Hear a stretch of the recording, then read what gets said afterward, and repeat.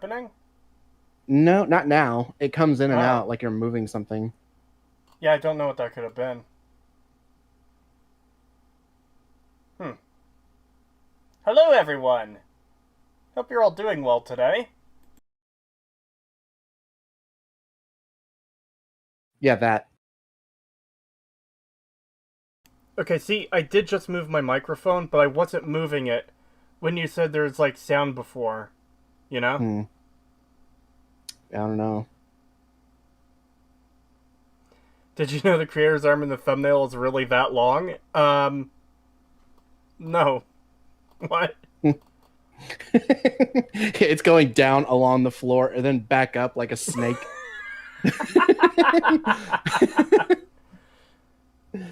That's a giant fucking arm, though. His fist is the size of his entire head. Yeah. Um, yeah. I probably should have done this a lot sooner than I have, but I made a little overlay thing because it just looks better. It looks so much better with that than without it. I might change it in the future to make it look better. I literally just threw this together this morning.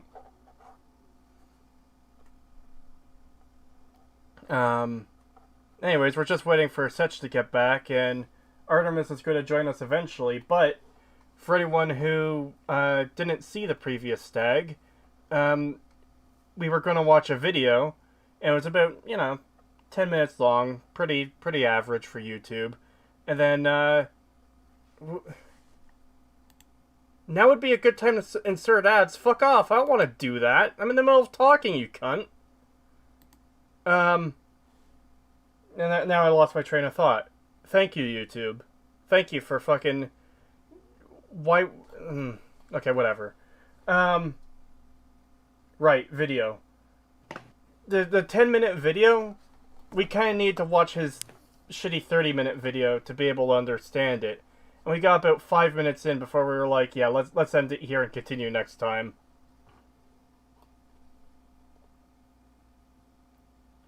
I'd make the lines of the outline pattern thicker. What? Outline pattern. Like, there is a black outline for the boxes, but, I don't know. Now would be a good time to go fuck yourself. Well, maybe I will. A video over 20 minutes is getting a dislike from me. Well, ripped my entire fucking catalog of videos. The purple one. The purple one should be thicker. I don't know. It looks fine to me.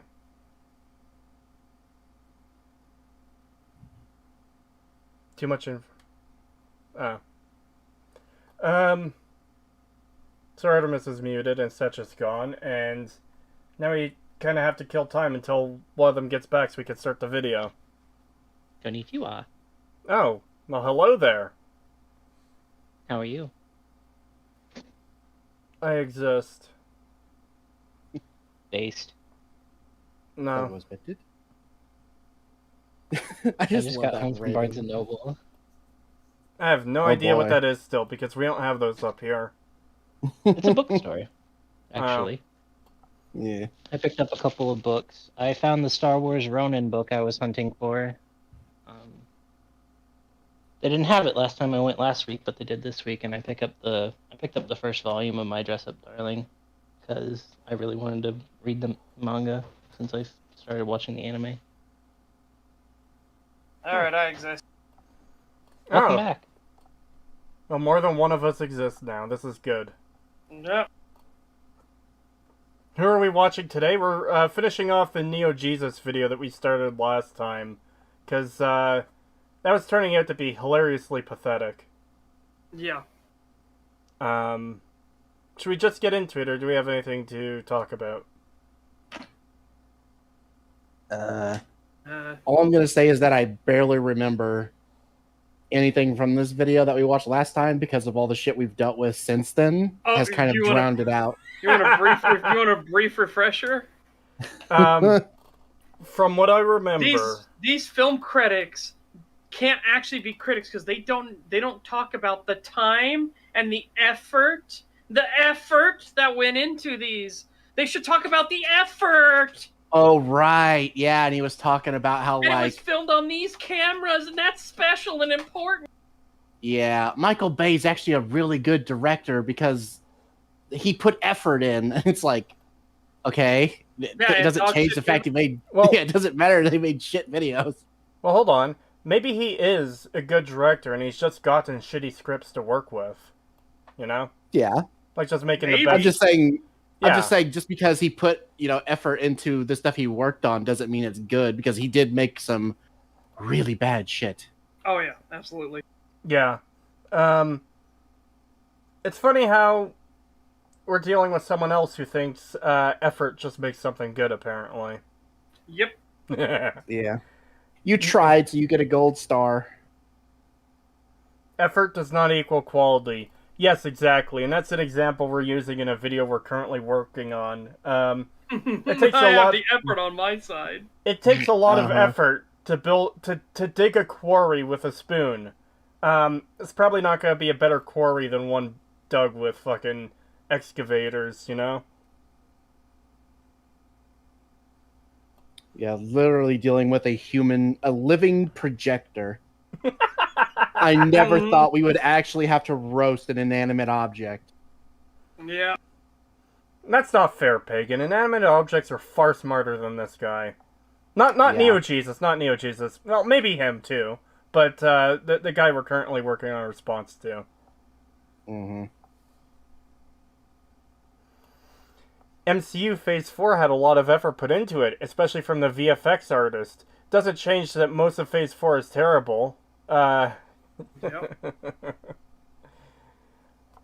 Was the only good thing to come out of Phase 4 fucking Spider-Man?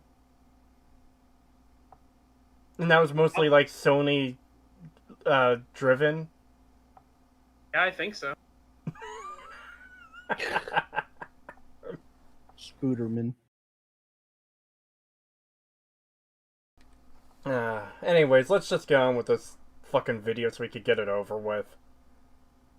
You guys ready? Yeah. No. No! Yeah. Why not? My sanity needs to be upheld. No, we lost that shit years ago.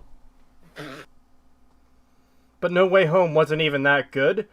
No Way Home has a lot of problems, but there's also a lot of really good moments in it, you know? It's like Doctor Strange, everything involving Doctor Strange in that movie is retarded. Except maybe, I guess, the magic jail cell thing. That's fine.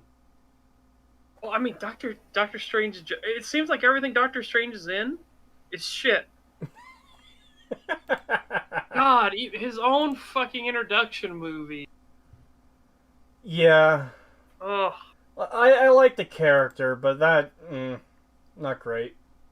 I'm still trying to figure out how Dormammu, who has no concept of time, could teach his minions how to break through the time stop that fucking Doctor Strange put in so that they could wax philosophical at Doctor Strange.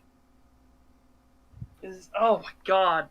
Everything in that is a disaster. Oh, Jesus Christ. Yeah, that movie was...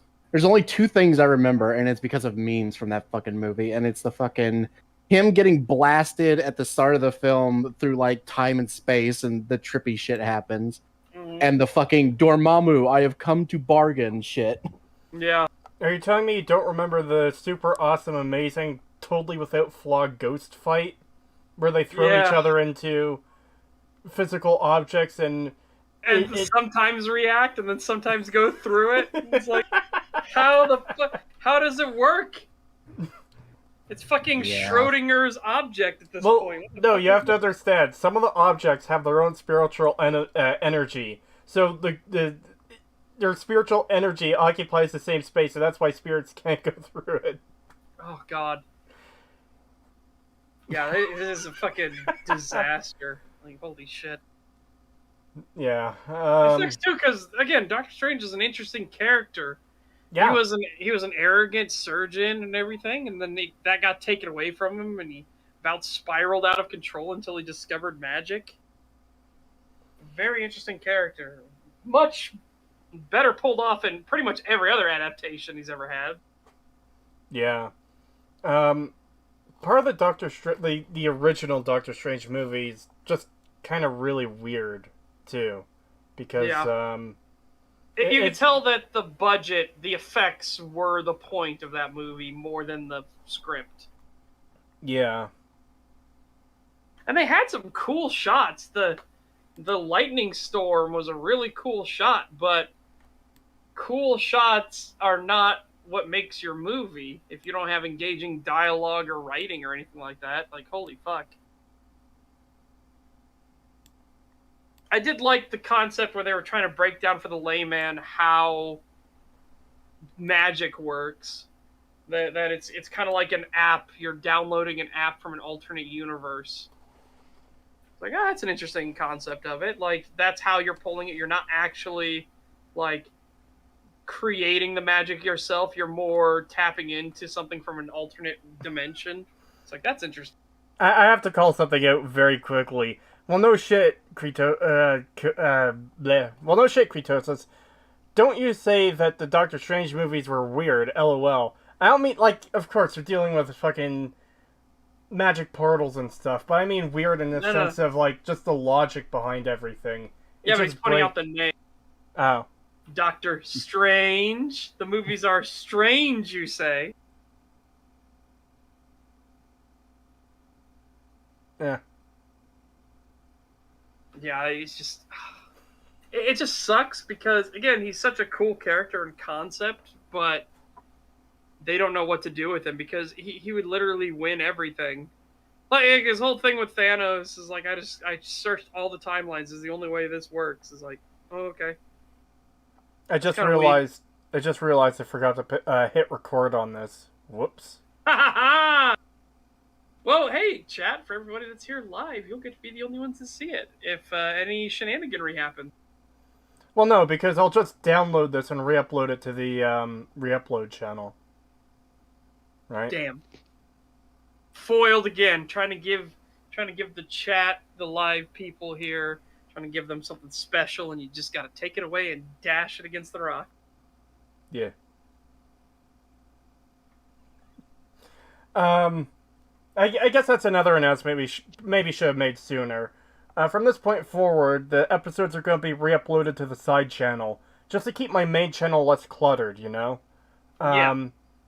Because it really does bury the actual videos I do when we have, like, 50 STAG episodes in a year, but I've got, like, 2 to 3 videos per year, you know?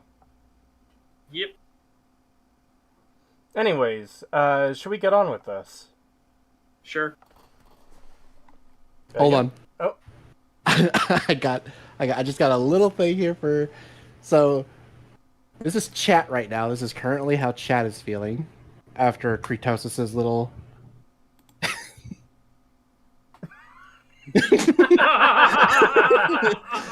Okay, I'll play that quickly.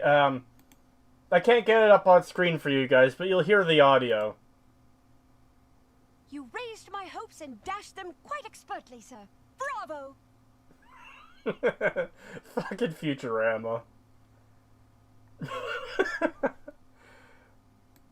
Just make more videos, Fivehead. Got him. I'm trying. Trust me, I am trying.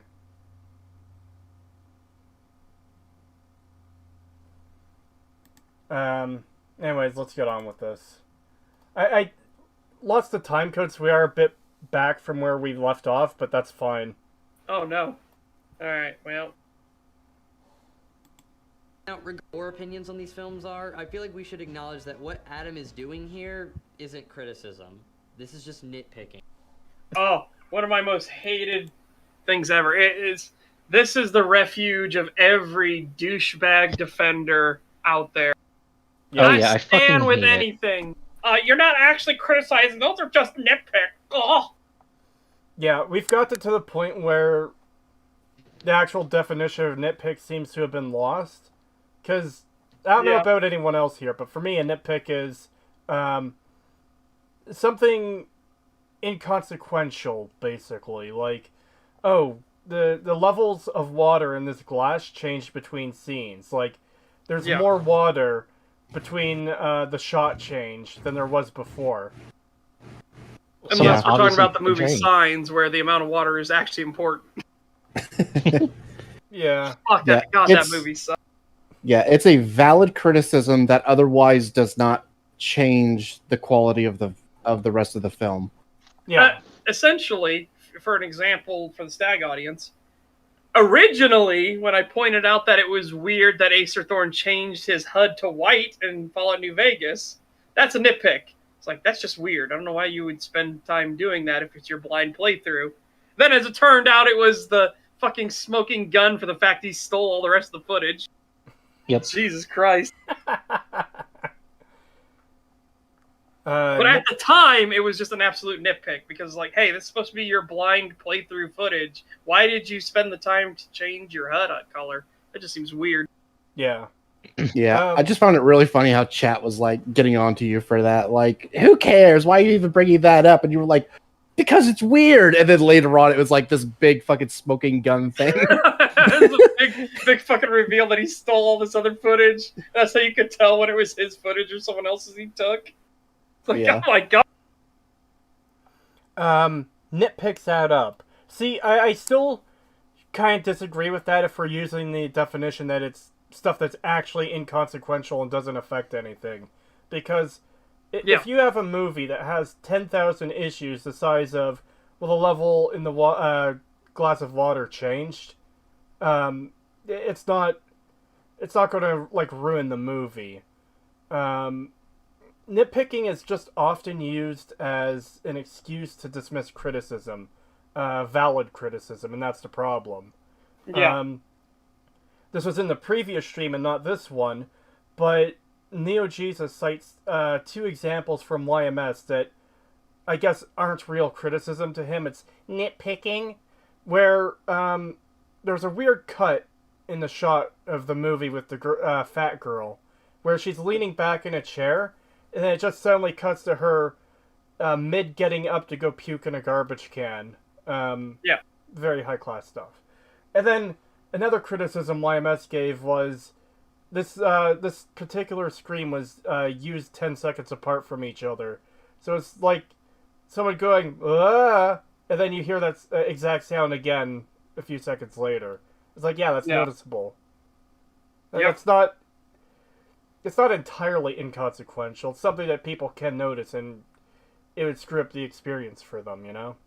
Yeah. And the chair one especially, because it's just such a weird, like, she's just sitting down, and then suddenly she, like, jerks forward Actually, rapidly and out of her seat.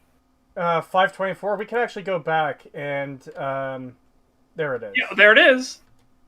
So, yeah, let's just play this quickly. Garbage can or whatever. And by obvious cut, I mean Look at that! from the same angle. Or how he shit. Yeah. Oh, and another one he cited from YMS was the aspect ratio changing, which again, On Nymphomaniac really fucking because weird. he didn't like how the aspect ratio changed throughout the film. yeah, that kind of thing can be extremely distracting for people, unless it's something that's done artistically and with purpose, like how Everything Everywhere All at Once does it. Yes. Because they do it really well in that movie, but there's a point of purpose to it, and you see it changing. It doesn't just change from shot to shot. What a fantastic movie as well. Yeah. It is so good. I'm really glad you guys liked that. Yeah, that was man, that was such a good film. I love the rock part. Just the bit where she turns around and has googly hey. eyes on the Don't it's just spoil so it. Wow, perfect. Megan! Stop Wow! spoiling it, you fuck! Smash!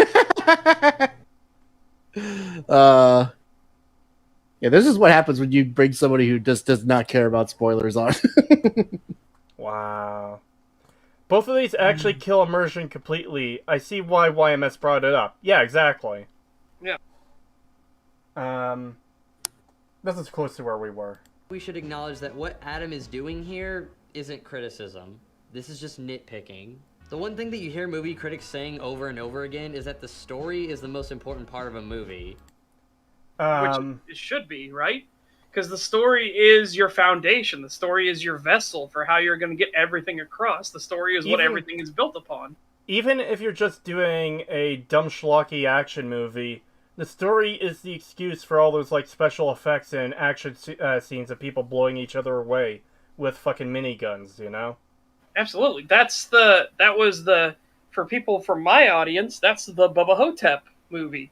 That's obviously a dumb schlocky movie, but the story is what sets up the foundation for all of that to happen. Why is a mummy, an ancient Egyptian mummy, haunting a retirement home and sucking out people's souls? Like, a good example I can think of recent years is the Deadpool movies. They're action movies, they're stupid action movies, but the story sets it up to where there's purpose behind everything. Yeah. Yep. In fact, oh god, I had an argument on the tip of my tongue and I lost it. Right. If the story isn't important at all, then why not just sit down in front of, like, a reel of special effects playing? Yeah. You know, here's an explosion, here's, what gunshots look like going into, I guess, a fake body or whatever. However, you know, why not just watch a compilation of special effects? But if we wanted to be incredibly pretentious, what is this? There is a story there, right? The gun fires, you're watching the bullet travel, and it goes into a body or a special effect or anything like that. You have a story within it. Again, that's an incredibly pretentious way to look at it, but again, that's why it's hard to get away from the idea that there's a story. If you have any like series of progression of events at all, well, you obviously had to think through that. So there is a foundation, there is a story that you're trying to portray, even if there's no words being said on screen or anything like that. Yeah. No, that's not being pedantic, that's being pretentious, Dreadnought. I'd say it's more just describing a sequence of, well, I guess a story is a sequence of events, isn't it? Yes, it is.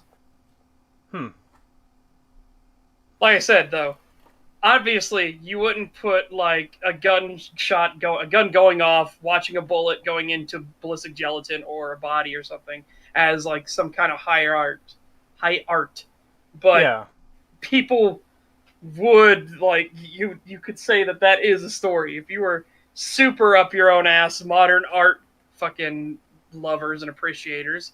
I don't know why you ever would be, but if you were, you could make that claim.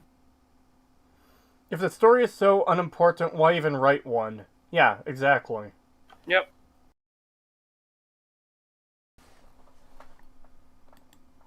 And Adam critiquing every part of the movie except for the story, and then acting as if those criticisms are enough to warrant the film having a bad rating. Okay, I but mean, maybe? What if his issue wasn't with the story at all? What if he was merely bringing up his issues? This is his first film critique ever. By the way, I was skipping through Neo Jesus' video earlier. When he took the screenshot of YMS's page, the Old Boy review had been out for like 2 days. So rather than attacking something new, again, he went to the first video he did. Yeah. But anyways, yeah, what if you have a really amazingly well-written story like Lord of the Rings, and then the acting is just like the most absolute garbage you've ever seen. The sets are painted cardboard, and it's very obvious. Most people won't get the thing I was going to reference, but you know what I mean. What if it's just complete garbage, you know? Mm-hmm. The story is solid, bad cinematography can ruin a film. Yeah. Yep. Again, you can have the best story ever, but if it's not told well, it doesn't matter. And again, part of the telling for movies is the visual aspect of it. Like, look at the Percy Jackson movies. Those are shit, both visually and with the writing. Yeah, and have nothing to do with the actual books. Like, oh my god. It might as well be just in name only. Like the same thing with iRobot. Like, Jesus fucking Christ, I hate that movie. I agree. That movie, iRobot, is seriously one of the most dog shit movies I have ever seen. And it has nothing to do with Isaac Asimov's iRobot. Literally nothing at all. Oh, fuck, I hate that piece of shit movie exists. And just so some retarded fucking writer could be like, But the supercomputer decided that in order to uphold the three laws, it must break the three laws. No, Isaac Asimov showcased that it was impossible. In his written works, it's impossible for any machine to break the three laws. However, you can still have unintended consequences if they follow those three laws to the letter.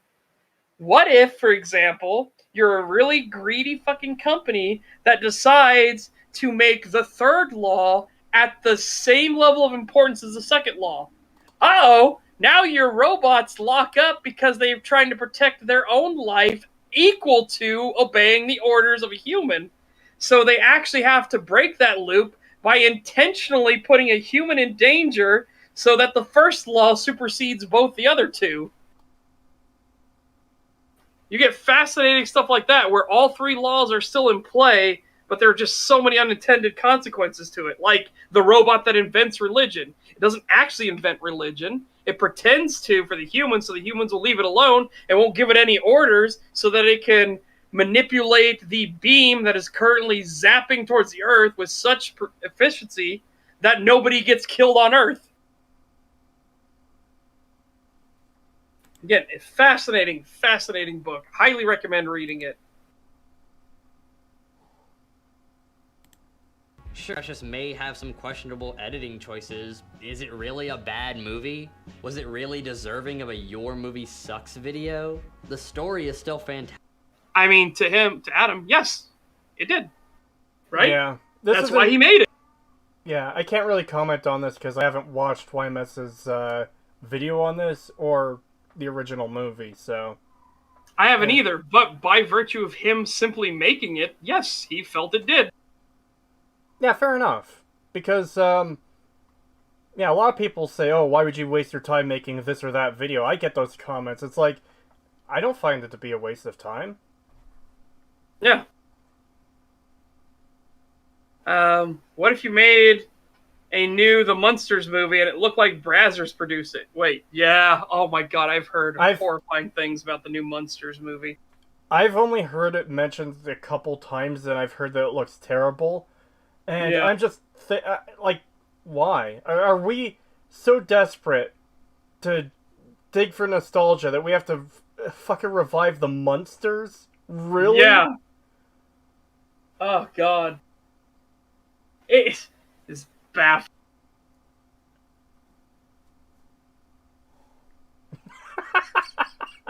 Brazzers has better post-production. Yep. Cast actresses give great performances throughout the entire film, and yet you're deducting points from this movie because one of the extras was really inconsistent with her fake accent. And one of them would switch back and forth between very... Okay, so again, you are making claims that it's all great and perfect and amazing and everything like that, which, hey, if YMS doesn't agree with you, he doesn't agree with you. But yes, this is an actual factual criticism. If one of your actors, even if it's a background character, can't keep the same accent and suddenly starts talking like they're from Boston or some shit, or makes up some bullshit about being Irish, like, with the wee little people, like, that shit's distracting. That's a problem.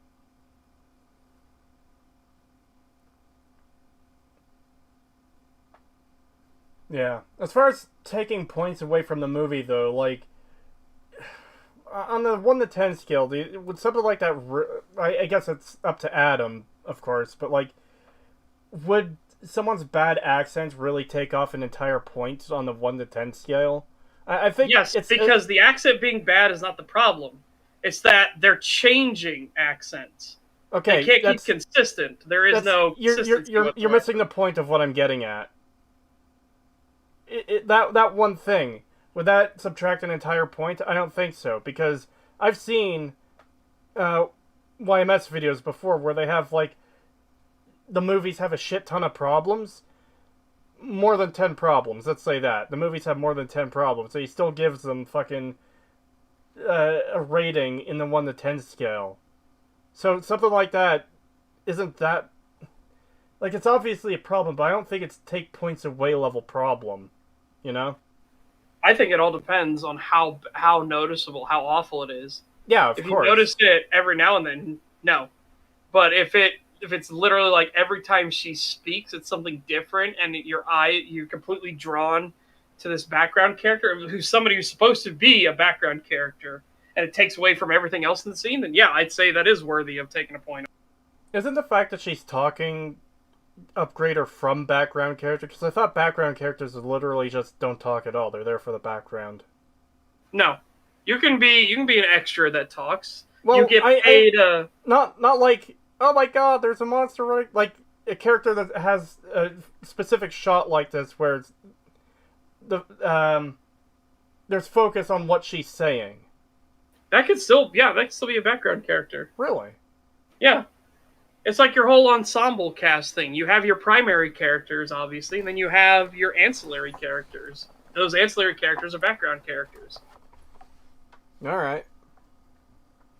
Kind of like how, what's a good example?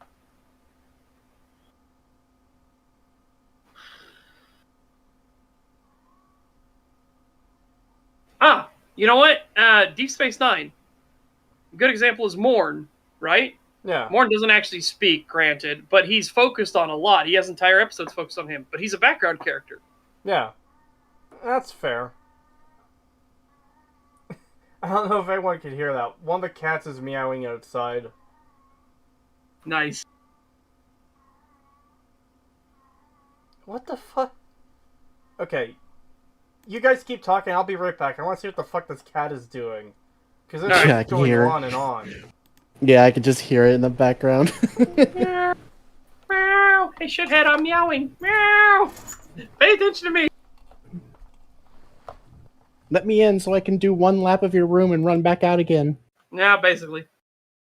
Cats need to ensure that the integrity of the world and reality is still as it was before. So they come in, they do their little inspection, then they leave. Like, okay, I'm satisfied, and they leave. Because that one time they're like, that one time I don't check. That one time there's gonna be birds in there, and I'm not gonna get to eat them. Creetosis heard cats? What the fuck? Yeah.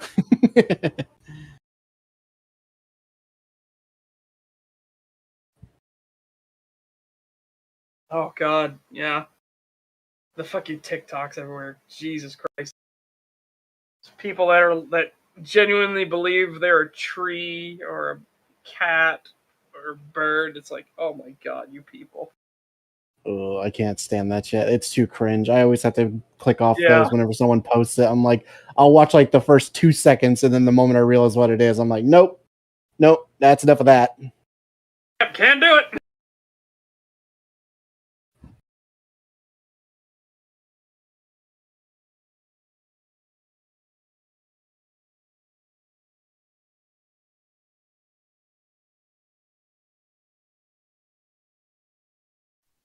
So, what have you guys been playing lately? Enlisted, Warhammer Online, and more Elden Ring. Mm. Wow, Pagan is racist against trees. Treebeard will fuck you up. Treebeard isn't real. He can't hurt you. No, real trees are fine. Just people who think they are trees is where I draw the line. Yeah. They're like, Jesus Christ, okay, you need to be in a fucking mental asylum. So you're Yeah. insulting your girl Fluttershy. Yeah, fuck her. Yeah, stick her in a padded cell until she's normal. She's honestly probably my least favorite of the cast. I like her, but she is probably like at the bottom of the list in terms of the main cast. Enlisted's a fantastic game. So, yeah. It's just Gaijin are greedy as shit, as they always are. But oh my god, they don't just double dip, they don't just triple dip, they quintuple dip. It's like, oh god. I've just been playing D2 mainly. D2? Yeah, Destiny 2. Ah. Yeah, Um, I haven't played Destiny. I actually picked up a game this morning called Shipbreaker, where it's a sci-fi game where you salvage broken ships. So it's like, oh shit, that sounds really cool. And I played it, and I am enjoying it, but it isn't quite what I thought it was. Because I was hoping for the whole, you know, you have your own ship, you go into space and salvage the good parts from ships that are abandoned and floating, maybe space stations and stuff. I thought that's what it was going to be. But no, you're just kind of in a shipyard, and you go through with tools to break the ship apart, and put the salvage into the proper, I guess, receivers for salvage. Yeah.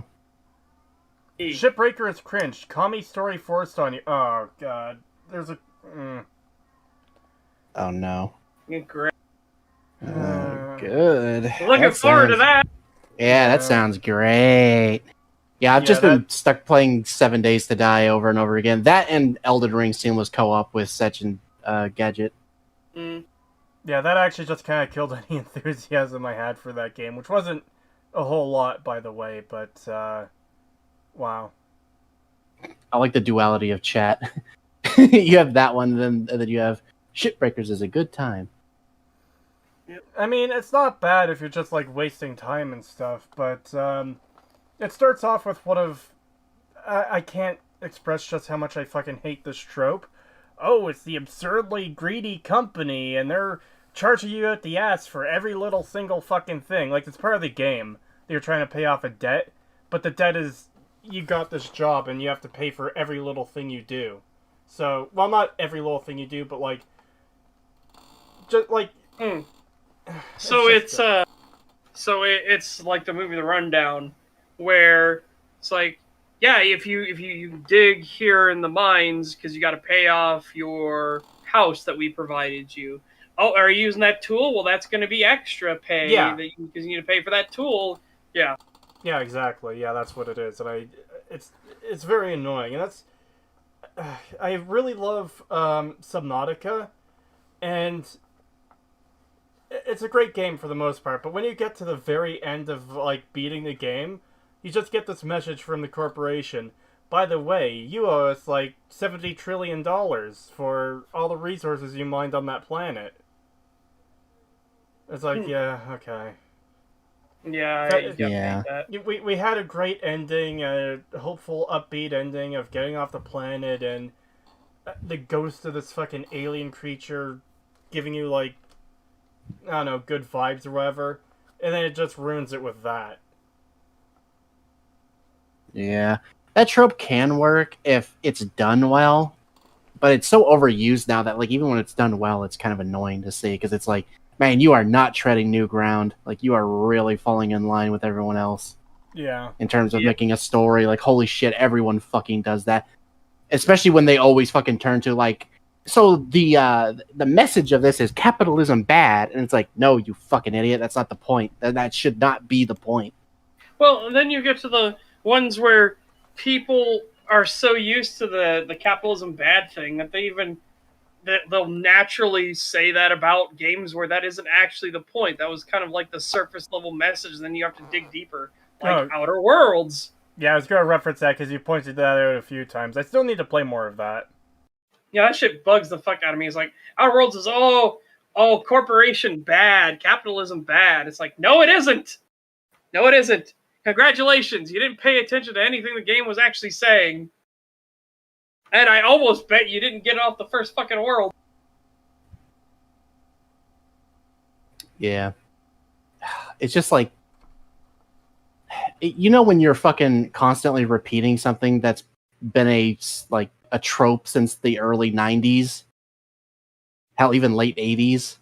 You know, it's like, yeah, you're really not treading new ground. Like, fucking Cowboy Bebop did that shit, and then, like, but they did it well. And they didn't super focus on it. It was just, like, a part of the world that was in the background where it's like, yeah, the companies are kind of shit. They charge for way too much for everything, and they kind of control everything, and it sucks. But it's like, they don't fucking be like, oh, that means capitalism bad. It's like, no, corporations getting out of control and not being regulated at all is bad. Yeah.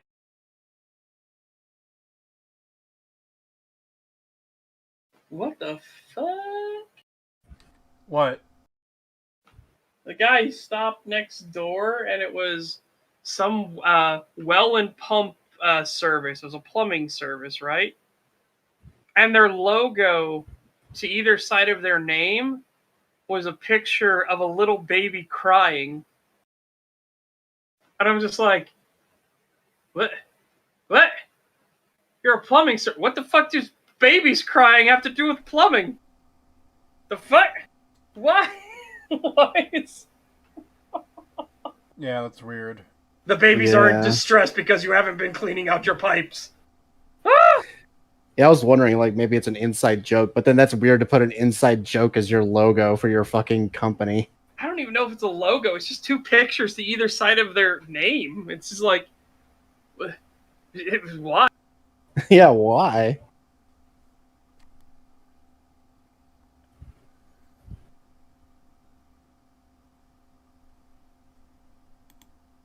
Thick accent at all.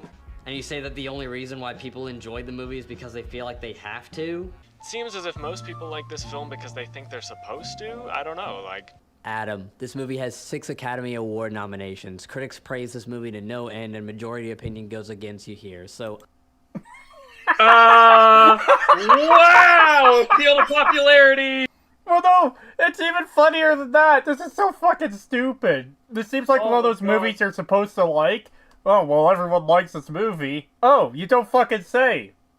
It Yeah. almost might give a person the impression that this is one of those movies you're just supposed to like. Yeah, you actually, one, you proved his point, and two, that's an appeal to popularity, you fucking idiot. And three, those were all critics that you were pointing out. Your problem with critics. Well, to be fair, it's a problem with internet critics.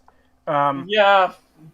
Who was it? Oh, I think it was someone EFAP covered, where they were like, oh, most internet critics are terrible, but real actual critics like Movie Bob are great.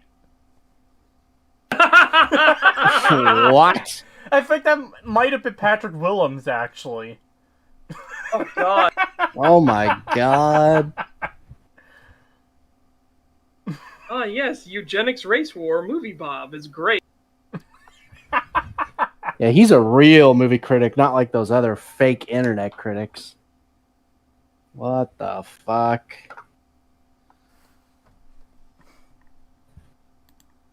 I'm not acting out of line. Is the only reason why you didn't like this movie is because you feel like you weren't allowed to? Because cynicism is a key. No, again, he gave his criticisms. Just because you didn't listen to his criticisms and you want to call them nitpicks, doesn't matter. Those were his reasons why he didn't like the movie. Yeah, and that's the thing, too, is people are allowed to like or dislike any game or movie or TV show or whatever for pretty much any reason. Yeah. It does. Again, the quality of the product has no bearing on how much you like or hate it. There are all kinds of reasons you can like dog shit. Again, we've mentioned multiple times why I like Ride to Hell Retribution, and it is a fucking dog shit game. But I enjoy it for the sheer absurdity and that the writing actually knows the main character is stupid. I love that shit. The writing being self-aware that the main character, the main protagonist of the game is a moron is amazing. Oh, Kree, I remember that guy. He also said that critics are never ever bribed. Yeah, that was a funny one. That was a funny one when EFAB covered it, because in one sentence he was like, one statement he was like, why would anyone want to bribe a critic? Do many people really go see a movie based on what critics have to say? And it's like 20 seconds later, sometimes I'll go out and look what the critics are saying about a movie before I go see it. Oh my god. Wow. What a fucking retard. Oh my Or I god. think it might have been before I decide if I want to see it or not, or something to that effect. It was Yeah. funny, though. It was one of the earliest DFAPs. Yeah. Very well worth watching. Self-aware cringe is very empowering. There's that. Great one. We've said it before that everybody is cringe. Just embrace your cringe. You're cringe. I'm cringe. Everybody has cringe. Just embrace it, and you will be much happier. And I think it Cringe was culture is dead. I think it was Pippa, the VTuber, who said it best. They're like, "I am cringe and I am free." Oh, it is Never thought absolutely I'd hear- amazing. Never thought I'd hear Setch say he watched a VTuber. No, it got brought up by Flamenco. Flamenco TV brought it up because after Flamenco, people tried to destroy his life over literally nothing burgers. Oh yeah, He that was the realizes stupidest that he shit should ever. just. Yeah, he realized if I just embrace the don't give a shit attitude, I'm much happier, much freer. And then he posted up that clip of Pippa going, "I am cringe and I am free." God, yeah, I fucking love that kind of shit.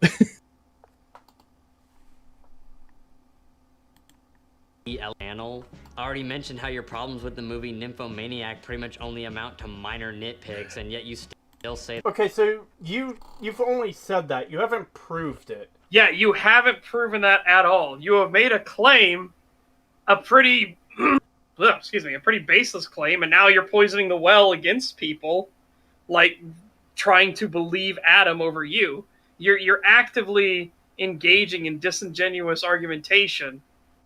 It's actually kind of refreshing to hear someone use poisoning the well in the correct fucking definition.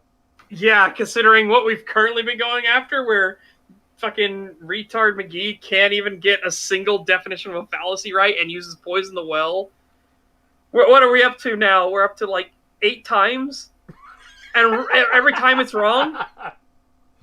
Yeah, he can't get any. He just doesn't understand phrasing or anything. He doesn't know what terms are, like what these terms are, what they mean. It's so annoying. He just doesn't understand fucking anything. Yeah. Just to give a quick example, just because this is so funny, I highlight a line that Many a True Nerd says in his video, and I say, I'm going to be bringing this back later. Because there's an obvious reason for why I bring it back later, once it comes up. And then this guy cuts in, this is Creed. He constantly calls me Creed, not Crete. That's a T, not a D. And here is Creed poisoning the well. It's like, what the fuck? That's not what poisoning the well means, you clown! Yeah.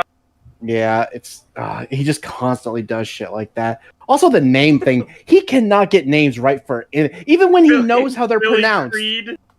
Yeah, he literally knows it's Billy Creel. He even said Billy Creel at one point, and then ever since then he gets it right once, and then every time after that it's Billy Creed, and it's like, what is it with you and Creed? Why does everything have to be Creed? It's so weird. Yeah. Oh, and yeah, like Moira Brown or however he fucking says it. Moira. Yeah, Moira Brown. And it's like, the fuck are you doing? My favorite band, Crete. Is there really a band named Crete? And there might be a band named Crete, but it's probably Crete. There's a band called Creed, and it's shit. There's a band called Creedence Clearwater Revival, and they're pretty good. I haven't heard of them. Apparently there's Concrete. Hold on. How the fuck have you not heard of them, Pagan? What's wrong with you? I've never heard of that name before. How? You've never heard of CCR? There you go. So that is the name of an actual band, Crete. Oh. And yes, it's supposed to be play on concrete, but yeah, Concrete. Concrete. We're gonna have to fix this problem of Pagan not knowing CCR after the stream. What's CCR? I will fucking murder you. Okay, I need to know, what is CCR? Do you know the song Fortunate Son? Yes. Yeah, that's them. CCR. Nice. Okay.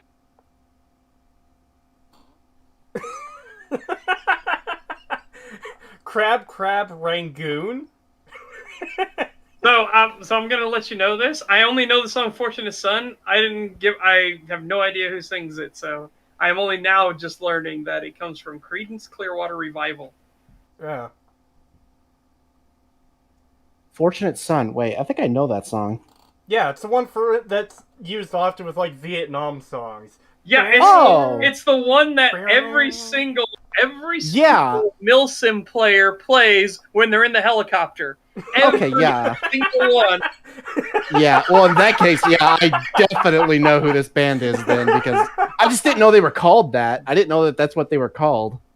Seriously, the moment that Squad got helicopters in, the first thing that happened on the test server was everybody screaming to run to the helicopters, jumping inside, and immediately,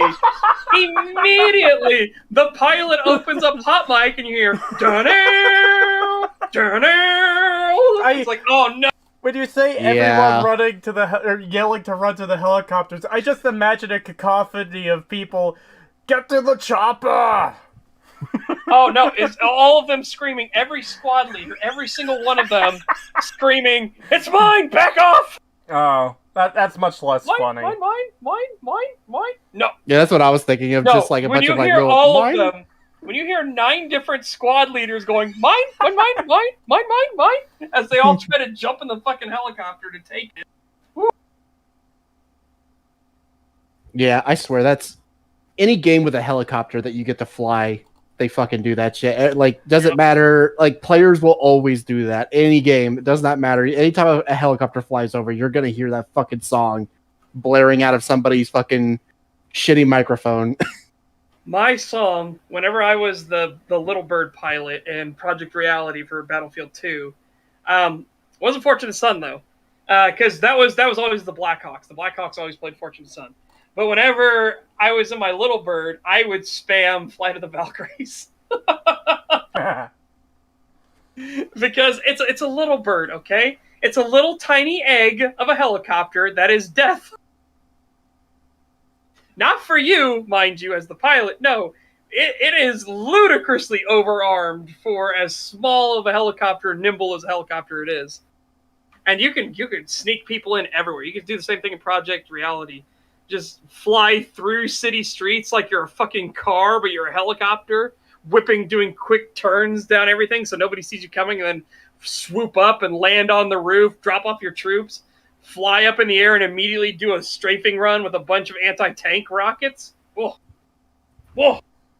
Fuck, I love flying Little Bird. Yeah, I remember us watching that Fat Technician video about it. Yeah, the egg of death. Yeah. That it's a giant steaming and it isn't worth the price of admission. Does that really seem like a fair response to you? I mean, there were actually a lot of people that really... We've already touched on this, but this is absurdly fucking disingenuous. Hang on. What?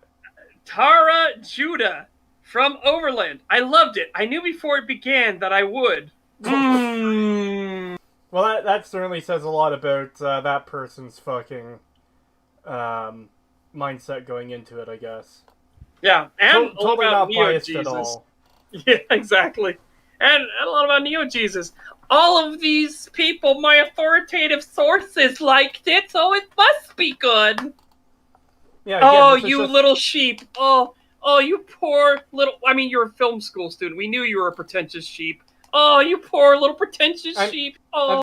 I'm thinking I maybe should have kept the original title for this episode. You really should have. It's not too late to change it. We could. I'm gonna do it. Alright, yeah. Absolutely. Do it. But anyways, yeah, this is extremely disingenuous. He's pointed out one criticism Adam made is now claiming that, he's shitting all over the movie because of that. When it's probably a whole selection of problems, not just one. Give me just a second here. Oh my god, speaking of pretension, it is always provocative, often clinical, rarely titillating. However, the film itself is so much more than that it would be unfair to rate it purely on its sexual content. Alright, stream is renamed. Stag number 51. Pretentious film school student hates criticism. Yeah.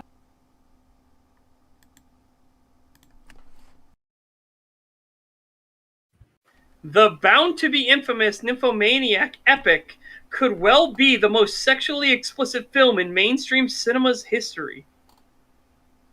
Just let me make a movie. I'll change that. It's like I guess they What kind of movie? they prefaced it by mainstream, because I was like, probably not. I'd probably bet Grindhouse movies would be way more sexually explicit, but I guess mainstream, you know, whatever that fucking means.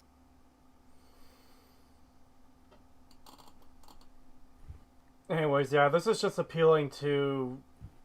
I don't know if this is popularity or not, but the critics like it, therefore good. It was appealing to popularity in his statement, but he's also appealing to authority. Yeah. And that the movie critics that he approves of like it. Yeah. I like it for good reason. The acting in it is pretty good with the exception of Shia LaBeouf. The cinematography is nice with the exception of all the different changes in aspect ratio and film. Look who's nitpicking now. Yeah. Oh my god. But again, Wow. you're I can't- making I blanket can't- statements, Neo Jesus. You gotta back that shit up. I can't believe Neo Jesus is fucking nitpicking this movie. What a fucking degenerate. Yeah.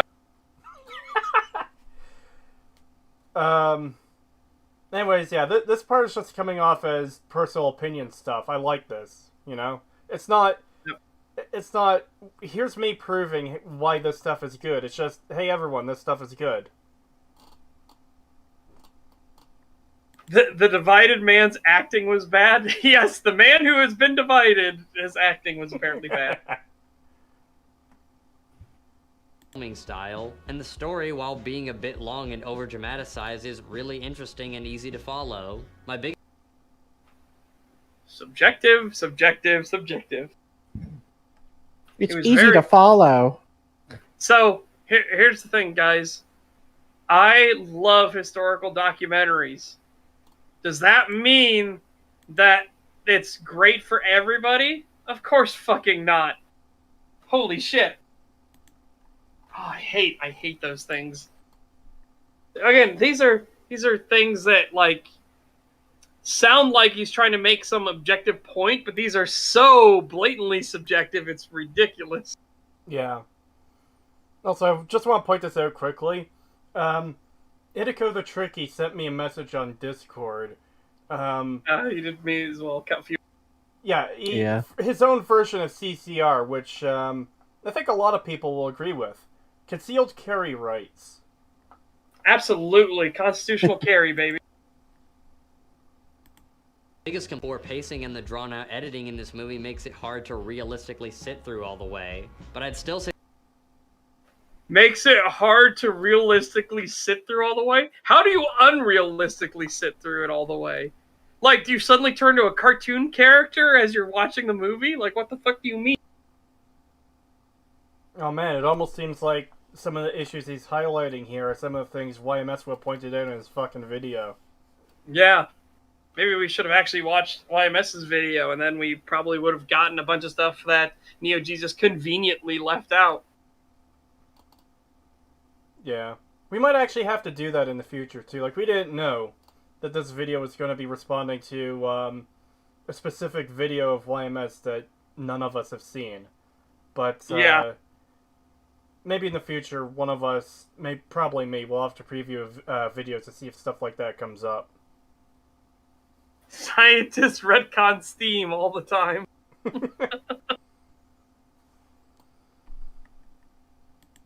say that at least a 6 out of 10. Yours How did you come to that conclusion that's a 6 out of 10? Because again, that now you have given it an objective quantitative quality. How did you get there? What are your objective reasons for rating it a 6 out of 10? Well, he just told us, I like these things, I don't like those things. The movie is a bit long, but it's very interesting. Yeah, whatever. and easy to follow. And easy to follow. It's like, my god, dude. Again, so Neo Jesus, pull your head out of your ass. Those are all subjective statements. It's incredible. Incredible. I like this comment in chat too. Hard to sit through all the way. That sounds like a pretty bad knock against the film. Aren't they supposed to be, watched and enjoyed? Yeah. Wouldn't an actual, like, if you're saying how amazing this film was, wouldn't it be like it's hard to get out of your seat? It's hard to leave. It's hard to take your eyes away from what's happening. Yeah, exactly. Again, that would be subjective as fuck, but at least it would keep within your narrative. Well, the first time I watched Everything Everywhere All at Once, it was the same thing for me, where, usually when I'm here at my computer, I'm doing something else, I'll have something on the side, whether it's YouTube or a TV show or movie or whatever. And I put on Everything Everywhere, and I, looking over, looking back, and then the movie really starts to get going. I'm just glued to my second monitor watching this entire movie, because it's so fucking good. Yeah, I'll tell you what, I definitely couldn't turn away when Oscar Mayer made a surprise cameo. Huh. Is that Neo Jesus in the white shirt? He looks like Greta Thunberg. No, that is YMS. That is YMS. Yep. Yeah. And he's actually really good. He does a lot of great videos. His Kimba the White Lion video is fucking amazing. And the first part of his Lion King 2019 video is fucking amazing too. Yeah, his Dune one was shit though, unfortunately. But it was his rapid fire review, but it was really bad. Again, he went on a shit fit about the Dragonfly copters and everything like that for quite a while on it. He was like, okay, you don't have long to do this, YMS. Like, Jesus Christ. I hate that somebody pointed out that he looks like Greta Thunberg. I'm never going to be able to dissociate that now. Fuck. I see it. Damn it. How dare you? I don't see it at all, so I'm fine. I see it. Oh my god, are you actually fucking doing this again, YouTube? Fuck off. Hold on. The unfortunate truth is somebody needs to slap that child. Just be like, alright, listen here, you little shit.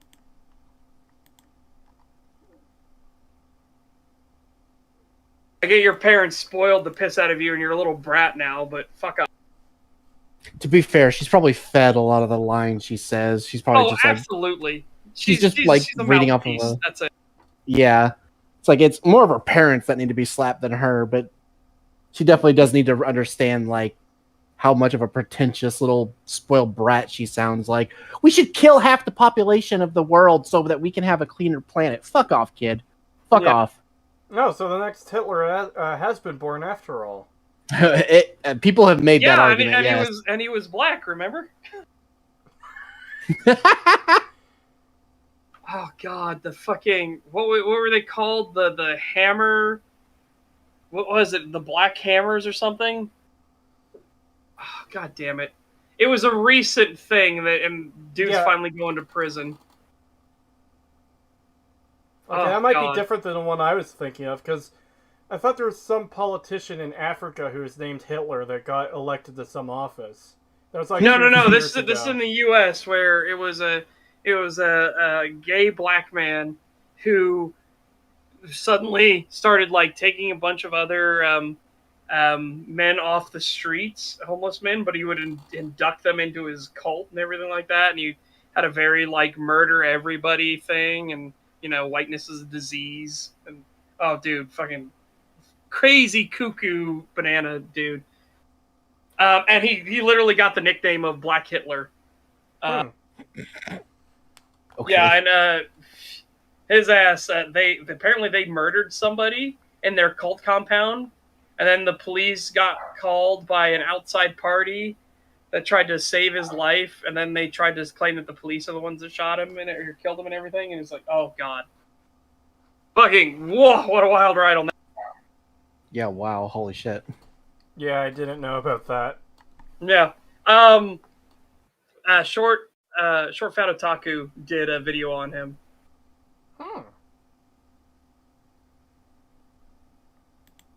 summary piece of shit, however, is not only needlessly cynical, but it also creates a feedback loop of negativity, since people who really like the movie are now insulted that you basically just told them that the movie was a waste of their money. But What if the movie was a waste of money? Like, Yeah. this is stupid to me. If you are so personally connected to a piece of media that you get that upset at someone, I guess, insulting it. Oh, you're right, Tyler. I forgot. Yeah, you're right. He doesn't call himself gay. I forgot. He's very, very insistent. He is not gay. He is same gender loving. I forgot. Yes.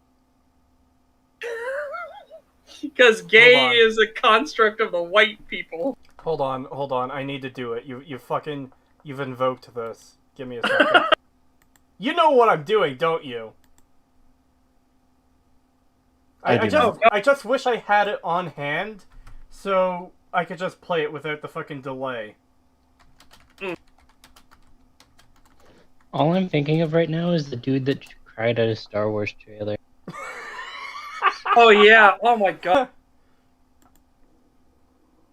All right. Just give me a second here. I've almost got it. So, what did he call himself again? Oh, he didn't call himself that. He got nicknamed that by other people. Well, pointing out how no. much You said weirdo he said he wasn't gay. Oh yeah, no, he wasn't gay. He was same gender loving. I am not gay. I have relationships with women, sex with men. And I got news for you. That means you're gay.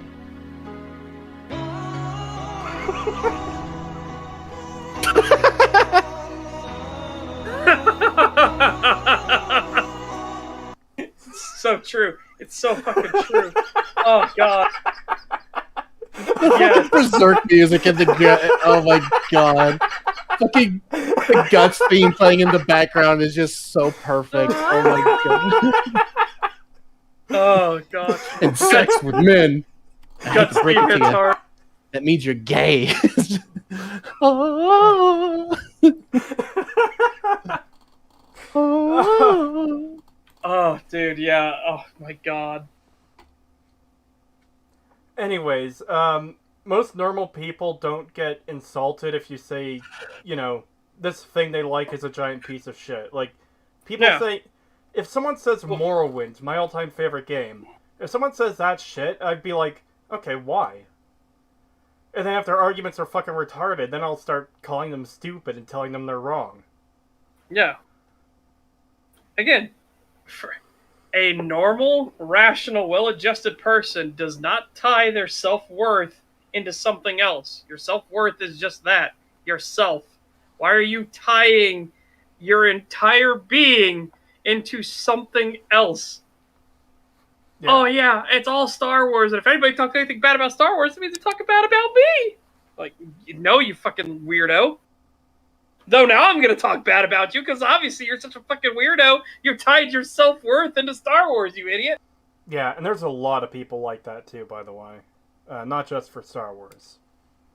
Oh god, you know what that reminds me? That's those same people that is like, when you get told, by the way, they're very sensitive about the size of their ears or whatever, and then you meet them and then they like stare at you and you're like, what? And they're like, are you looking at my ears? It's like, no. Well, now I am, because now you brought it up, you fucking asshole. It's like, I hate when people do that. It's like, are you doing this thing? It's like, no, but now I'm thinking about it, thanks, now that you put it in my head. What's that? You don't like this thing I love? You're so same gender loving. Oh god. Honestly, I've never found a better use for that fucking Law and Order clip. It's too perfect. It's perfect. Yeah. Oh god, it's just so. Oh, by the way, that is a roller coaster. Watch the Short Fat Otaku video on it. That is a roller coaster of weirdness, and of course tragedy because they killed the dude. But yeah. Oh, just whoa.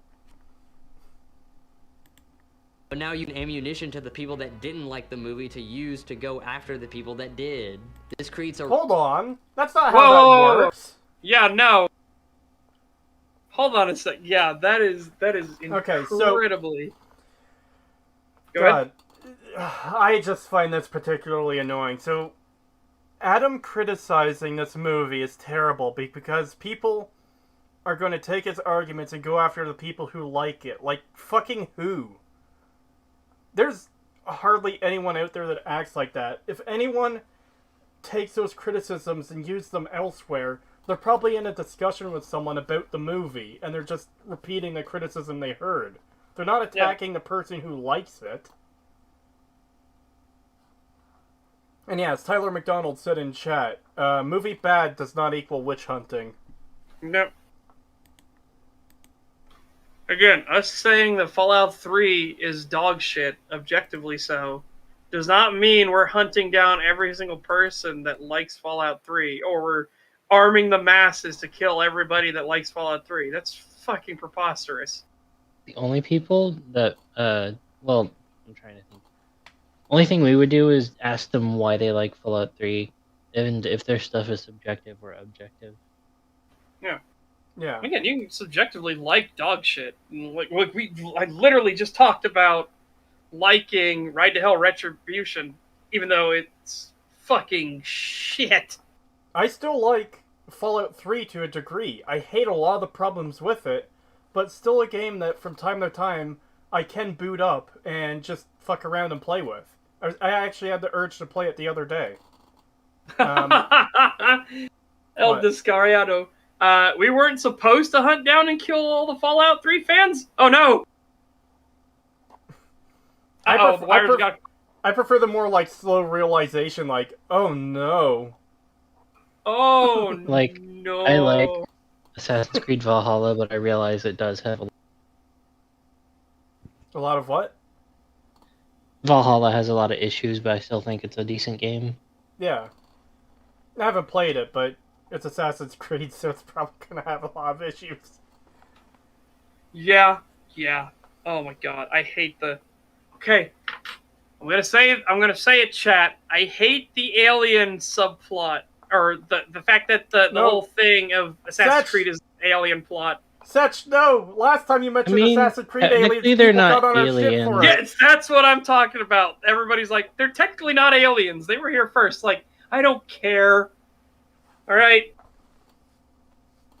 It's sci-fi mumbo jumbo shit now. It's a species that existed on Earth prior to humans. Yes. I mean, didn't that start in AC2 when the games were still good? Yes, and I fucking hated it. Jesus Christ, the Pope fight. Oh my fucking god. Battling Super Pope. Oh. I hate that so much. So I say they're aliens because I'm using the concept of foreign, outsider, different. Yeah, because they're not humans, right? They're literally a different species. Yeah, they're non-human. Yeah. Okay, I think for the sake of it, calling them aliens is fair. I don't know what they look like, but I mean... They look like people. Oh. And they're all named after Roman gods. Yeah, and there's a dude that keeps coming back over and over again. Like, he keeps dying and then coming back, and he's gonna set the one free.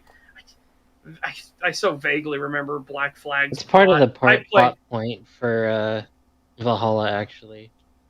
God, that sucks. I played Black Flag because of the fucking pirate shenanigans, and the on-sea stuff was great.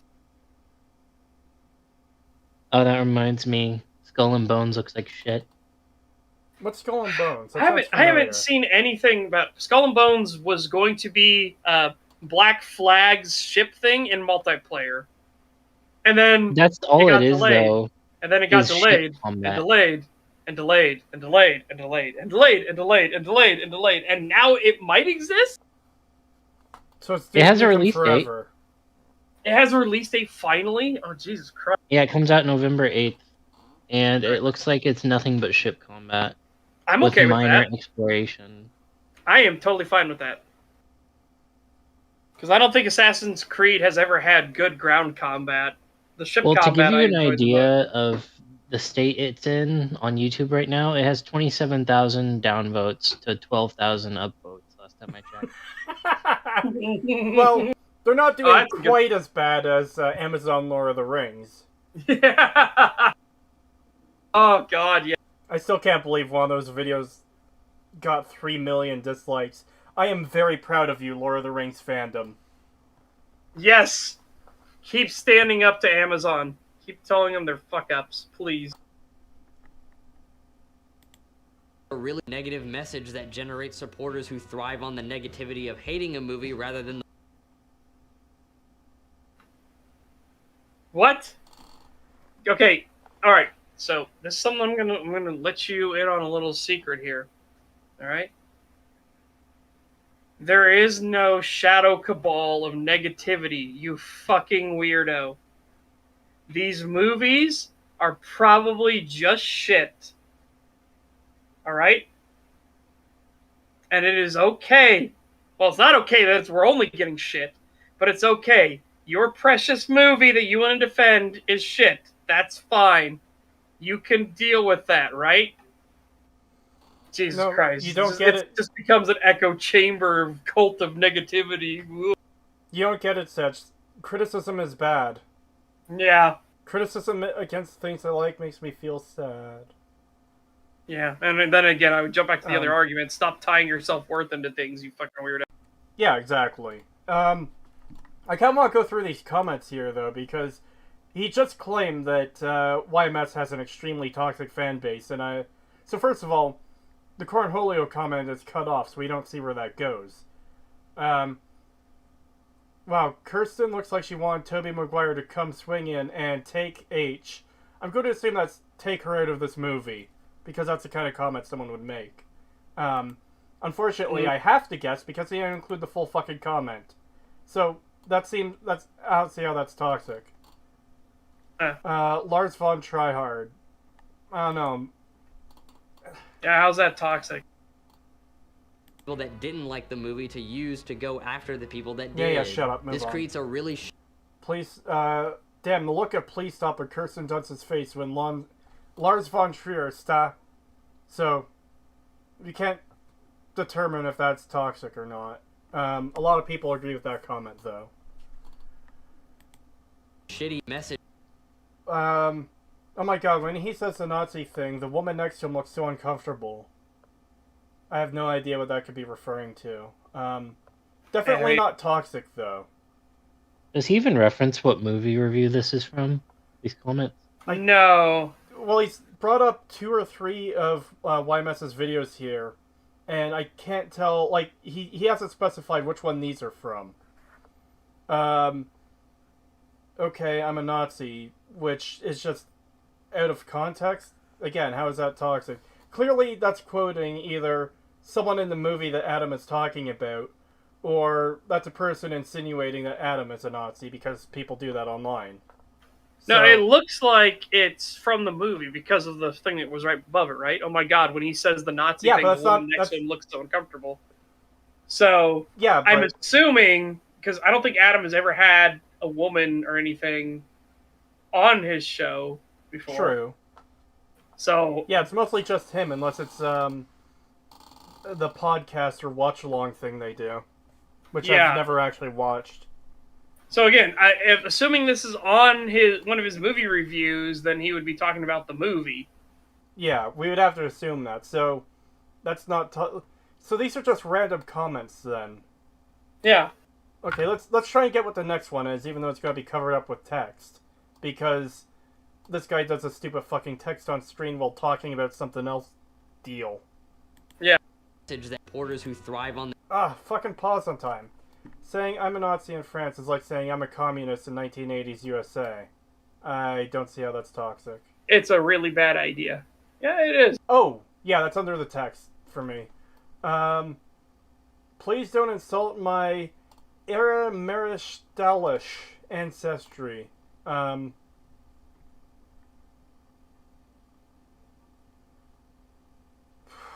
So, when you're saying someone has a toxic fan base, you should maybe provide examples.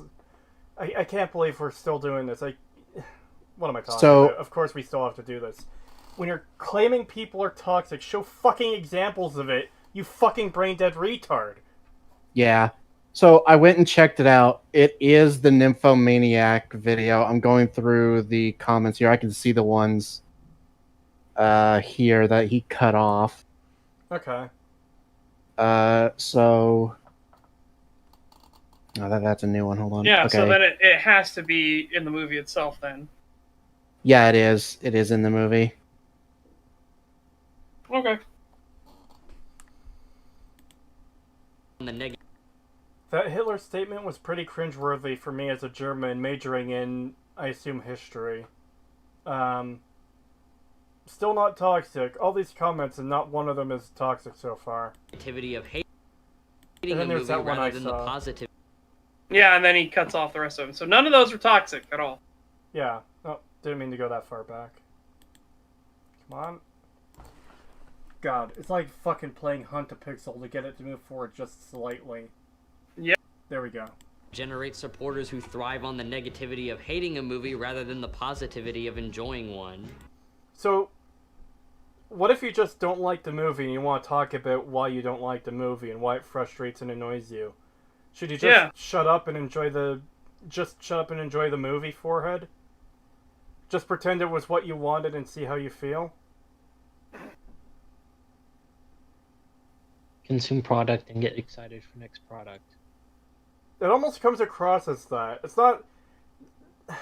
I'd say this is worse than just consume product because it is, I guess, railing against criticism as if it's a bad thing.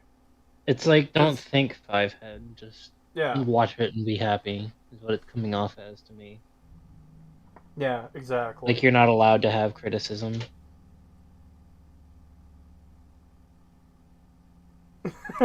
To be fair, maybe Neo Jesus is good nowadays. Who am I fucking kidding? Of course no. I don't think he makes videos all that often. I checked his channel and there's only like a couple dozen. I think the last one was from a few months ago. I feel like most of his followers get more enjoyment out of shitting on a movie that they really hate than they do from watching a movie that they really enjoy. Okay. What's wrong Okay. with that? Yeah. What if... Well, I mean, first off, you would have to prove that, right? Or otherwise, you're just making a baseless assumption for whatever reason that you would make this assumption. But also, then if it was true, where's the problem in that? Yeah, what if people enjoy seeing something terrible getting laughed at and mocked for being terrible? You know? Like, a couple months ago, me and Pagan watched the YMS reviews of fucking Amusement, the three-parter of that terrible movie. And we had a blast watching him make fun of it and explain all the problems and just, like, going through it because it was entertaining to see a piece of shit get roasted. So that's a bad thing now? I have to assume it is. At least according to Neo Jesus.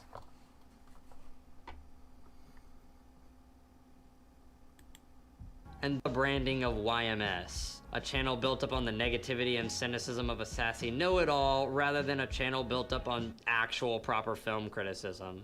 Take away... How is what he's doing not actual proper film criticism? Is it Because he's I'm going to spoil this for you. It is. Yeah, it is. Is it because he's God, I hate Remember, this this shit is the so same much. pretentious. This is the same pretentious douche nozzle that was talking about how he had an $800 setup for lights and everything like that. And you'll never see that anywhere on YouTube. Yeah.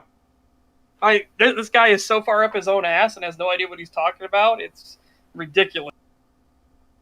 Or one of my favorite lines is, his head is so far up his own ass that lump in his throat is his fucking nose.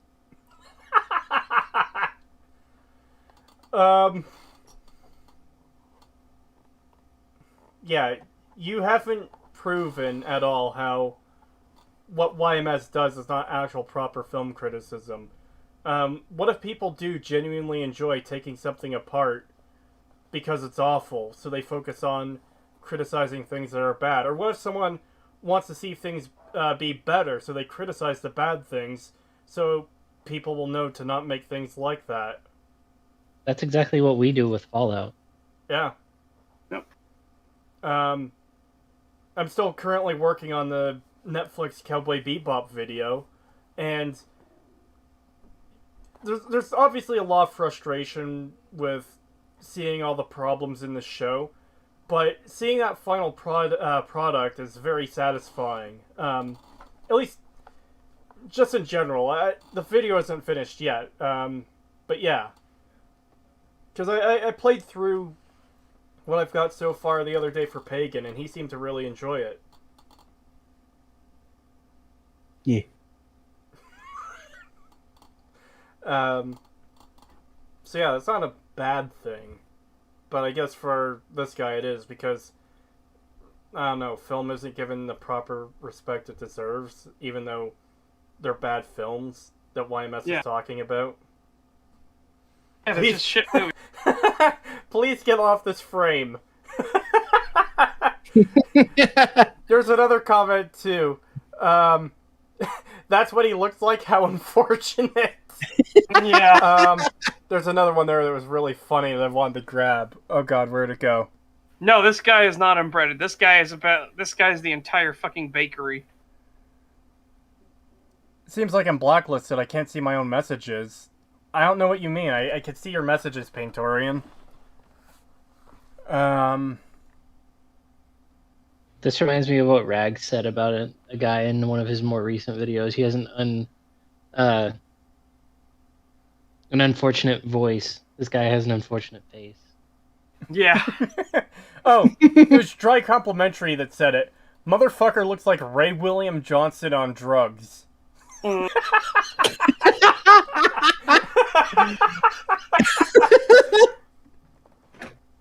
Yeah, Neo Jesus managed to somehow be worse than Ray William Johnson.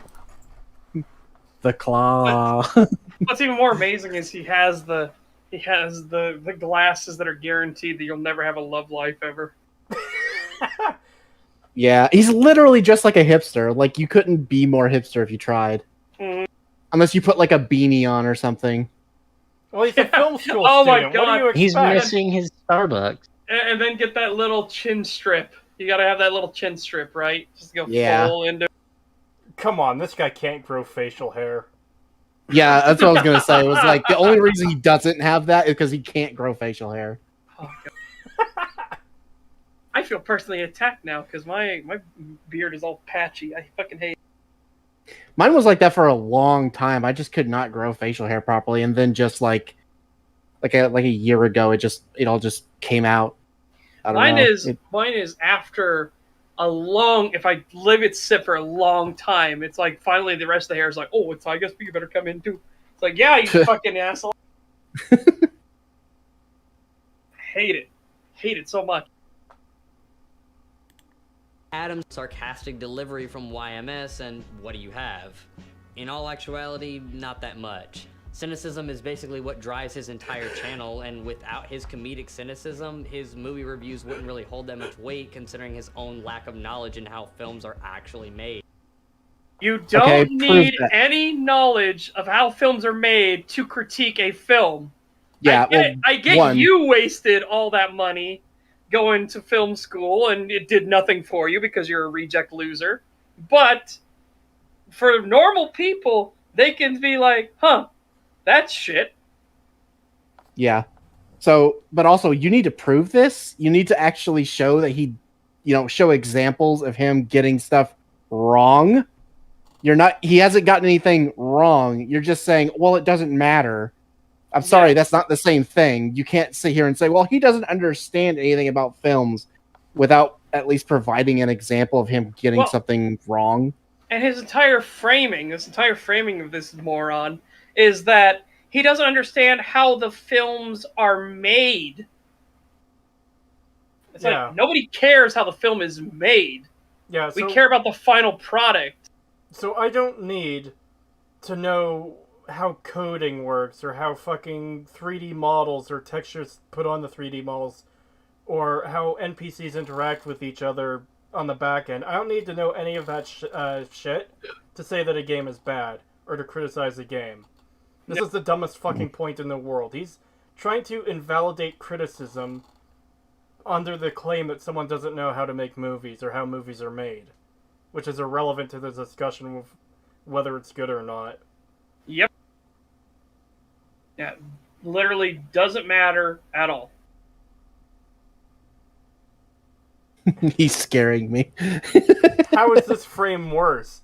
What the fuck? He's wearing 2 shirts. Jesus above, he's insufferable. Who's the hot dog? keep him away from Acerthorn. Oh yeah, here's a comment right here too. I don't need to be a game developer to know a game is bad. The exact example I just used. Yeah. Yeah. Again, you don't need to be a chef to know that your food is shit or not cooked all the way through. Yeah.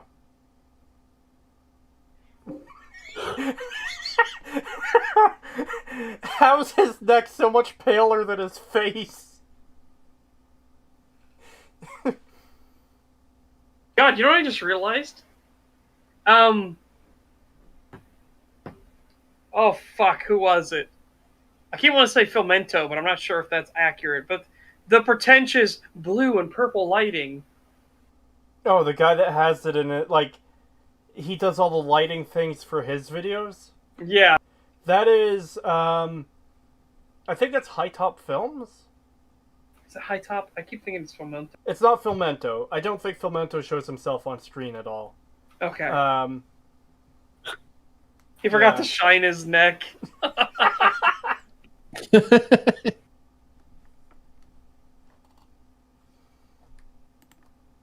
This entire scene's noticeably dubbed. In this scene, it seems like Adam is criticizing the dubbing for not exactly... Well, why didn't you let the scene play out so we can be the judge? Also, keep in mind, he's fucking talking about amusement. This fucking film is shit. It is so bad. If he defends this fucking movie, this guy does not get to say anything about any film ever. Shut the fuck up. If you try to defend this film, you're a fucking retard. This movie is awful. Yeah. I'm really glad he brought up amusement. Because I had just watched this video, again, with Pagan a couple months ago, and yeah, the fucking dubbing or whatever is very obvious, and Adam points it out very clearly in his video. So, what is this absolute clown going to fucking say? Considering his own lack of knowledge in how films are actually made. Also, this entire scene's noticeably dubbed. In this scene, it seems like Adam is criticizing the dubbing for not exactly lining up with the actor's movements, but what I think he fails to understand is that the goal of ADR, or automated dialogue replacement, isn't just to sync up with the original audio, it's to produce better audio than what was originally recorded. But the audio shit, that's why it's so noticeable. Yeah, and here's the other thing. If you do ADR, there are ways and tricks to make it line up, and you should, if you're doing proper ADR, you should line it up to the original scene, so you don't have that horrifying disconnect of somebody speaking Japanese, and you see their mouth going, and then suddenly they go, Kurosawa, what do you see? And it's even like, even then, that's fine when it's an actual translation like that. Not when it's English to English. Yeah.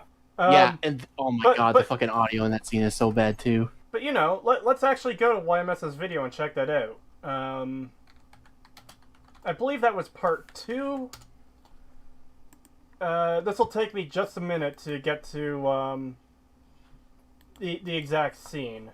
Yeah, well, okay.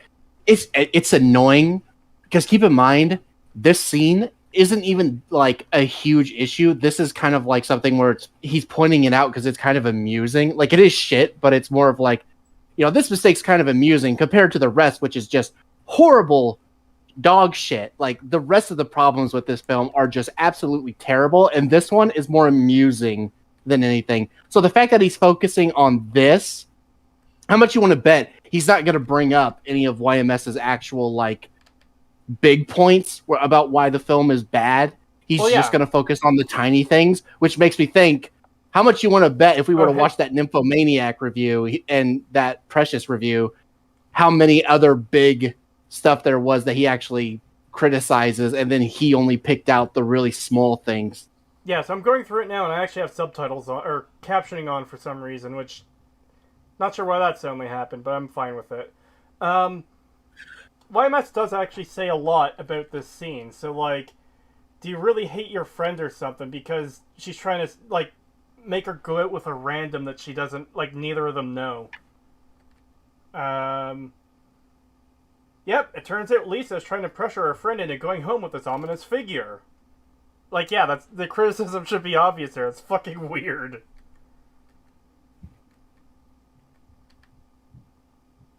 Alright, also, this entire scene is noticeably dubbed, so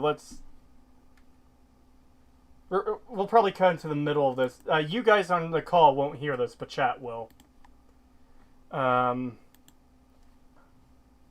If you're wearing headphones, you can hear the room echo from wherever they recorded in post. Decide. So YMS literally says if you're wearing headphones, you can hear the room echo from wherever they are in post. I don't know, that seems like it would be a big fucking deal for a scene that's taking place in a bar. Yeah.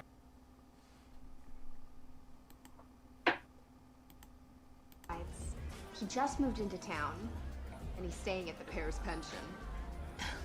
That dump by the park? Yeah, but it's temporary. Yeah, that sounds really fucking bad. Holy shit. It literally sounds like they're standing in an empty room and talking into the microphone. I don't know. YMS seems completely fucking justified here to me.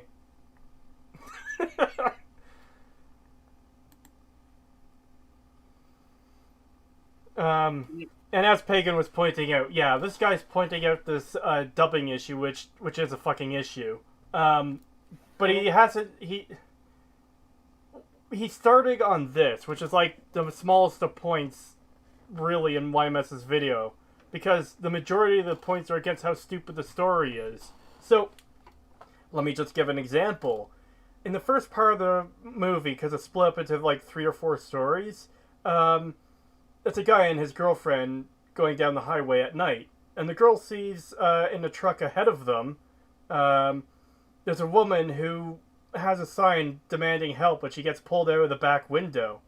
And it's like, oh my god, something's happening in that truck. And then she jumps out of the truck and lands on their window. And then the trucker goes to call for help because he doesn't know what's going on or something like that. It's completely fucked. It's hilariously awful. Go check out YMS's amusement videos. They're great. Yeah, it's hard to explain it. Like, it... Oh, man, yeah, it's so hard to explain it because there's so much going on. It's like, how the fuck is the trucker not the bad guy when the girl was in his truck? And then it turns out the guy in the car is the bad guy, but then why did she jump out of the... It doesn't make any sense! The R doesn't line up because the dialogue wasn't correct in the original record. Oh! Oh. That is really fucking disingenuous. I didn't catch that. So, Mr. Neo Jesus, you disingenuous fucking cunt, is talking about how the re-recorded lines don't line up with the lip movements. Yeah, that's what I said the first time. No, I know. But that's not what YMS brought up. YMS brought up the echo of the room.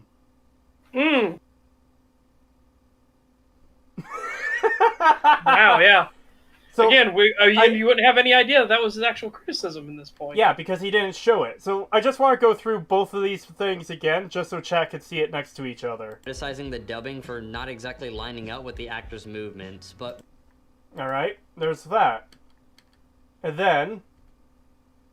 Forced and sloppy way to set up Hold the on, plot just ignore for this this part. chapter. Also, this entire scene's noticeably dubbed. If you're wearing headphones, you can hear the room echo from wherever they recorded in post. Besides, he just moved into town, and he's staying at the Paris pension. That dump by the park? Yeah, but it's temporary. Anyway, Lisa goes home and... Wow. That's pretty fucking dishonest there, Neo Jesus. Why must they even bring up the lip movements? Oh, there you go. You actual fucking asshole. What a piece of shit. Yeah, Fuck and you, I'm Neo willing Jesus. to bet... Yeah, seriously, fuck him. And I'm willing to bet he's not going to bring up a single actual like criticism that YMS makes. He's just going to lie and show the most like insignificant parts of his video and then just say that he never covers anything else, like the story and shit like that. It's like, oh, you piece of shit. If you fucking say something like that, you're already a disingenuous lying cunt. So well, yeah, that's kind of what I was just about to say. Is he's obviously a pretentious film school student, and it's not fine, but whatever. We kind of expected some disingenuous arguments, maybe not intentionally dishonest, but just sew up their own ass that they only see things a certain way. But this is proof of outright dishonesty, so now we can't trust a single fucking thing he says. Exactly. Because he did just intentionally lie about what YMS was criticizing. Yeah. And it's a good example of, like, hey, play your evidence, because he didn't play YMS saying it and showing the problem. He just claimed it was the problem. God, this video is fucking shit. When her roommate... Oh, that was YMS's video still. I meant to go back. What I understand is that the goal of ADR, or automated dialogue replacement... Okay. Neo Jesus, don't do close-ups of yourself. Just don't. Yeah, that just is ugh. Sync up with the original audio. It's to produce better audio than what was originally recorded. Maybe the ADR doesn't line up because the dialogue wasn't correct in the original recording. Now, you might be thinking...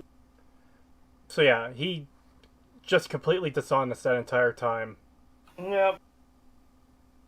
Well, they should have just reshot it, but keep in mind that reshoots are incredibly expensive, time-consuming, and sometimes your actors, boom operators, and cinematographers just aren't available for reshoots.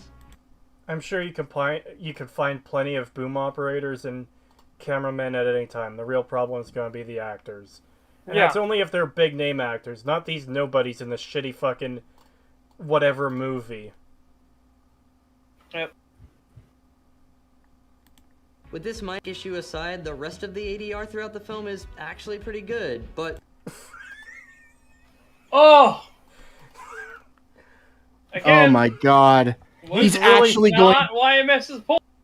He's actually going to defend this fucking film. Are you fucking serious? Well, no, it's fine. Hold on. It is fine to defend the film if there's actually things about it that are defensible. I don't know about the ADR for the rest of the film.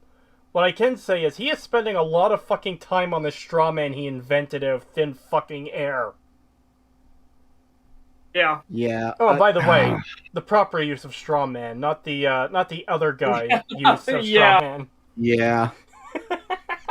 God, that shit just drives me nuts. Where he fucking he's using straw man arguments here. Then literally not even a sentence later creates a straw man argument against you. I'm just like, you fucking retard. I hate you so much. What is the film? It is amusement. Extremely terrible. I highly recommend the YMS videos on it because they are fucking hilarious. Yeah. Adam would have been fine with them using ADR in that scene if it was done well. That too. At least I'm pretty sure he would be, but like I'm not super familiar with Adam, but I'm pretty sure he would be. Yeah. If he says anything that this film is actually good and he's just being fucking dishonest or being unfair to the fucking movie, I'm gonna lose my shit. Like, you piece of shit. If you say this film is good, you need to fuck right off. Yeah. Adam standing on the process that goes behind ADR leaves him critiquing what he thinks is bad ADR, but let an actual sound engineer listen to this and they'll most likely tell you that they actually did a pretty good job.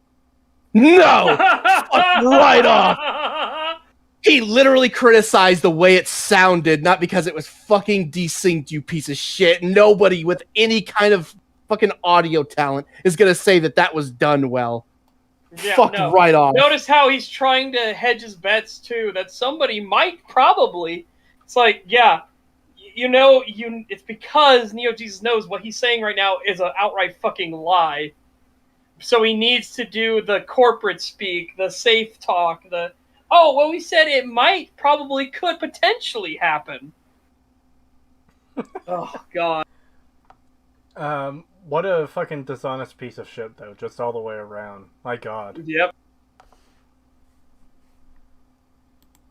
On this. So if you're going to attack the ADR, then at least take the whole process into consideration.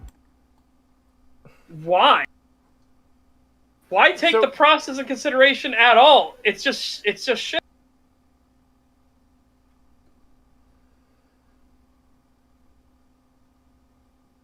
Oh my god. Yep. So, if ADR was done well, wouldn't you be unable to notice that it's ADR at all?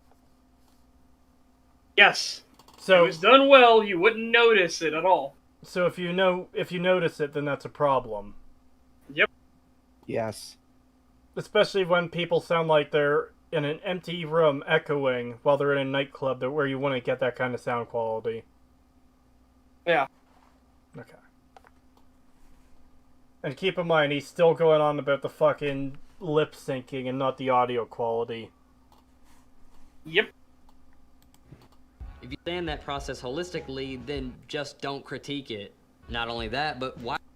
Okay. No. No. Critique it without knowing how it works. Yeah. So, I've never cooked a pizza before. I don't know how long it should go in the oven for. I don't know what the best kind of oven to even use is. I don't know the right mixing of ingredients or to make dough or to make whatever. But if a pizza is burnt to a fucking crisp, I could still say it's burnt to a fucking crisp. Yeah.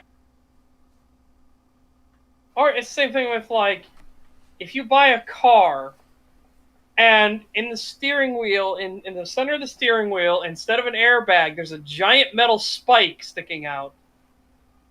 Doesn't matter. I don't care if you don't know how to build the car or how the car works inherently. You could still say, that seems like a bad fucking idea. Don't disrespect the metal spike. The original intention of cars was to cull the weak. That's why the dashboards were made out of metal. Well, you know, some cars still have the ability to cull the weak. There's a picture years ago of someone's steering wheel where they had placed, like, gems and pretty rocks all over it, like they had glued it to the thing. And someone just responded, was like, good job turning your airbag into a fucking claymore. Yes.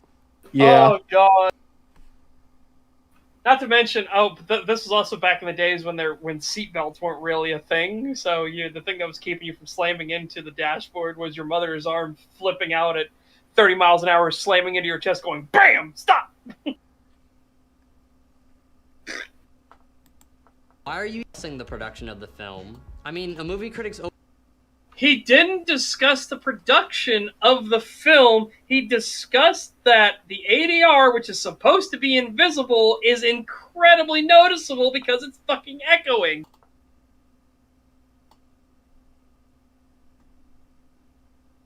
My God, man. My God. So if we watch The Lord of the Rings, right? And suddenly we see, like, half the characters are missing their legs because they forgot to just put it in that scene and it just rolled out. We're not allowed to talk about though because there was a lot of effort and work that went into animating those legs and they just forgot for a moment, but there was still effort and work there, and you don't know how it's actually done. You don't know the full process. You can't talk about it. You understand why that's retarded, Neo Jesus? Do you understand? I mean, you probably don't because you're a film student. And film students are intelligent. I thought you were going to call him retarded, but what you called him is actually so much more insulting. Yeah, it is. To give another example, it'd be like if you went to see, I don't know, one of the Transformers movies, and the 3D model for one of the robots just didn't have its texture the entire time. The thing that gives it all the colors for everyone who doesn't know. Because it's just a gray model without the texture. If it's missing its texture for the entire movie, then it's like, okay, well, I don't need to know 3D modeling to know that is fucked up. Yeah. All right, PTRD 41. Such Adam actually did talk about the production of the film. Okay. That has not been shown. by Neo Jesus at all. What Neo Jesus was referring to was the ADR scene, and has now continued talking about the ADR scene, and then talks about, why are you talking about the production at all? Notice how he didn't lay the groundwork that Adam ever talked about the production. By his own fucking terrible scripting, he has made it sound as if he's still talking about the ADR. So two things quickly. I think Adam only talked about the production very briefly, just talking about, yeah, this movie was made at this time, and it wasn't released for several years because they realized how much of a piece of shit it was before they dumped it direct to DVD sales. And I think they only made like 1/10 of their budget back or something. Woo! The other thing I wanted to point out was, no, Megan Fox's textures weren't missing, she's just that boring. Yeah. Covered in Gary's Mod purple and black checkerboard. Yeah, imagine if one of the fucking robots in Transformers, or imagine if the Terminator looked like that. I don't know, I think it's pretty fair to say that looks fucked. That's a problem. God, that missing texture shit haunts my dreams. I've done so much stuff in Source Filmmaker. Whenever I see that shit, I just get like flashbacks. You've never been a CGI artist, so you shouldn't criticize the plasma pistol not having any textures. Oh yeah. Oh my god. Yeah, that's actually probably the best actual example. Holy shit, I forgot about that. That video you're responding to took effort, so it's good. Yeah, that's the argument he makes. I've got the effort on my side. Oh yeah. Sure. Oh Jesus Sure Christ. you do, buddy. Oh, fucking hell. Yeah, the effort to literally fuck everything up, not actually look into the articles you're citing or anything you're citing. And, yeah, Jesus that Christ. article shit was so bad. Even the visuals are fucked. Like, one, he has the wrong game on screen like 90% of the time. But also, what's with that weird red overlay that starts flashing like halfway into the fucking video? The fuck was that? Well, I think he just randomly decided, die epileptics. Yeah, it's so weird. And even better is when you could tell what he did in Sony Vegas was he just laid all his clips on one fucking timeline. Oh yeah, and gave one of them like partial transparency. It was like really weird. Yeah, so we have half transparency on Creetosis' video and half transparency on this reject's video. And it's like, oh my god. Jesus Christ. So bad. God, I can't wait to finish that video. Same. Yeah. I'm really looking forward to getting that video out. It's still a while off, unfortunately. Probably 3 or 4 weeks, if we're lucky. Yeah.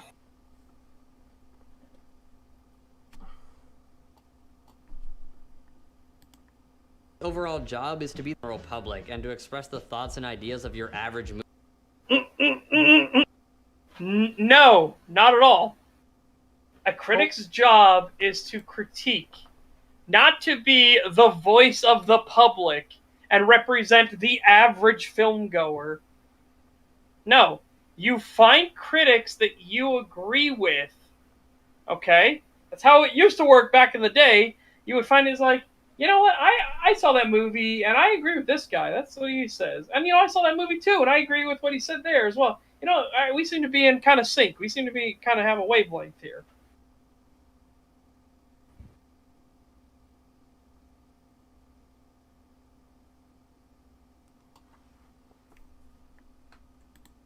movie that they aren't able to do themselves. With that said... Let's get the full statement. Yeah, because that was fucked. The thoughts and ideas. You went too far. Is that the general public are gonna know? God. Or in a way that they aren't able to do themselves. I'm not touching anything. Alright, because it went back once more after I was... Yeah. Time consuming, and sometimes your actors, boom operators, and cinematographers just aren't available for reshoots. With this minor sync issue aside, the rest of the ADR throughout the film is actually pretty good. But Adam's lack of understanding on the process that goes behind ADR leaves him critiquing what he thinks is bad ADR. Also, how fucking insulting is that? Oh, you got this wrong. It's your lack of knowledge on the subject that you shouldn't be criticizing this thing. It's like, you're not even, oh my god, I hate this so much. Which, one, he's not even wrong. It was also a sync issue. That's just not what he focused on. He focused on the quality of the sound because it was clearly done in a fucking empty room. But there was also a sync issue. That is also a problem. This guy's just trying to act like it's not because, oh, they put effort in. It's like, no, desyncing the fucking audio is still a problem. Let an actual sound engineer listen to this, and they'll most likely tell you that they actually did a pretty good job on this scene. No, they wouldn't. But they'll most likely tell you they actually did a pretty good job on this scene. Again, he's couching this in the usual, like, wishy-washy bullshit that a lot of these fucking weirdos do. Is just, oh, potentially, maybe, perhaps, will, potentially, could, possibly, like, fuck off. Yeah. It's like he's trying to argue from a point of like authority, like that somebody in an authority position on this would agree with him, when it's like, okay, we'll find someone that agrees with you in that position. You haven't. You're just saying you think they would. It's like that's not enough to be an authoritative anything. So shut the fuck up. Don't even bring it up then. I think Todd Howard would agree with me that Fallout 4 is terrible, that Skyrim is terrible. Exactly. That's literally how it comes off as. Yeah. Even though I obviously can't. Yeah. I think that he thinks just because he's a film student that makes his opinions more valid. Oh, of course. Yes, that's what we got in earlier when we watched it originally. Because remember, he was talking about how he had this really awesome high-tech light setup that $800, no one else has it, and I know intimately how the films are made, and that makes it more valid. And because these critics don't know the actual process, don't know the effort behind it, they, you shouldn't listen to them. It's like, oh my god. Yeah. This is clearly someone with his head shoved so far up his ass that if you pull it out, the change in atmosphere would fucking kill him. So attack the ADR, then at least take the whole process into consideration. No. If you don't understand that process holistically, then just don't critique it. No, fuck off. No, fuck Jesus you. Christ. Anyways, let's try to get through this entire next point without pausing, because we need to understand the full thing. Yeah. Yeah. Not only that, but why are you even discussing the production of the film? I mean, a movie critic's overall job is to be the voice of the general public and to express the thoughts and ideas of your average moviegoer in a way that they aren't able to do themselves. With that, No. Not at all. Like I said, not in the slightest. This is that weird camp of movie critics are holier than thou. They are much more well-educated and well-spoken than your average plebeians. They must give voice to the unwashed masses. This is the kind of nonsense that film school fills these weirdos' heads with. So, Joe, that's my problem with film school, is that they teach you to act this way. They teach you to be this pretentious and full of yourself and sniff your own farts. That's what film school teaches you. They turn them into Anton Ego from Ratatouille. I've never actually seen that movie. It's pretty good. I liked it. It really is. Yeah, you're talking It's one of the about better Pixar films. Anton Ego. Is he the one at the He's end of the food film? critic. Yeah, he's Yeah. the food critic. Yeah, that's what I thought.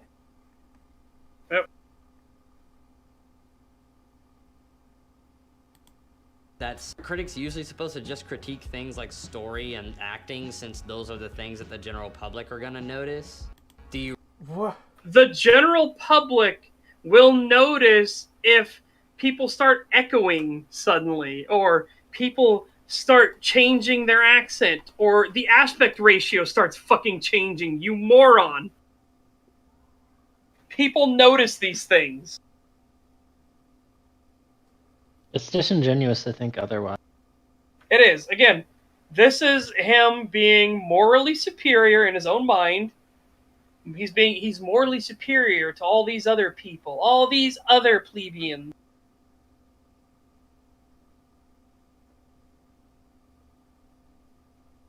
It also very much comes across as he's trying to eliminate certain ways people are able to criticize movies. So, if there actually is any problems with the production, audio quality, I guess visuals or whatever else, then you're just not supposed to ever talk about that.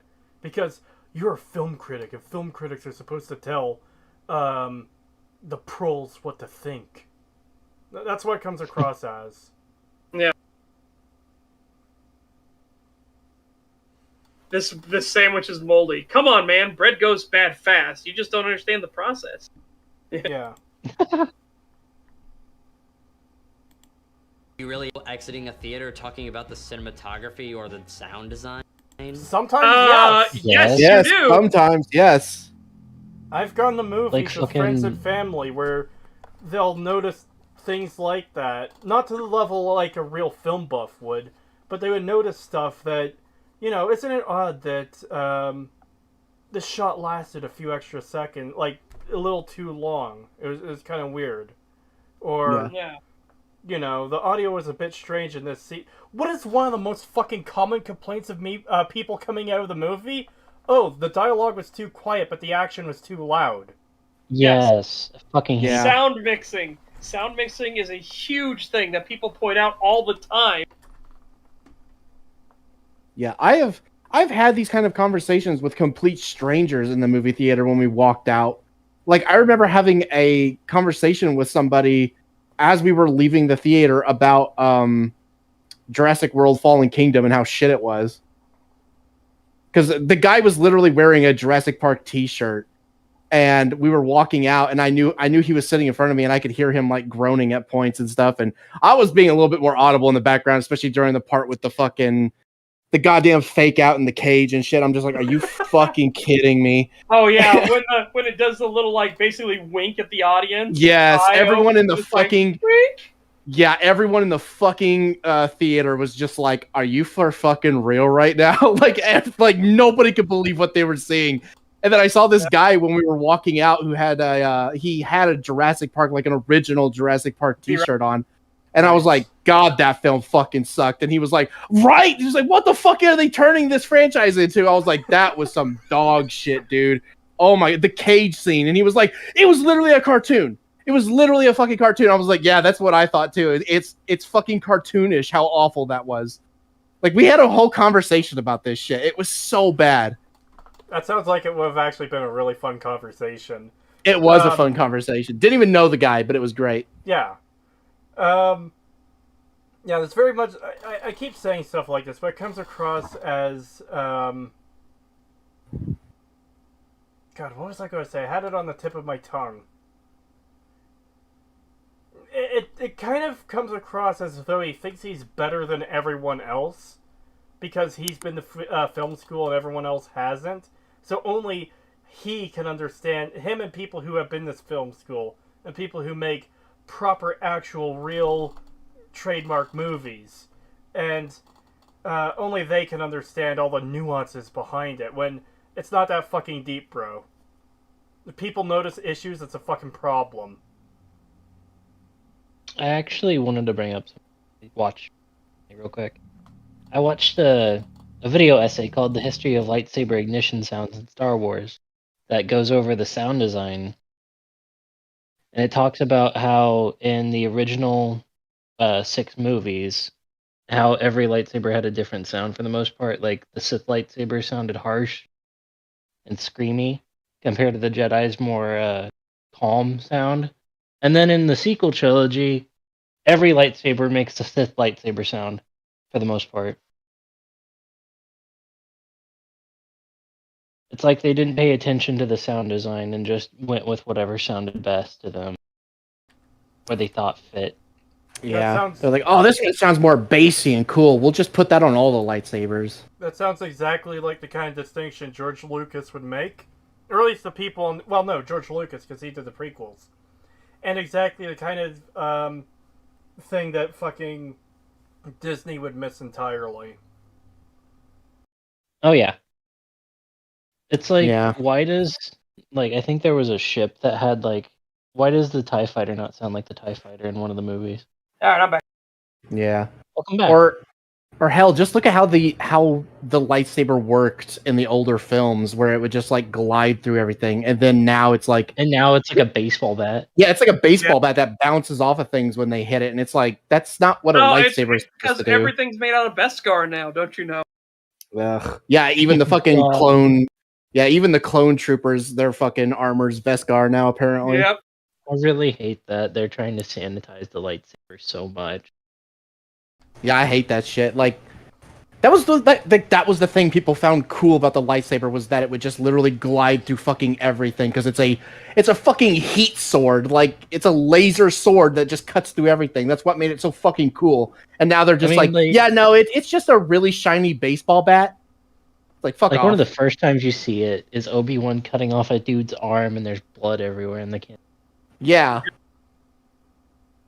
No blasters! No blasters! Zoom! Wow. I just don't get Disney. I should really watch the original trilogy again. It's been way too long. Same. I really miss Star Wars being good. Me too. I mean, I thought Visions was pretty good from what I watched. I've heard it's getting a season 2. Hey, can't judge that, Pagan. You don't own one nor ever swung one. Oh, I'm sorry. You're right. Yeah, I can't criticize that. Oh yeah. You know, you don't know how the lightsaber actually works. Haven't they made one in real life? Like, not Star Wars like lightsaber, but like something similar. Yeah, I've seen one, and it's obviously just like a giant plasma torch. Is basically what it is. Yeah, I've seen one where like it can cut through balloons and stuff like that, but that's about it. Yeah, it can't really cut if they hold it there for a while and let it go to work. Just well, I've seen one where really shit industrial saw basically. Yeah, I've seen one where like they can literally just pass it by it real quick and it'll pop the balloon, but it has like this huge fucking generator that they have to wear on their back basically just to power it. So it's like that's not sabers from feasible. the Old Republic. Yeah, it's not feasible.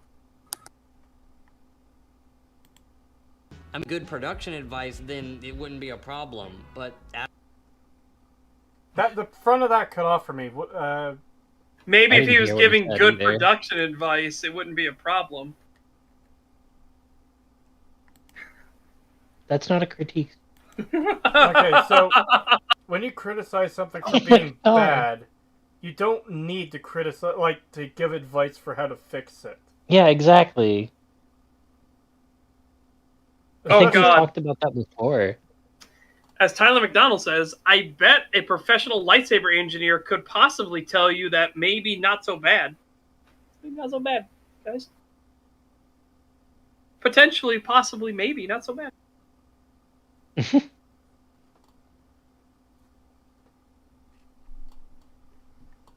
My theoretical professional would tell you that it's actually really good. So fuck off, plebeian. Do you really ever see people exiting a theater talking about the cinematography or the sound design? Yep. I mean, if he was giving good production advice, then it wouldn't be a problem. But Adam doesn't know anything about film production. Why would that not be a problem? How do you know if he knows anything about film production or not? Yeah, you don't even know this. This isn't even something you've confirmed. For all you know, he could know more about film production than you do. Yeah. You fucking idiot. God. Doesn't know anything. I wanted to see where he was going with this one. Yeah, I was just going to say, I've never heard Adam talk about having any, formal training, but I don't necessarily think you need to have formal training either to be familiar with how movies are made. Not at all. Yeah. We've said it multiple ways over. You do not need to know how something works or how it was created to critique it. No, I know. I'm just thinking more on the fact that what does Adam know about movies? Let's just pretend for a second Neo Jesus' argument held any water, which it doesn't. It's a fucking screen door. That's how well it holds water. But let's pretend it did for a second. how much does Adam actually know about filmmaking? Because maybe he actually knows a lot, and that's what goes into making his videos. You would think someone who's been doing this for over a decade, and is very obviously a massive film buff. It's his fucking profession at this point. Probably knows a little bit about filmmaking. You know? Yeah. Yeah. Thing about him. He's never worked in film, so why would we expect him to know how to critique a film's production? I mean, You don't you have wanna to be have worked in pedantic? film. So If you want to be pedantic, he could say working in YouTube counts as working in film. So Because you there's have to record yourself and edit. Yeah. Yeah, there's a couple things here. So, if Adam did go to, like, film school, and didn't become a pretentious twat like Neo Jesus, but hasn't worked on a film set, then he doesn't know what he's talking about and can't criticize movies. Which is fucking retarded. But what is the bar for entry at this point, then? If Adam had walked onto set for a single day to position a light on the shittiest, most low-budget fucking B movie ever, like, this is a film that today would have a budget of, I don't know, $200,000, which is fucking nothing for movie making. Would that be enough to qualify Adam to talk about making movies? Who fucking knows? All I know is that by this guy's own logic, if he went to film school, got all this training and shit, but if he's never worked on an actual movie set before, well, he's no more qualified to praise that film than YMS is to criticize it by his logic. So Yeah. he's being a fucking hypocrite. Well, maybe. Apparently he has made his own movies, and that's why he has a grudge against Ralph the Movie Maker. Because I think Ralph the Movie Maker criticized one of his movies. That's what we heard before in chat. Fucking crybaby. Yeah, because this is the guy who... I can't confirm this. I know he has reviewed Ralph the Movie Maker's movies. I can't confirm what we were told in chat before, but chat did tell us that this guy revenge reviewed Ralph the Movie Maker's movies because he didn't like Ralph the Movie Maker's criticisms. Huh. Or something to that effect. It wouldn't surprise me if it's true, but again... yeah, at this point, not at all. No. By this guy's own logic. You think he follows logic? Or is he just making use of fallacies? He's making use of fallacies, absolutely. Yeah, he's constantly falling into it. It's a good understanding of the fundamentals in order to identify bad technique. No, if you're not talking about bad technique at all, what if, again, me saying that, hey, this doesn't make any sense, is not criticizing bad technique. It's saying that something doesn't make any fucking sense. Like, Morbius. Let's talk about Morbius. Oh, fantastic movie. No problems at all. Yeah, absolutely not. So, me pointing out that the murder could not have possibly happened in the timeline because the fucking serums were seen intact and full after the nurse died? Yeah, I don't give a shit about the process of making the film or anything. That's a major fucking plot hole. When the fuck did he take the serum to become the murder-happy Slurpee Man?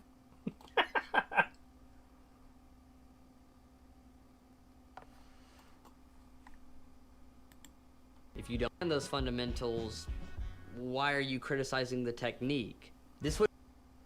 Who's criticizing the technique? Who? And again, you can criticize the technique without knowing the fundamentals if it just seems ludicrous. Like, you can criticize CD Projekt Red for its awful awful development strategy of just put 500 people on one thing and it'll get done. Sure, what if you put 5 people on it that know what they're doing? Then it'll get done faster and with less spaghetti. That's not something that you need to know the intricate ins and outs of how CD Projekt Red are running their fucking company. That's just basic fucking common sense and logic. Such. Yeah. How can you criticize Morbius if you yourself have never morbed out? Oh, I've morbed out. I've morbed out before. More time. I'll just say there was an unfortunate incident when I was a student, and there was another student who found out what happens when I get very angry. Oh my god, And, Such has morbed. Yeah, his nuts will never be the same. Oh shit, that's why I forgot. I forgot to announce the stream in the server. What the fuck? Oh. Wow, you didn't Ooh. even mention it to your community. I That's a forgot. oof. Well. Well, if the sorry, bot was everyone. doing its job, it would do it itself. Yeah, Yeah, the Bot's bot, doing their job. there's times the bot hasn't even posted videos or streams in the server, and it's always delayed. Yeah, exactly. That's what I'm saying. It's Yeah, so, you'll post it and then the Oh. bot will post it. so fucking worthless. Yeah, I'm morbed. This dude's nuts. I'm morbed his nuts. So we got sent to the wrestling room, right? So that it was more of a rough and tumble game, kind of like rugby as opposed to anything else. It was kind of a fight to get to the end goal of everything. And there was one student who's a bit of a dipshit in general, not a very good person. He started targeting one of my friends a lot in that. So I targeted him, and when he got taken down to the ground, there was a knee that followed that went right where I intended it to, which was to try and crush his fucking nuts. Damn. Yeah. God, I don't think I ever hit anybody in the nuts, but I definitely did get into a fight because I got hit in the nuts. Like, we had this one little twerp who would always run around.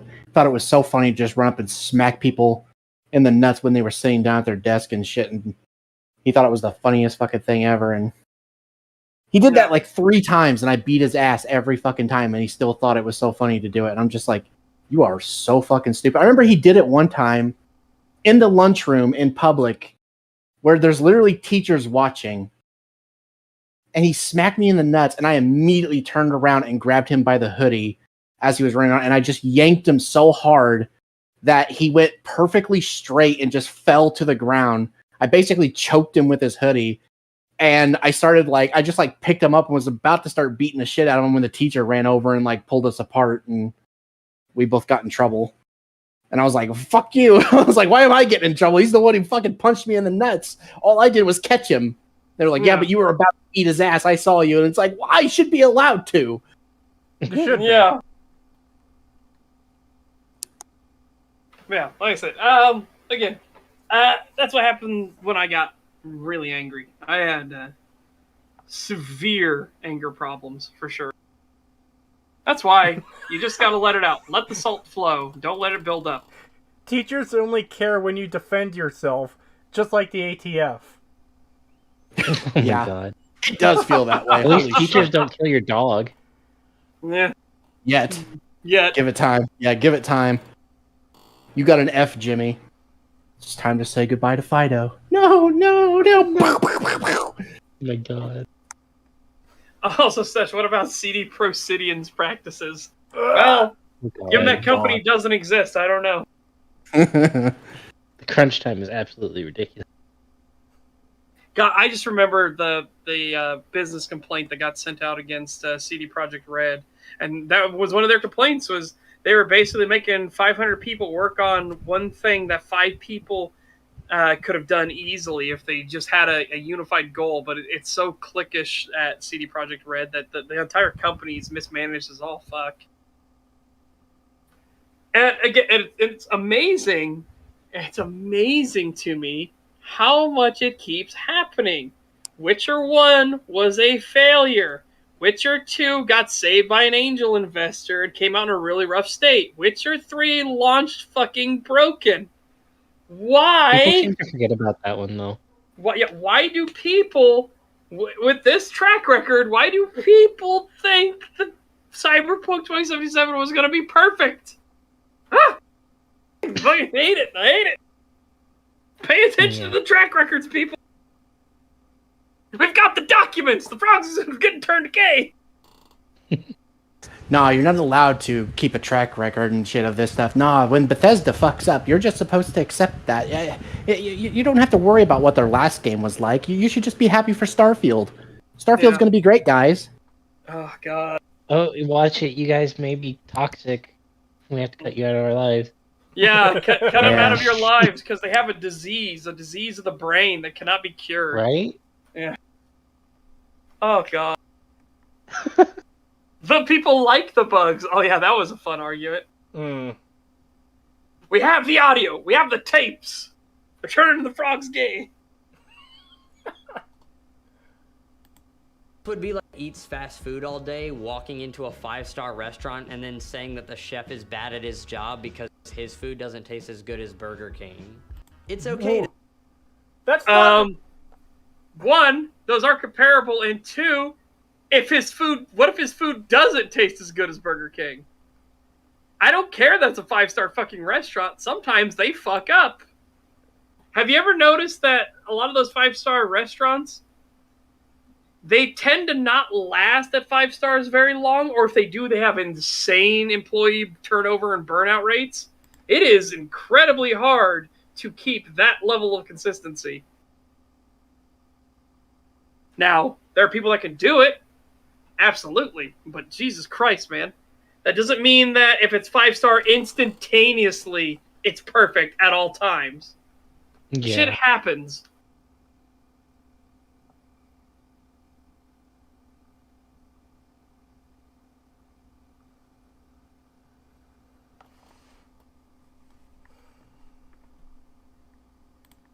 To say like something, but it's important to understand that saying that you didn't like something isn't the same as critiquing it. Because But that's not... Oh my god, you fucking Dude. idiot. Yeah, you currently are engaged in, I like it, therefore it's good. When you talked about Precious, when you talked about Nymphomaniac, you were saying, I liked it, therefore good. The first line of defense was, all the critics like this, so it's good. Yeah.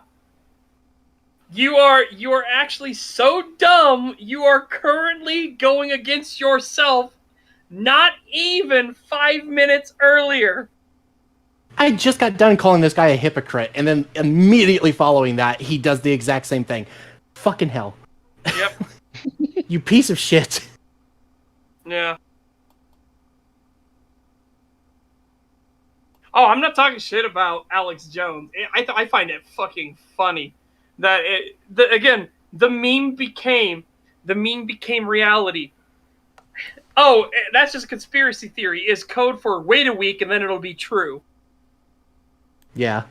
He's gotten so much shit right, it's insane. Yeah, and It's weird like- things you wouldn't expect.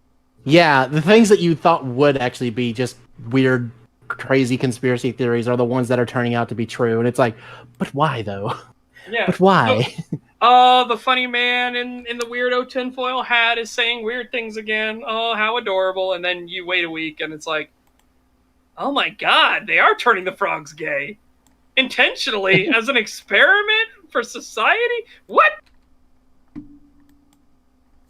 The turning the frogs gay one was always weird to me, because I remember learning in school that chemicals from fertilizer was like fucking with their biology.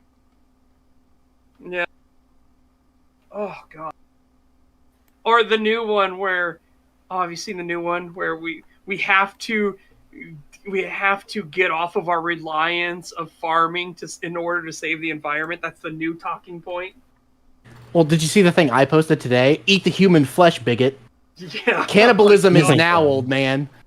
Yeah, they're saying we should now turn to cannibalism now that there's food shortages going on. Or Yeah, it's as like- the bioterrorist Bill Gates said, eat the bugs. Yeah, eat the bugs, bigot. One of my coworkers was actually telling me about a strategy he was trying in a game where it was like America focusing on farming for like, and it actually fixed our economy.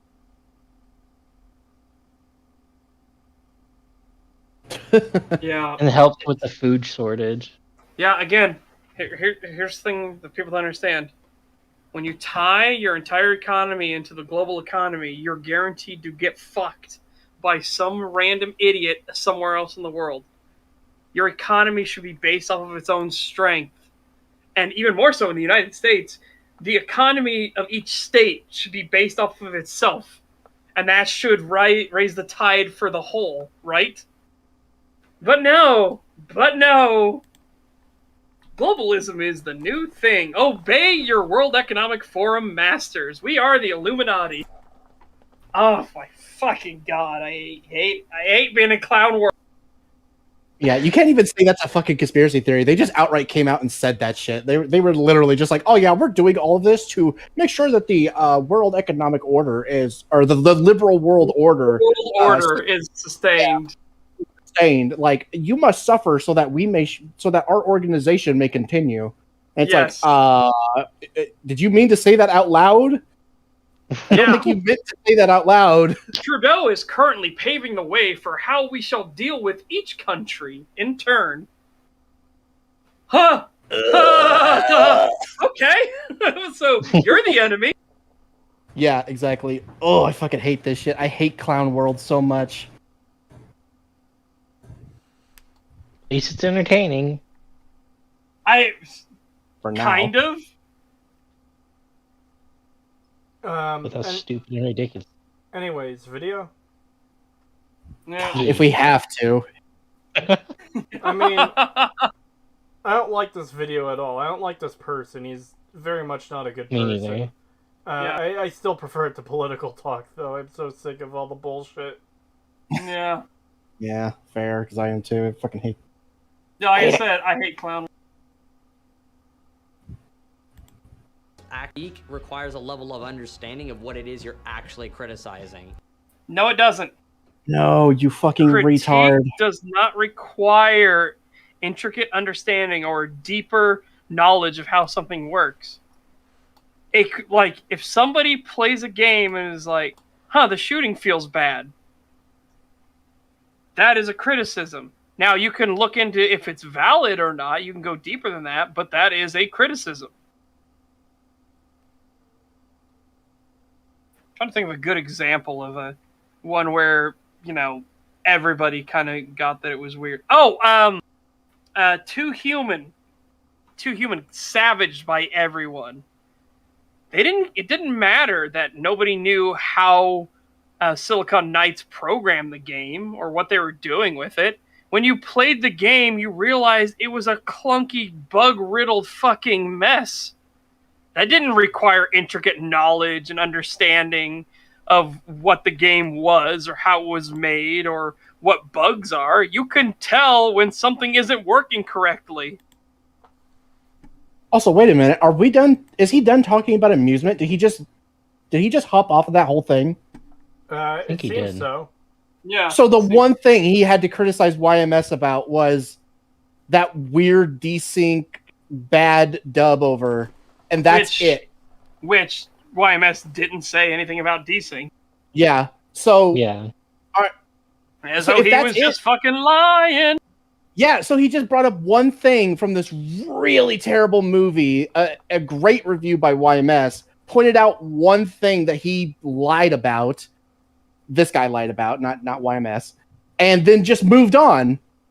Yep. Fuck this guy. So I'm willing. So yeah, I'm just gonna go ahead and say it. There's no way that the other two films, The Nymphomaniac and Precious, I'm willing to bet he just picked out like one or two fucking nitpicks. Well, not even nitpicks. Criticisms that YMS had that he thought he could counter, and then just cut everything else and just made it sound like, oh, that's all he had to say about these films, and said they're bad. It's like, if that's all you showed from the fucking amusement video, you can fuck right off. You are being a absolute lying piece of shit. Fuck you. Well, there's a way to do this. Nymphomaniac, 22 minutes and 23 seconds by YMS. I will be right back. Alrighty. Okay. I'm just going to skip to a random fucking point in the video. 10:50. Alright. Oh, I have captions on, so I could just...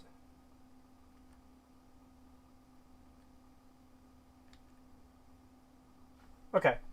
So, let's, Pagan and Setch, and Artemis, even though she's not here. You can't see this, or hear it, but I have it on stream for, people watching.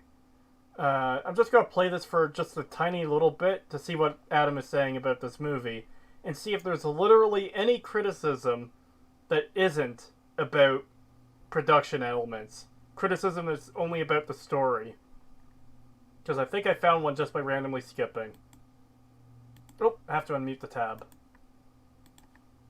Number in the Fibonacci sequence. 0 plus 1 makes 1, and 1 plus 1 makes 2, and 2 plus 1 makes 3, and 3 plus 2 makes 5, and 5 plus 3 makes 8. See, it's totally relevant. There's so much fucking bullshit that we just don't even need in these movies. I mean, okay, you want to draw imaginary conclusions between the guys you're fucking and different tones being played on an organ. You spend a scene introducing one of them, and that's not a bad scene. Then you include those clips again, covering up 1/3 of the screen in a sequence with some organ music. Then you introduce the next guy, and that scene's pretty good. And then we get the exact same sequence, except this time there's more clips we've already seen covering up another 1/3 of the screen. And then all I can think is, great, I'm gonna see this entire sequence one more time before the end of the film, except it's gonna be slightly different. Like, the point has already been made, and I get it, but it's really cool that you want to beat it into me one more time. Oh, great. Yeah, I think that's a fairly valid criticism. They just keep showing this fucking little bit over and over again. Yeah.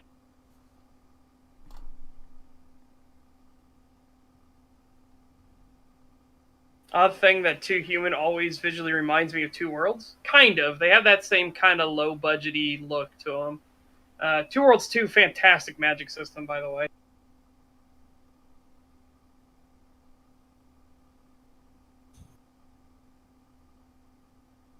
I saw the what the fuck weed face in here somewhere. I'm going to try and find it again because he usually there it is.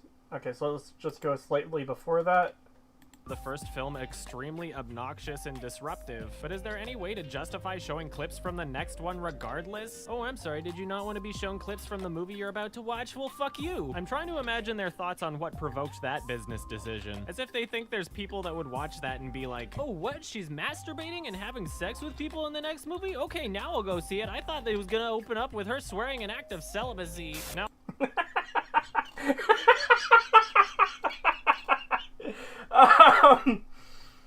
Yeah, I don't know. I'm not seeing the problem.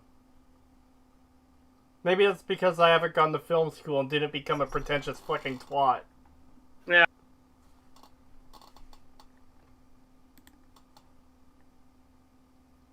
Should we continue without Artemis? I mean... Well, we can wait. 2.5 hours in, we've got 5 minutes done. Oh, yeah. And we didn't spend that long on the intro either. This video is just that shit. Yeah, it really is. Creed, tell your crappy cell phone towers to stop eating my phone signal.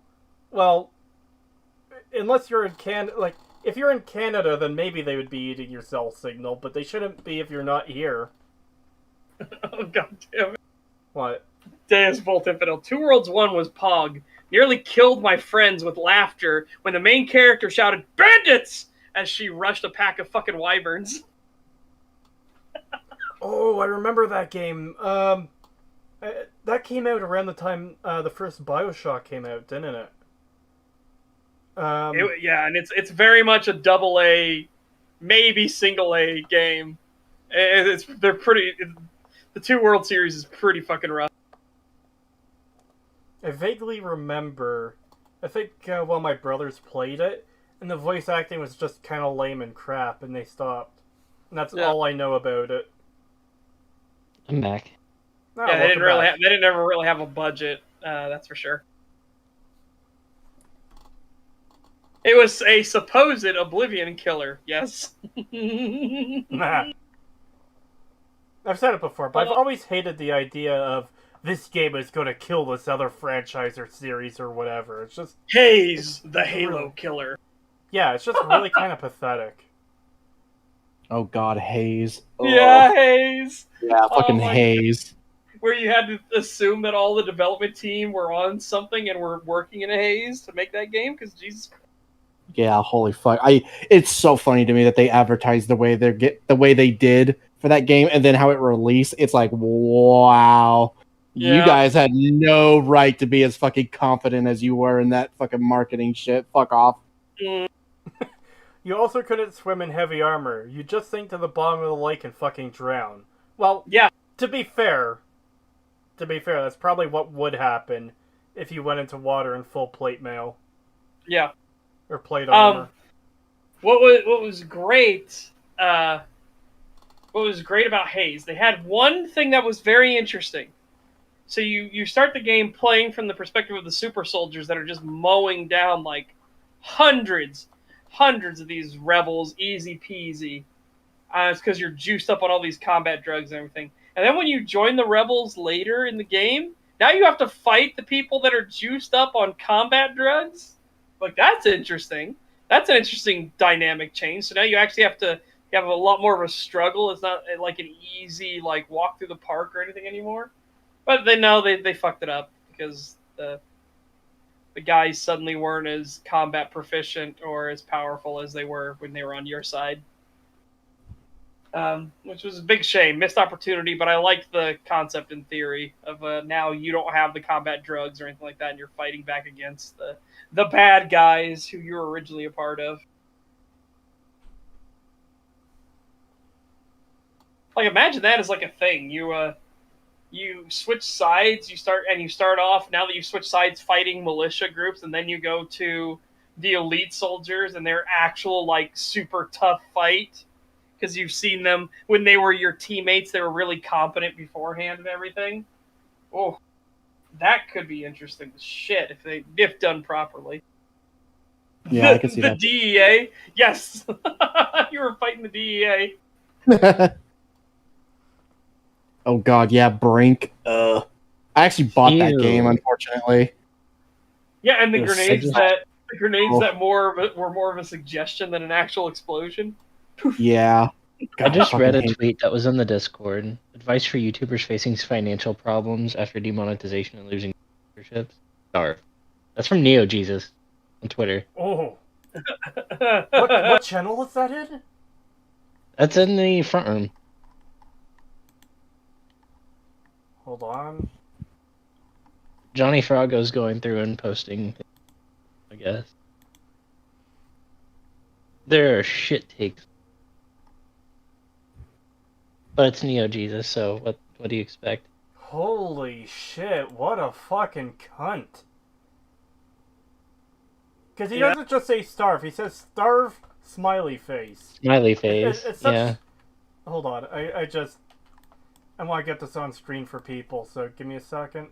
This was less than a year ago. This was just like... Yeah, that was in December last year. Ah, yeah. This shit just keeps getting worse.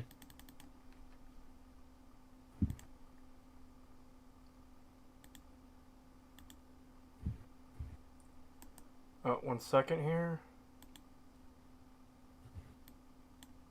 Uh-oh. Why is that not showing? I'm too high up, that's why. There we go. Yeah. So Fino's the one that pointed it out first, but Johnny Froggo got the credit because of the image. Yeah. Oh, okay. Wow, what an actual piece of shit. Yep. Yeah, for real. There's also another one where he has a screenshot of a massive comment from YMS, and he just says, and people still take this guy seriously? That was I just think he has a hate couple boner for months ago. YMS. I think he does too, yeah.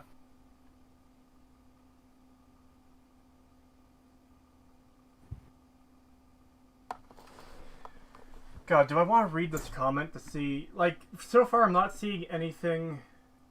Oh, wait, you know what? I think this is from the number rating thing that he had a while back, where he'd rate part of a movie, like, if he walked out on it, he would rate what he had seen of it.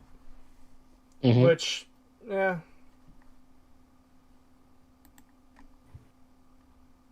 I don't think it's that big of a deal, though, but that one's kind of fucked.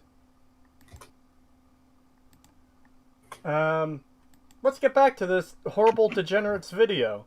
As if I hadn't lost enough respect for... Well, I didn't have a whole lot of respect for him in the first place, but... As if I haven't lost enough brain cells. Yeah, that too.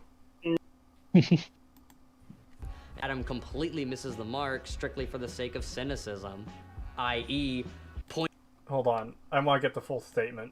requires a level of understanding of what it is you're actually criticizing. And this is where Adam completely misses the mark strictly for the sake of cynicism. He misses the mark strictly for the sake of cynicism. What? Yeah, I'm sorry, but you haven't proven that he's doing it purely to be cynical at all. Yeah, I haven't gotten that at all. It seems more to me like he just wants films to be good and he likes to criticize ones that are bad. Yeah. That's not cynical. That's literally just... That's pretty normal shit, actually.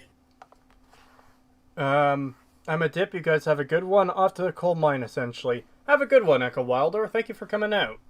Yeah. Later, Echo. Yeah. Yeah.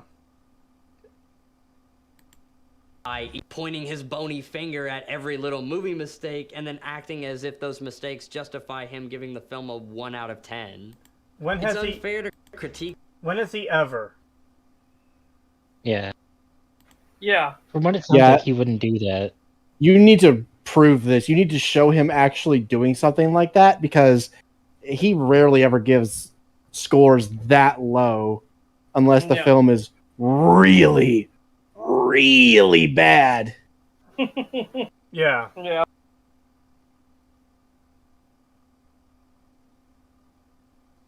And again, he's trying to make it sound like it's all petty stuff. The examples he's given so far have all been, oh, there's a weird cut here. Oh, the aspect ratio changes. Oh, they reuse the stream 10 seconds from one another.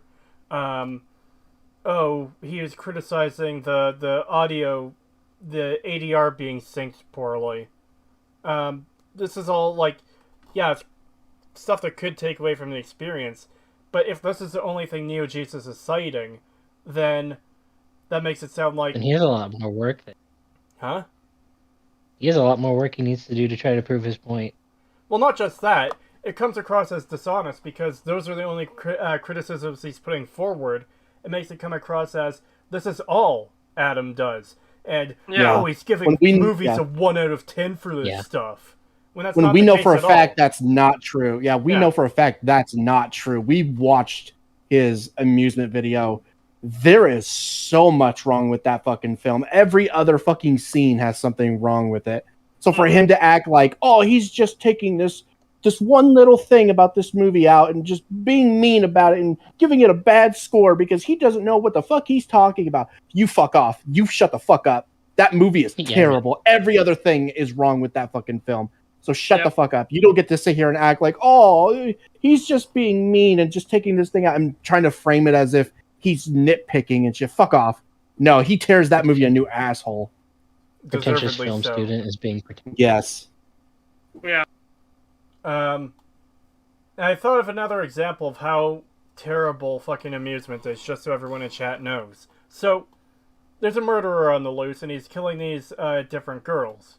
One of them happens to survive and is taken to the police station to be interrogated.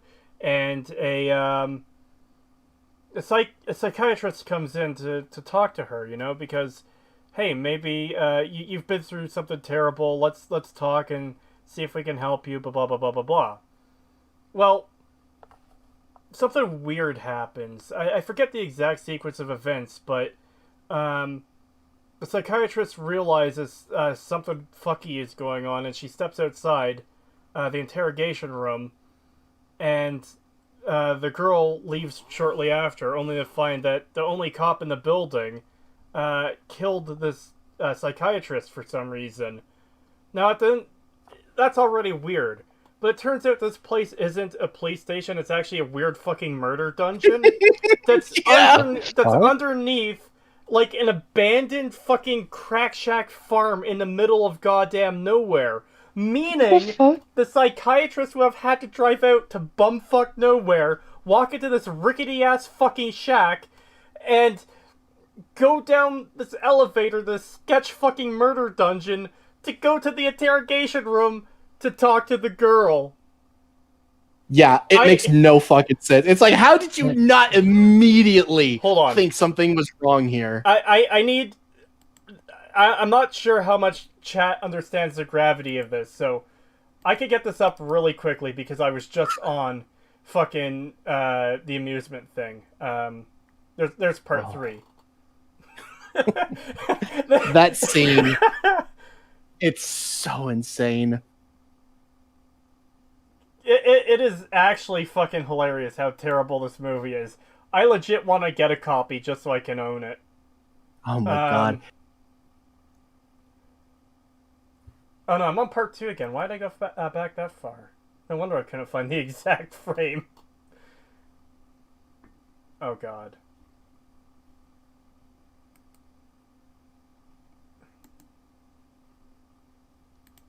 Hold on. YouTube, please.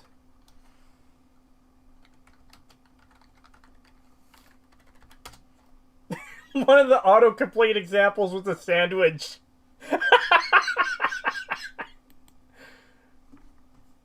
Trust me, chat. If you guys go watch YMS's video, the sandwich will make sense. The reason I'm fucking laughing at that. Neo Jesus calls angry video game nerd a fucker. What? I'm looking through Neo Jesus's Twitter right now, and he says angry video game nerd is a... Is a what? Is a Wait, what? You keep filmmaker. Filmmaker. I mean, It says AVGN is a filmmaker. Yeah. How? I don't know how. That's why I'm confused. Okay, chat.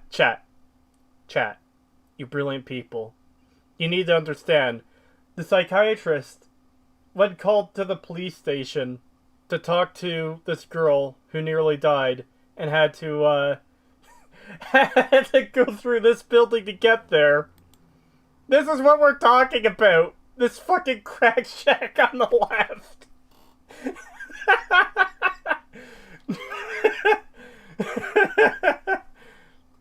Are you trying to show it on screen? Because if you are, I don't see it. It's up for me now. Yeah, it's up now. Oh, I see it now. Okay. Yeah, she drove all the way out here. All the way out here into the shack, down a giant fucking elevator shaft into this dark, dingy fucking dungeon. And she doesn't think anything's wrong here. Oh yeah, this is just a normal police precinct with one cop in the middle of nowhere in this fucking crack shack. What? Also, don't forget the fucking scene where the black chick sneaks into the hotel past the crazy doctor guy as he goes outside, and then she goes upstairs while the doctor is still outside, finds some crazy guy with scars and shit all over him. He's all loopy and shit, sitting on the bed, starts trying to talk to him, and he's like acting like he's helping her and stuff, and then you even hear the doctor downstairs again coming, and the guy's like, "Oh, I have to hide you. The doctor's coming." And he goes over to the bed and lifts it up. She goes over there and hides by the bed and discovers that her friend is in the mattress all tied up and stabbed and shit. And the fucking guy comes over that was helping her and reveals that he's the crazy doctor. And it's like, wait, how did this guy get in front of her with all this makeup, even though he's clearly outside? We even hear him in the background as this guy who is the doctor is talking. Who the fuck's out there? It makes no fucking sense. God, this movie was so shit. And then there was the clown thing, like, oh yeah, the clown is just magically in that fucking room, even though he was outside just a moment before ringing the doorbell. But then when she goes back upstairs, he's still in the clown outfit, like sitting in the chair pretending to be a doll. And it's like, how did he do that? That doesn't make sense. And oh my god, everything, like every story has some dumb shit like that. The trucker sitting randomly, he's not the bad guy, but for some reason, when they're following him because the girl jumped out of his truck, and they randomly decide to chase this trucker down, who should be like concerned that she jumped out and should have immediately stopped the truck and been like, oh my god, what the fuck happened? I have to go help her, and and talking to these people. But no, he drives off. These people chase him, and then they lose him for a second, and then the guy randomly decides, okay, I'm gonna get out of my car, the safety of my car, and walk a few feet into this like bush line. And then the trucker turns his truck back on, revealing he was hiding in this dark spot, and turns his spotlights on and tries to run this guy over. And the guy manages to get back into his car. And then we find out the trucker guy isn't bad. He's literally just like, I don't know what's going on. These crazy kids. She jumped out of the fucking truck for some reason and hurt herself, and now these kids are chasing me. And it's like, you're trying to run them over. You fucking idiot! It is amazing. I'm so confused. Okay. Yeah. Setch, Artemis, have you seen the YMS videos on amusement? Have not. No. We need to watch that. We are doing that after stream. Yes, you guys, it is so fucking good. You both need to experience the glory that is, amusement. So I found out that Neo Jesus made a retrospective on the sequel trilogy that's 8 minutes long. That's the first time we covered him. And we also covered his Why Perfection is Dumb or Stupid or whatever, in which he got everything wrong again.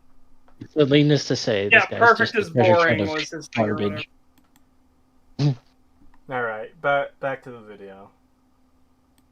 Sorry. Some really understand holistically, especially if it's something as complex and involved as filmmaking. This is why most professional critics in the past never really tried to critique production techniques.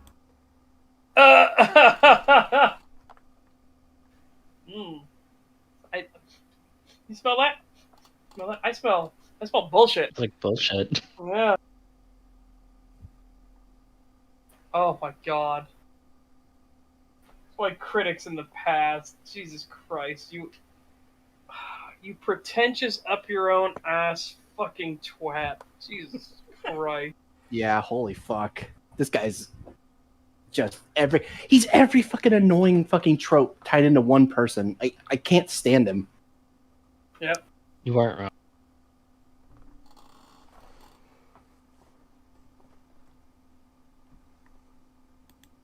People Ebert had common enough sense to know that they were unqualified to critique that aspect of filmmaking. So they mostly... Oh my god. Bullshit! They had common enough sense. What? Siskel and Ebert. Alright, the motherfucker, Ebert, who was the one that said video games can never be art. Guess he didn't have the common sense, in your words. He didn't have the common sense to know he didn't know how video games were made or anything like that. Why is he throwing his hat in that arena? Look, Neo Jesus, like I said, I know you're retarded because you're a film student. They're the same. They're synonymous. But Jesus Christ. That burned, damn. Yeah, this is literally just, you can't criticize movies this way. I don't like it, sad face. By the way, everyone who gets demonetized, fucking starve. Wow. The only story and what the movie was like as a whole. Which is how movies should be reviewed anyways, because critiquing production is really unfair since movies with more money would almost always have the advantage. A movie with... That's not necessarily true. That's not true. Look at the Star Wars sequels. We've seen plenty of films that are worse because even though they had tons of money. I've seen way better films that had less money than a lot of these fucking big name blockbuster fucking films. Evil Dead is way more enjoyable of a movie than any of the Star Wars prequels. Well, not just that. I have to search through our messages to find the image again. The image? The the one for Thor. I'm glad you knew which one it was. Sorry, I'm just going through our chat history, and I not the image I was looking for, but I am glad I found it. Listen here, you little shit. Yeah,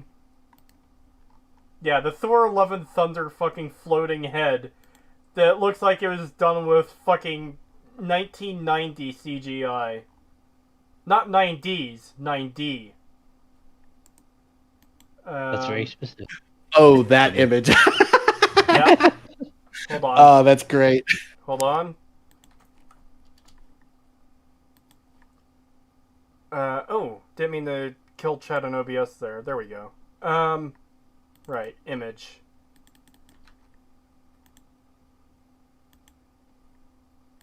Oh, I kind of have to reset that. Look how fucking shit that looks. This is from a movie with a $250 million budget. And it looks like complete ass. The original Star Wars... Tried to green screen. Did an awful job. So what's happening here is the kid isn't actually in that room. He's speaking through space, kind of. It's like he's appearing before them as a ghostly image to talk to them. Astral projection? Yeah. Yeah, like that. Yeah, it's fucking garbage looking from a movie with an insanely high budget. So yeah, having a good budget isn't an automatic victory, and having a low budget isn't an automatic failure. I mean, fucking Everything Everywhere All at Once had a very small budget for like such a movie. It had, I think, a $25 million budget, and they used it really fucking well because the entire movie looks great. Yeah. You can tell they had a vision and they stuck with it, and it worked really well. Yeah. I need to get this image off my screen. Christ. I'm just still laughing at that other one you posted. Oh, yeah, that one. Her face grabbing one. I fucking love that picture so much. Just, come here, you little shit. Okay, I'll grab the link so people can on stream can see it, because it is such a great image. It really is. This kind of actually represents how all four of us are feeling when covering Neo Jesus. It's like, okay, listen here. Listen the fuck here. Shut the fuck up.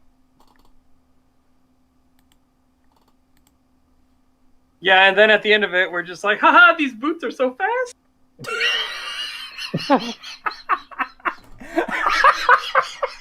I love the editing on that one. That is so good.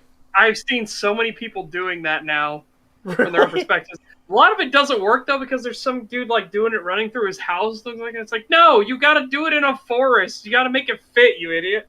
Oh, yeah. Yeah. Man caught a Diglett with his bare hand.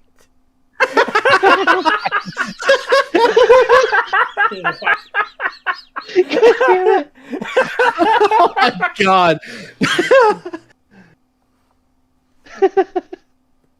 Whole. Which is how movies should be reviewed anyways, because critiquing production is really unfair since movies with more money would almost always have the advantage. A movie with a budget of 20 million might have the budget to get better dubbing, but a movie with a budget of 10 million might not. So the dubbing is not the thing that destroys amusement. Yeah, that would have been an easily overlookable thing if the rest of the film had been good, but no, everything else about amusement is what makes amusement bad.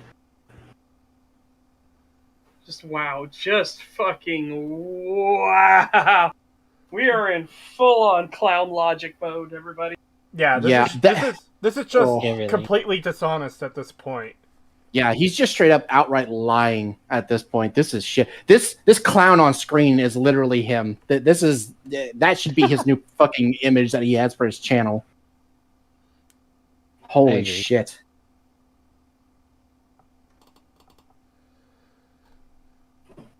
Yeah, YMS doesn't say that amusement is bad because the ADR in one scene is off sync. He has 3 videos about 20 minutes each going into, here's why this is stupid, here's why that is stupid. There's no one else in this building, so who is the Wilhelm and why did he scream? You know? It's... I just get particularly frustrated with this dishonest bullshit like this. Yeah. Because it is... I don't know how to properly describe just how, like, dishonest and bad faith this is. He's not even taking the actual arguments YMS has made. He's just representing it to be completely different than what it is, to be terrible. Yep. My new profile picture is how this video made me feel.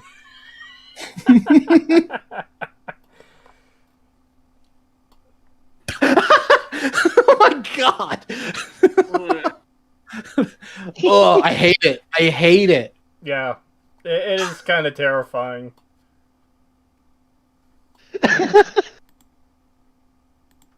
Does the dollar budget get shamed for having bad dubbing? Does a student?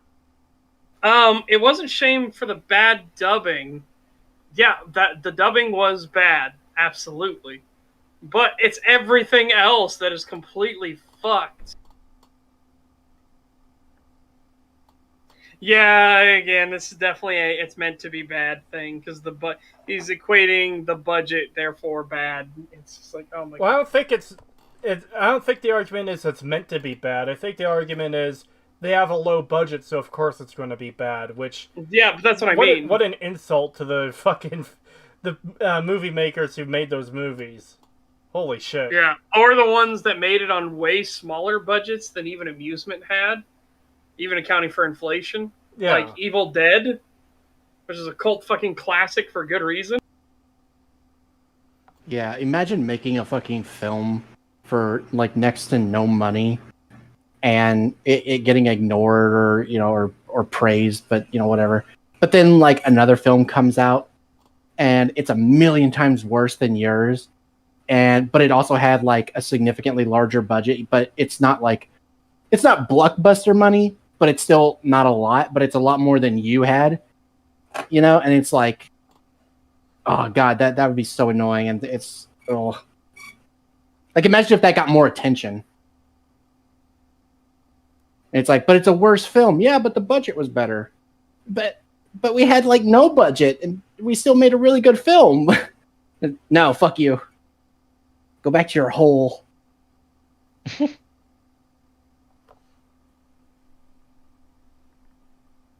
Oh, they're talking about Who Killed Captain Alex in the chat. That movie's hilarious. Yeah, I fucking love that. Made with $30 get shamed because it doesn't have the same production quality as a film made with $30 million. Gee, it's a... No, you fucking idiot. If the low budget movie is good, then it's good. Tucker and Dale vs. Evil is a super low budget movie, and it's really fucking good. Actually, yeah, how much did they spend on that? Because it doesn't look like it would be a very expensive movie.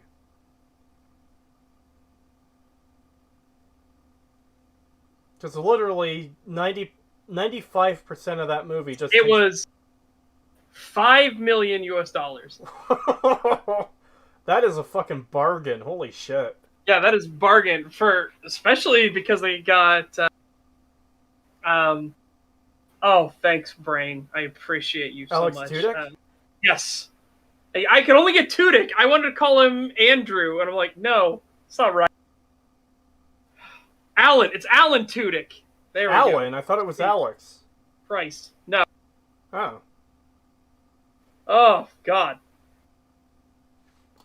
Yeah, again, $5 million to make a great and classic horror movie. Don't correct me. Also, Amusement having a budget of 10 million, it should absolutely have gotten that fucking ADR right. Yeah. Oh, a show on a film school tard. Yep.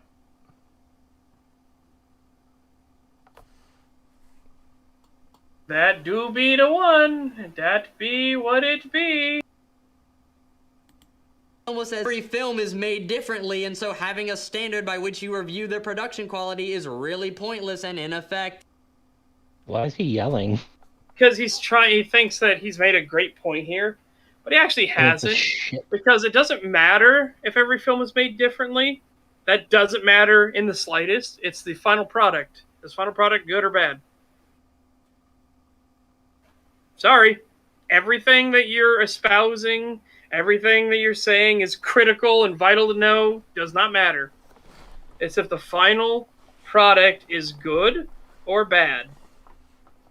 Or, sometimes what I find worse, completely mediocre. Because then it feels like everything's wasted and your just time was wasted. You can't have fun laughing at it. You're just kind of there just like, ugh. Yeah. I mean, this is something we've gone over so many times because he keeps trying to make this point, but what goes into making the film doesn't really matter if the end product is shit. Yeah. So, like, if the film has... I'm just tired of this shit. I am so fucking tired of this fucking idiot.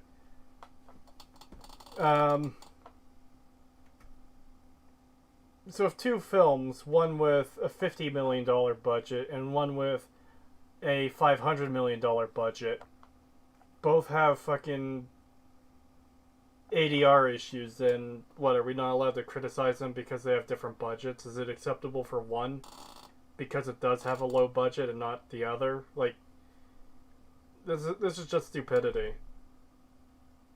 Again, he's just trying to eliminate what things people are allowed to criticize. Yeah. Yeah. Artemis, have you seen Tucker and Dale vs. Evil? No, I haven't. Okay, I'll send this to Peggy. Highly recommend, by the way. Uh-oh, what the fuck did you send? Oh, it didn't go to the time point I wanted, though. Shit, hold on. Oh, don't click that, I'm not.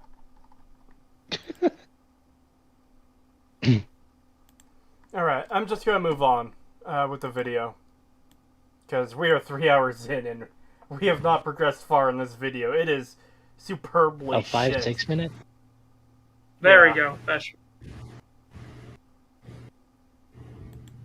Hopefully you'll realize this soon enough, since in your video you mentioned that you recently bought a GH5 and that you plan on using it to shoot a music video. As some of you already know, I'm in the middle of recording a feature-length album for my music, and I've already started filming at least one music video with this camera, so I'm very excited to share that all with you when the album's out. Maybe as you get more involved in the filmmaking process, you'll be humbled and that'll inspire.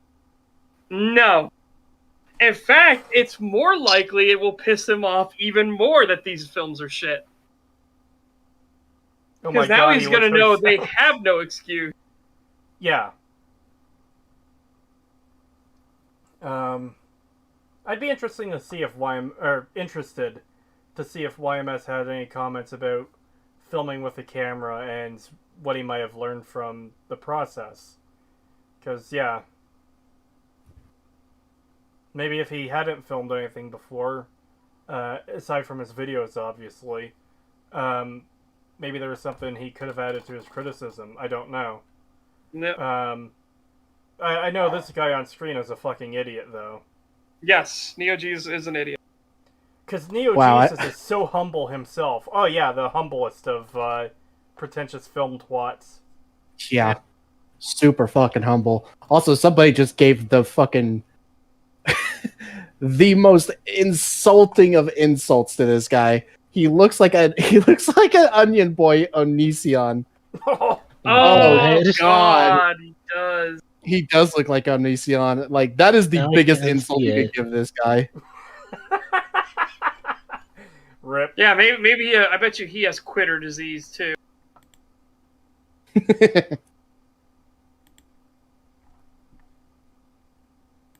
But you know what, Cree? I never meant to ask. Are you okay? What? Oh, just that scene from fucking Tucker and Dale. I can't help it. I Are can't, you okay? I can't play it because we're on stream. I know. Everyone who hasn't seen Tucker and Dale versus Evil, go see it. It is great. How is he walking? Yeah, he's just gonna walk it off. How? How's he walking? Inspire reviewing style. Probably not, though, since cynicism is basically part of your brand at this point. No, that's not part of his brand. Again. Oh my god, he's literally Matten. Yeah. Oh my god. Aggressive negativity is his brand. Yeah. But again, like I said, it is more likely that it will actually piss him off more because there is now, he will have experienced it and knows there is no fucking excuse. They're just shit movies. Neo Jesus. They're shit movies. They're dog shit. You are so high on fucking copium, though.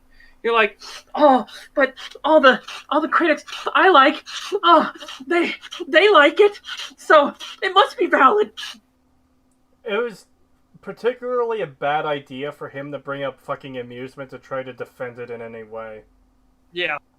Yeah, of all the things he could defend, and he chooses fucking amusement.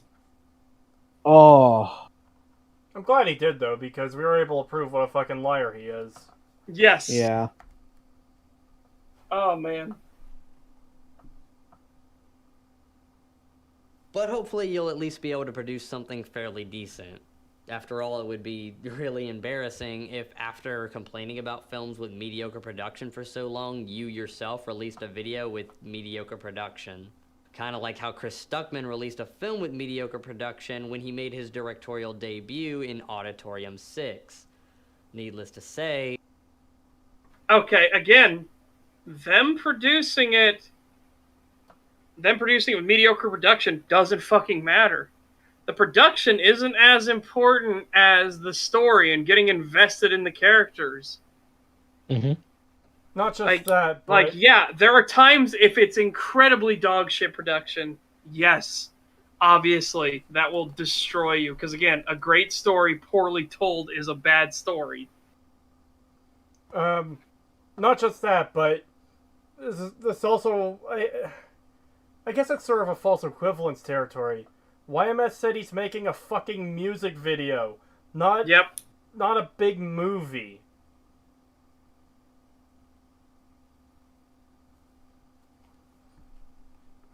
Again, he's a pretentious film student. He only hears what he wants to hear, and what he wants to hear is the random buzzing of "ree" in his ear all day.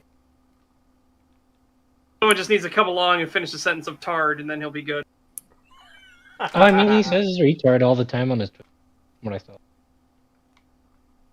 Well, it's a shame nobody's told him that to his face, because, maybe he would get the hint. Maybe.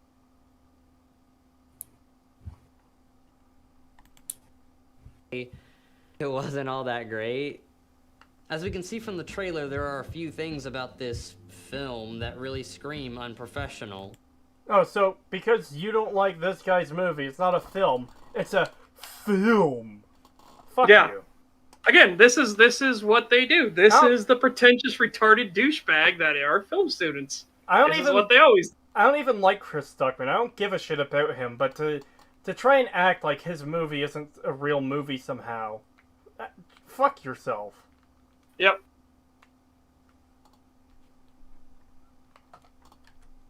It wasn't all that great. As we can see from the trailer, there are a few things about this film that really scream unprofessional, like the acting, which really isn't that good. There is something very wrong in Auditorium 6.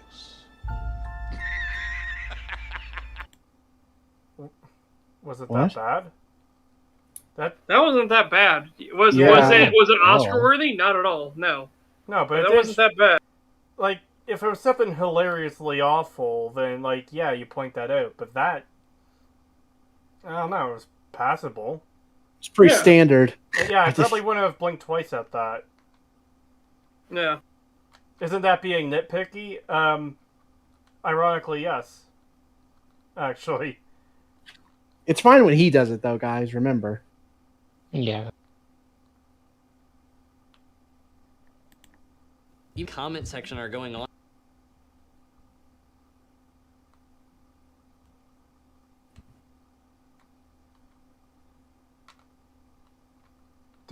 Did someone pause it? I'm reading some of the comments right now, and only one comment says something about the acting from what I'm seeing on screen. Yeah. Fuck. I forgot to push down the push to talk. I got so used to us doing the script there for a second. Yeah, no, I was reading through, but look, it's only 110 upvotes, only 24 upvotes. Times before, that critiquing films is severely easier than actually going out and making one. That's true. Again, it doesn't change if the critique is valid or not. I was trying to see more of the comments. Hold on. It doesn't help when he has this effect on it that makes them kind of blurry when they move. Something just seems off. I grew up with Auditorium 6. I need to watch Auditorium 1, 2, 3, 4, and 5 before I see this. Even the people in the comments. Funny thing, he wrote this in 20 minutes. Oh, by the way, here's something I want to point out. Because I paused it, and I've got the fucking ghost bullshit. So, yeah. For anyone that doesn't know, fucking disable resample. Please. Disable resample. Don't get this ghosting nonsense in your videos. Just disable resample. Yeah, I fucking hate resample. Shit gets on my nerves. Yeah. It doesn't... I don't even get the point and purpose of it, because all disable resample does is make it look worse. I do not understand what resample was supposed to fix. What problem it was like... It's like they went to go put a Band-Aid on a gunshot wound and decided that first thing they needed to do was to staple a couple boards on or something. It's like, what the fuck? What does this solve? No, not on his nurse, on his nerves, you goober. Yeah, so this is what disable resample does. It has this ghosting effect when you pause. I really hate it. Yeah, it is kind of annoying. A couple boards, like boards of wood. Like, they're like, hey, we gotta fix this gunshot wound, but first we gotta stabilize it. So we're gonna slap some boards of wood to the side, nail them in, or staple them into you. It's like, what? Why? You didn't actually fix the gunshot wound. Now I just have these boards of wood stuck to me. Like, what the fuck? I want to point something out here, and I don't know the background of what went into the production of this video, so maybe it's not my place to speak on this. But if you're going to show comments of people criticizing the acting or earlier people being toxic, maybe actually show people fucking being toxic. You have this whole selection of images or of comments, and only one so far is mentioning the acting. Why include all the other shit if they're not highlighting what you're talking about? Yeah, and I've noticed too that they aren't like the most upvoted comments either. For Granius, yes, the shortcut in Sony Vegas is you right click, you hit H and then D. As if you're making a high definition by typing HD. H goes to switches and D disables resample. I just always found that amusing. Right click HD. Bam! Instantaneously makes that part of your video better. Just instantly. Again, I'm sure there is probably some super technical thing that resample is supposed to actually solve for, but my god. Oh god, I just noticed Artemis's profile changed again. The mouth is upside down.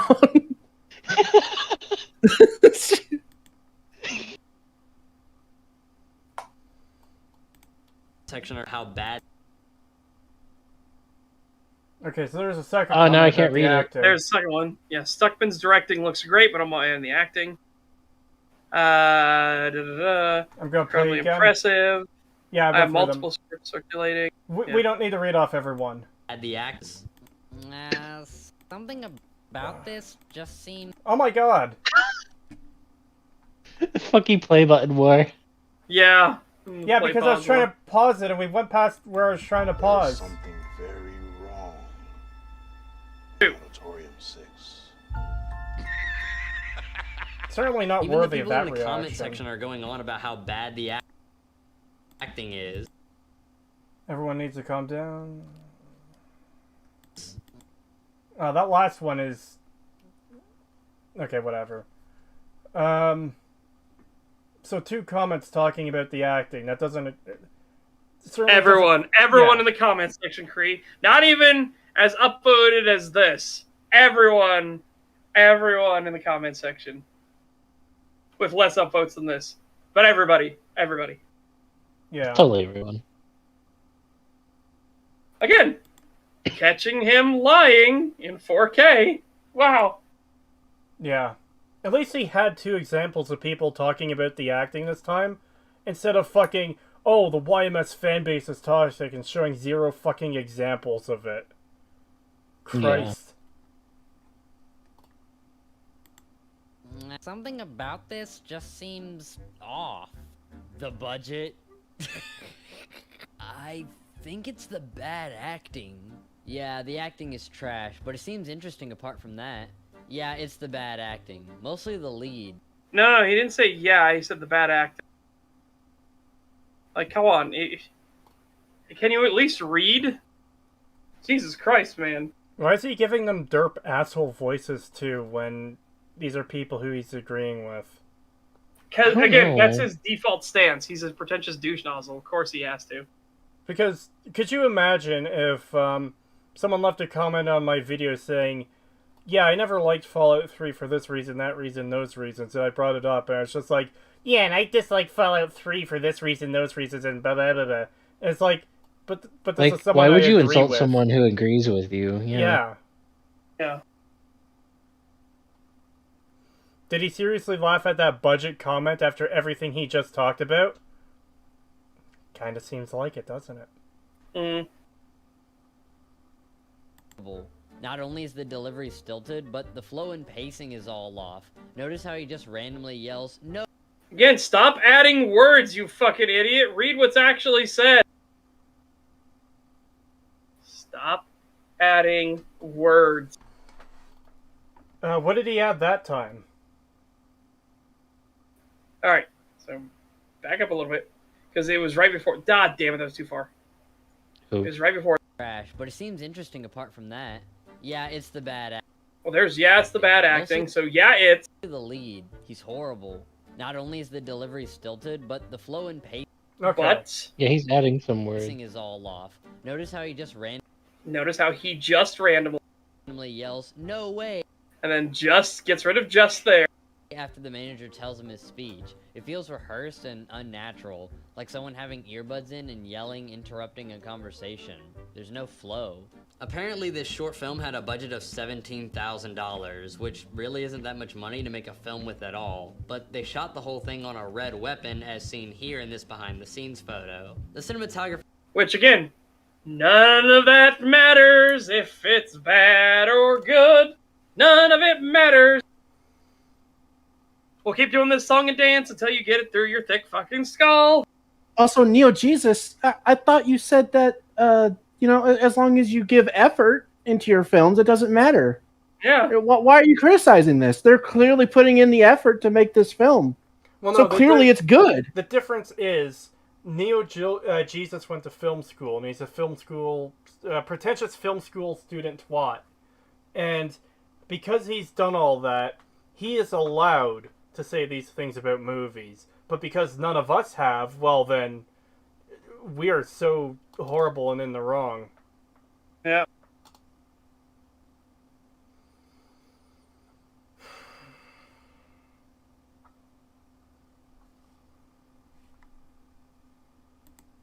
He was named Greg Krause, a cinematographer with over 15 years of experience. On his website, he has a list of all the gear that he has available for shoots, and believe me, it's quite an impressive list of camera, lighting, and audio equipment. So it's fair to say that most of the gear used on the set of this movie was provided by Greg Krause. Okay, again, none of this matters. None of it matters. Yeah. It's still an assumption. Just Jesus Christ.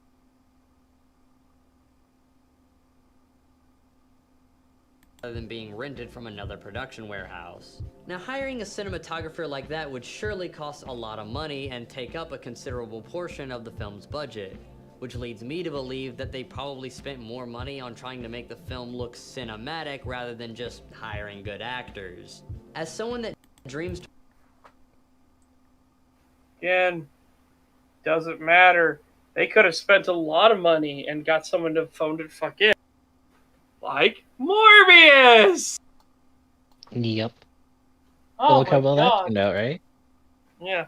You don't get it, though. Jared Leto was totally into it. He walked everywhere on crutches on the set and held up production. I don't think he phoned it in. I think he's the fucking weirdo that just isn't that good of an actor. Oh. He likes to use method acting as an excuse. As an excuse, for sure. Yeah. Who phoned it in, then? How do you think? I don't Matt know. Smith, baby. Have sex.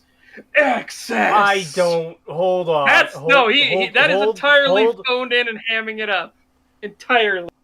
Is that phoned in? Because I thought phoned in was not caring. It looked like Matt Smith just had a lot of fun with it. He probably did. It's Matt Smith. He likes work.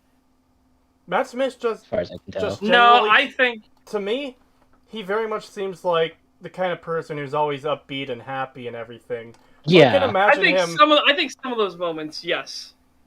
But I think some of the more where he had to be darker and stuff moments, he just seems like he's phoning it in. Like he's not actually not trying to be intimidating or anything like that. Well, no, because he was able to do like intimidation really well in like Doctor Who and stuff. Yeah. Oh yeah. I don't think he necessarily phoned it in Morbius. That reminds me, Cree, we should really watch A Town Called Mercy together. What? What? You A cut Town out a Called bunch. Mercy. What's that? It's an episode of Doctor Who. Watch Oh. together at some point. All right. Yeah. Did anybody try in Morbius? Yeah, Leto did, but he wasn't very good at it. Oh God, the fucking plot holes are they're everywhere. I think the movie is more plot hole than it is actual foundation. It's like, good fucking God. So, do you need a doctor? I am a doctor. What? You would have seen this crippled gimp walking up to the helicopter long before this. Why are you acting like this is the first time you've seen him hobbling around? Like, what the fuck? But two, you show that these bats consume living flesh, and he's just gonna stand there, cut his own hand open, and hold it up, and all the bats are going around the trap. Oh crap! Oh crap! Oh crap! None of them are going in the trap. And then suddenly he's fine. It's okay. I wonder. What happened? I wonder who came up with first, Batman or Man-Bat or Morbius. Probably Man-Bat, honestly. That wouldn't surprise me. Oh, yeah, we can find out. Because they're pretty similar characters. Let's see. Introduced in Detective Comics number 400, June 1970. Okay, that's Man-Bat.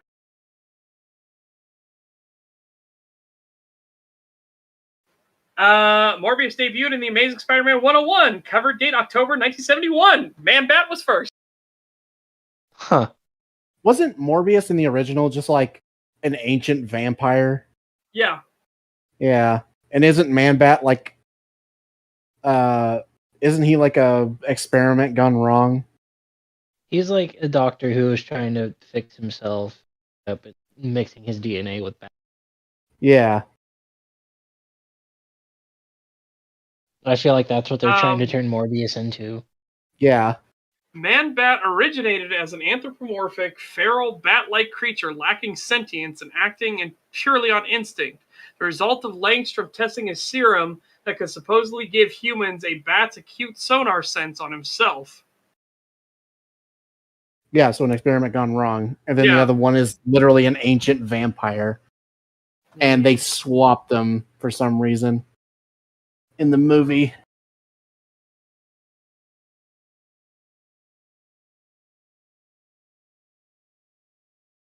He's a tragic and sympathetic antagonist in his initial 2-issue story arc.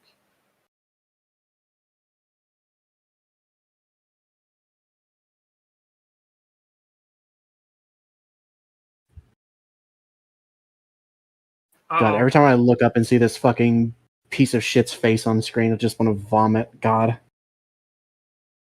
So I'm looking at the fictional character biography for Morbius now. He was raised in Greece by a single mother with a rare blood condition.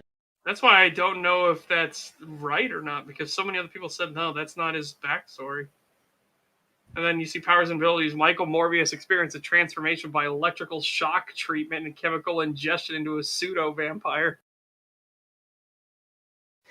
Let me tell you something. I've been through electroshock treatment. It didn't turn me into a fucking vampire. I guess I didn't have the right chemicals put in me. I just had drugs. Yeah, but I guess they weren't. Like I said, I guess they weren't the right chemicals. And by the way, for anyone that's curious, it was electro shock for my shoulder, because I fucked up my shoulder real bad in the Marine.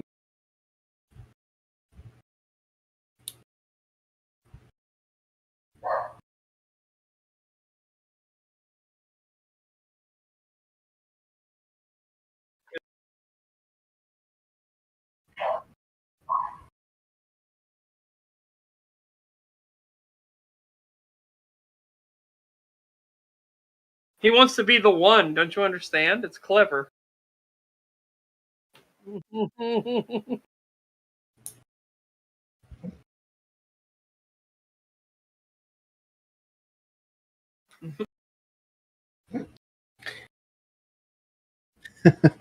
He's on par with Neo from The Matrix and Jesus himself.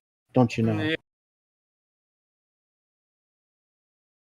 To a filmmaker, you would think that Chris Stuckman would know that having good acting is more important than having good cinematography. Wait, hold on. Which you yourself have fucking contradicted. Yes. Throughout this video. Fuck you. What the fuck? Okay.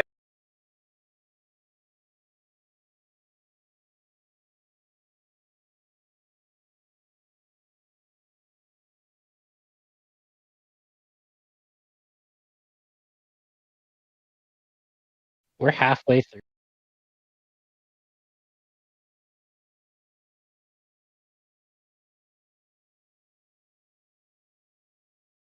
Well, I mean, we could try. Let's go. 6-hour stream, baby. Let's go.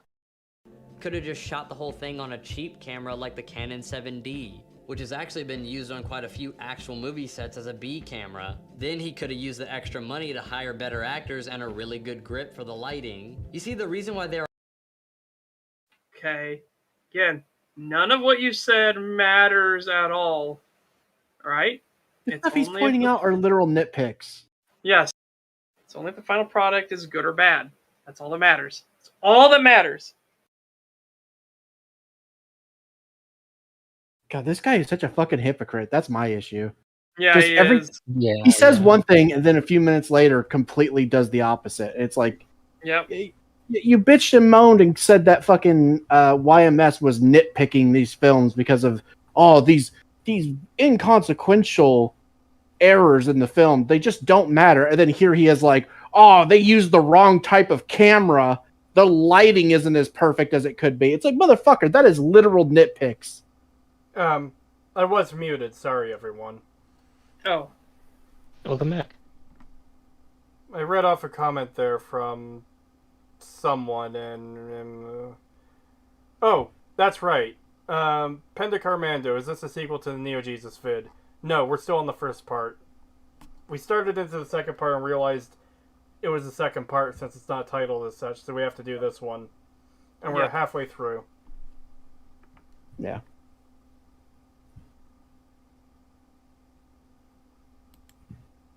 There are actual big budget films that still use these inexpensive DSLRs is because they have the lighting crew to make these cameras look just as cinematic as anything coming out of an ARRI or RED camera. With the Again, none of this matters. I like that. Rules for Cree, but not for we. Yeah. Right lighting, you can make any basic DSLR camera look good. So ideally, when making movies, you should spend a good chunk of your visual budget on lighting and another good chunk on hiring good actors. But instead, Chris Stuckman decided to make the camera one of his biggest priorities, and he gave us a film that looks really good, but is really poorly acted. Which I'm sorry, you still haven't really shown that. You showed one clip of a guy giving a very standard, just kind of above, okay, slightly above average, like take, and then a bunch of people in the comments just saying, or well, not even a bunch of people in the comments, just like a very small handful of people in the comments saying that the acting doesn't seem quite right. Yeah. Not just that, but the line that was delivered wasn't like an extremely emotional moment, or it wasn't a tense thing or whatever. It's just basically an establishing line. Hey, weird stuff happens in Theater 6. Yeah. Like, okay. You're not going to get a knockout performance on a line like that.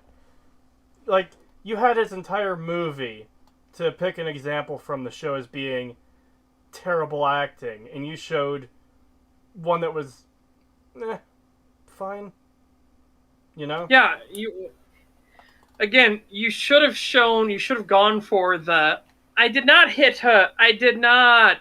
Oh, hi, Mark. That sort of shit. Yeah. That would have been like instantaneously. Oh, yeah, that's terrible. It's terrible, but in a good way. Yeah, but again, those one of those movies, it's so bad, it's endearing. Like Birdemic, it's so shit that just walking around, like the birds have attacked everybody. They just walk around the forest, and the guy gives them a lesson about how the trees and everything like that. Now he's really exciting, interesting. It's like a nature. It's like one of those like Bill Nye moments, and then he's like, "Wait, I hear birds. I gotta go." Oh yeah, I know it's the entire. Yeah, this dude just like comes in, gives a speech about how great trees are and how great nature is, and then just, oh no, the birds, they come, I must go. Yeah, and it happens at the beach as well. He's talking about like the plastics in the oceans and everything. He's like, wait, do you hear birds? And he runs off too. It's like, what the fuck? Yeah, it's so fucking weird. And then of course, like the ending of the movie, the birds just leave. It's like, what? Okay, bye-bye. Bye-bye. Yeah, God, what a fucking weird movie that was. Yeah. Again, it's a movie that's so awful that you should actually watch it because it's that bad. You will not believe how awful it is. I got the big fish. $1 million. It's like, oh, and it's like 5 minutes of following the guy around as he fuels up his really expensive car and goes to work. And then he gets a guy, he's in a sales department, and he's like, yo, thank you. Woo! What'd you do? I got the big fish. $1 million. Oh God. Yeah, that movie. Yeah. That movie is. Woo. Oh, and then fighting off the birds with a coat hanger, and the birds the are just coat hanger CGI. scene. Yeah, they're just they're CGI pasted on top of him, going wee wee wee wee wee wee as he's swinging his coat hanger around. Yeah, they just have coat hangers that they're swinging around. Oh, dude, seriously, that movie is legendarily awful. Oh God. It was brought up earlier, but have either of you, I'm pretty sure Artemis has, but have Cree or Satch, have you seen Who Killed Captain Alex? No. Oh, we need to watch that. Oh my God. We need to watch that as well at some point. We don't need to watch it today because I really want you guys to see the amusement thing. Yeah. But yes.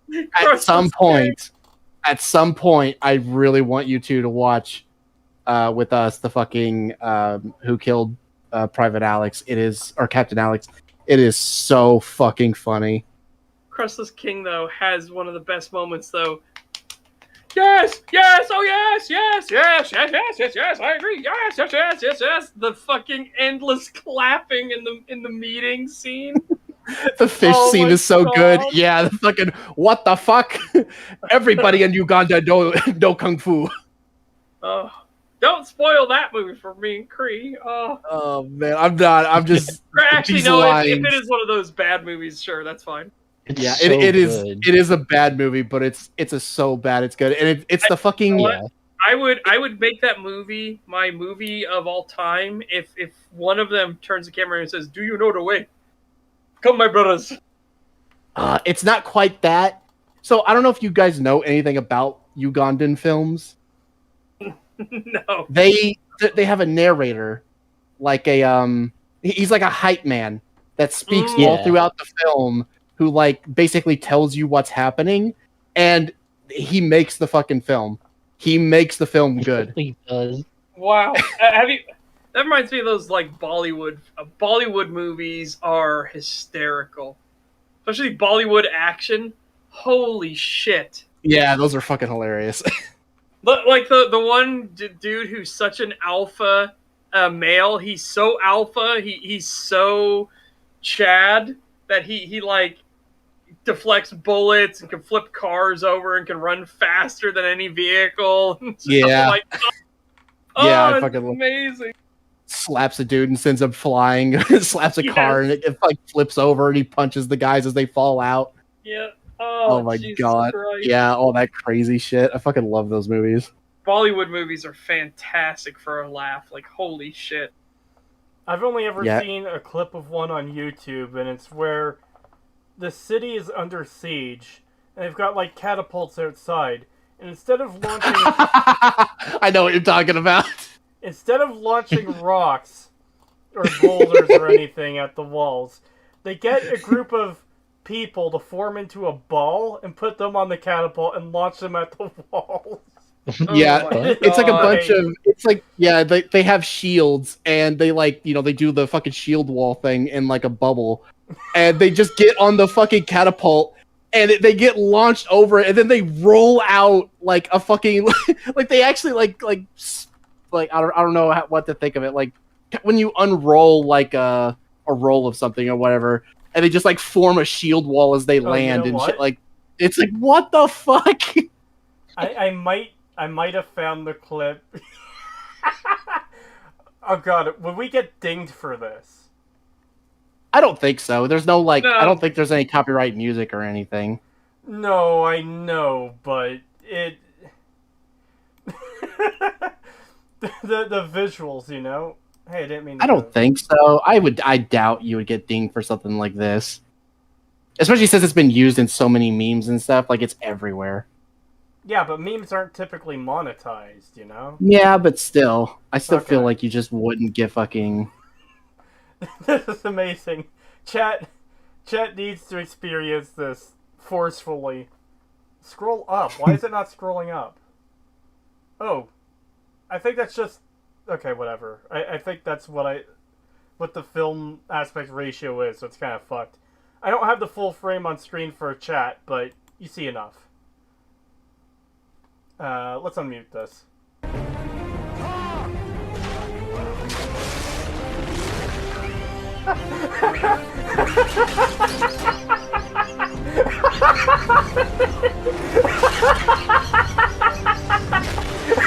Damn, are you okay? Holy shit.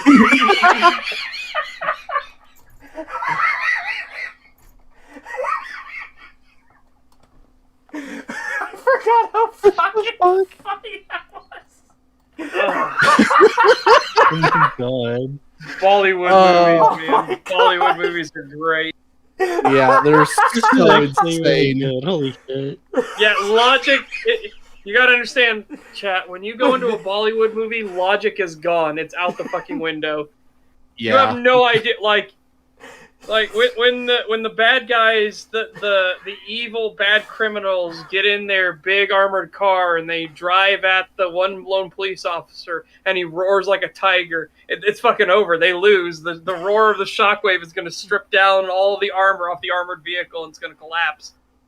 God, have you seen that one where like it's their version of the Terminator and it's just like he pulls out like a million guns and like all that kind of weird shit and like he picks up all the cars and stuff and just like maneuvers them like a fucking giant robot and shit and just all this other crazy bullshit. Mm-mm. It's so insane. I'll have to find that clip later. I do know there's actually a Chuck Norris in India for Bollywood, and he is the funniest fucking thing I've ever seen. I need to grab this comment. Damn, it's better than the Thor CGI. It actually is. It actually didn't look that bad, honestly. Yeah, honestly, for what it was, it's extremely silly, but like, just fucking hilarious.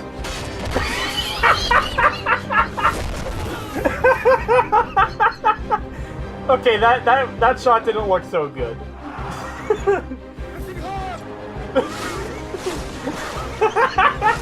Look, they don't even have catapults, they're using trees! Yeah.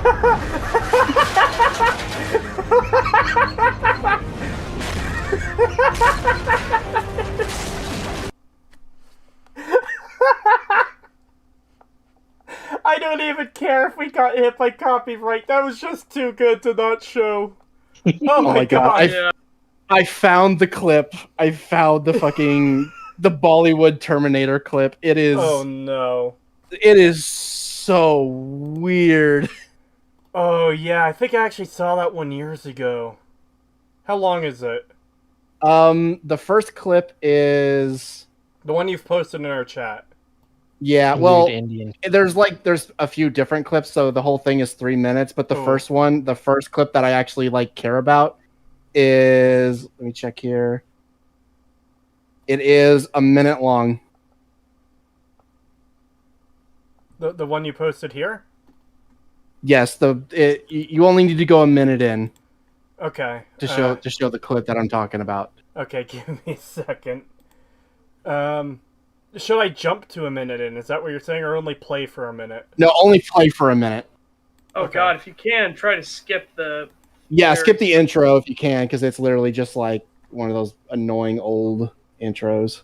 Oh, okay. Oh, yeah. Nope. Oh, God. I forgot I had audio on.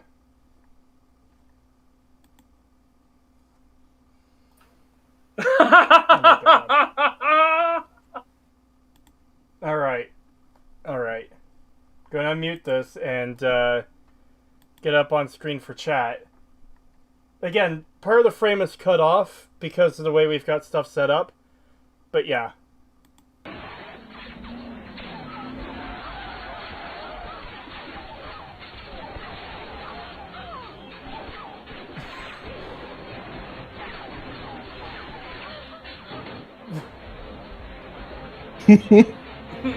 Wait, there's cops.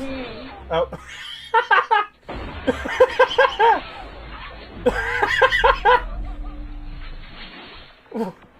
Why didn't you do that in the first place? Hold on. If you could just grab all the guns. Oh no, just wait. It's so much fun.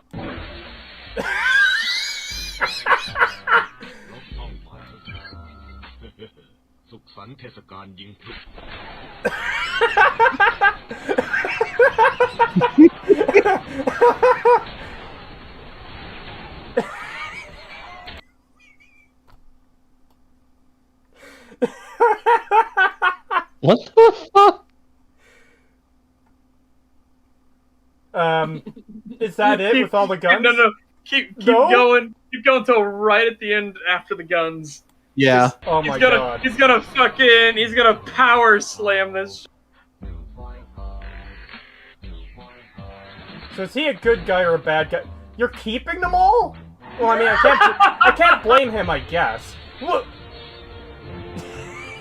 Fucking slams that just fucking basketball slam dunks on those guns. What? Oh god.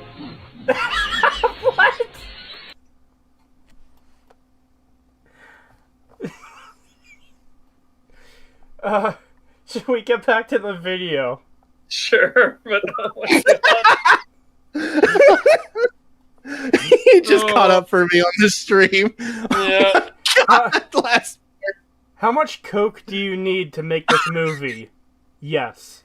Oh god. Oh man. Like I said, Bollywood films are fucking magical.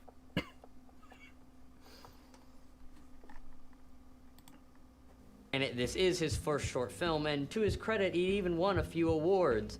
But all the awards that it won come from film festivals that have websites that look like this, with this weird white square in the corner for some reason. And all the awards that Chris did win had titles like Special Mention and Best Director of Ohio. Because there's just so many directors hanging out in Ohio. Yeah, fuck you, dude. You are a piece of shit. Well, okay, one. Asshole now. Fuck. Yeah. Do you notice something here? Neo Jesus, maybe you figured something the fuck out here, and you didn't even realize it. Maybe awards are fucking meaningless, and you have shit like this getting awards. Okay? Well, you don't actually know if his movie is bad. Yeah, we don't know if it's bad, but Best Director in Ohio, that sort of shit, those are the type of awards that get out there, and they do that specifically so these fucking movies can say they're award-winning. That's why those fucking awards exist. It's an inherent problem in all of these award fucking things that Hollywood goes for. It's Jesus Christ. I'm gonna those. Give a little secret to everyone right now. 99.9% of fucking awards and award shows are fucking circle jerks. Especially in Hollywood. Years ago. Hollywood is notorious. It is notorious for the awards being bought and paid for. Yeah. They are literally called for your consideration campaigns. Okay?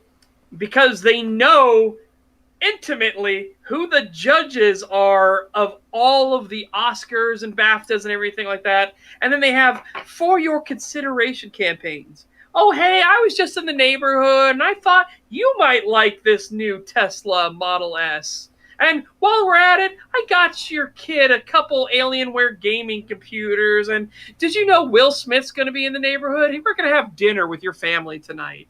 Remember, keep in mind the King's Men. It's just for your consideration. Oh, all this other stuff like that? Oh, it's just gifts we're giving to you. We really would like if you would keep in mind Smith's wife's name out of your mouth. Yeah. Yeah, literally, it's just one of those things. Like all the Oscars, the BAFTAs, all that shit is completely fake. All of it. They are notoriously rigged. Take care, Geiger. You have a fantastic evening. Yeah, have a good one, man.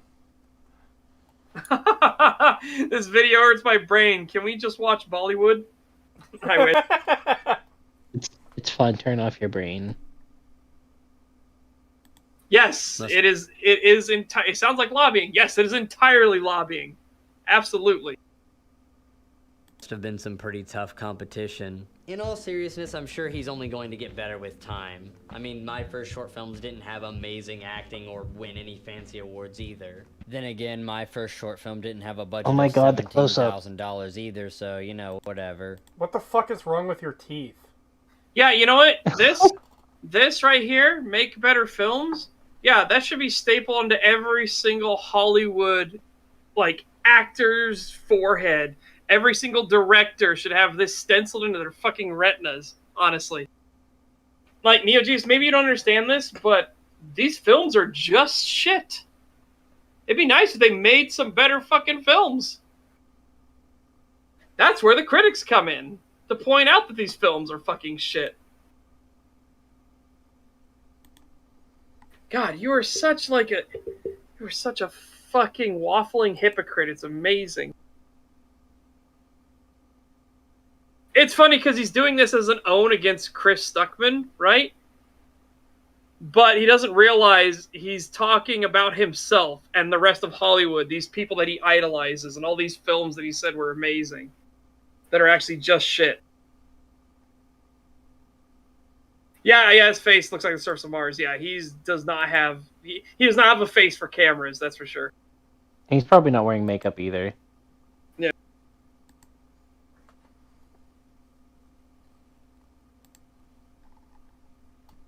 He hides his disgusting teeth with text. Yes, his teeth are pretty gnarly. Yeah, it's like a fucking... I don't know, goblin mouth. Maybe don't do close-ups of your... First of all, in general. But yes, don't do close-ups of your fucking mouth. Because no one wants to see that shit.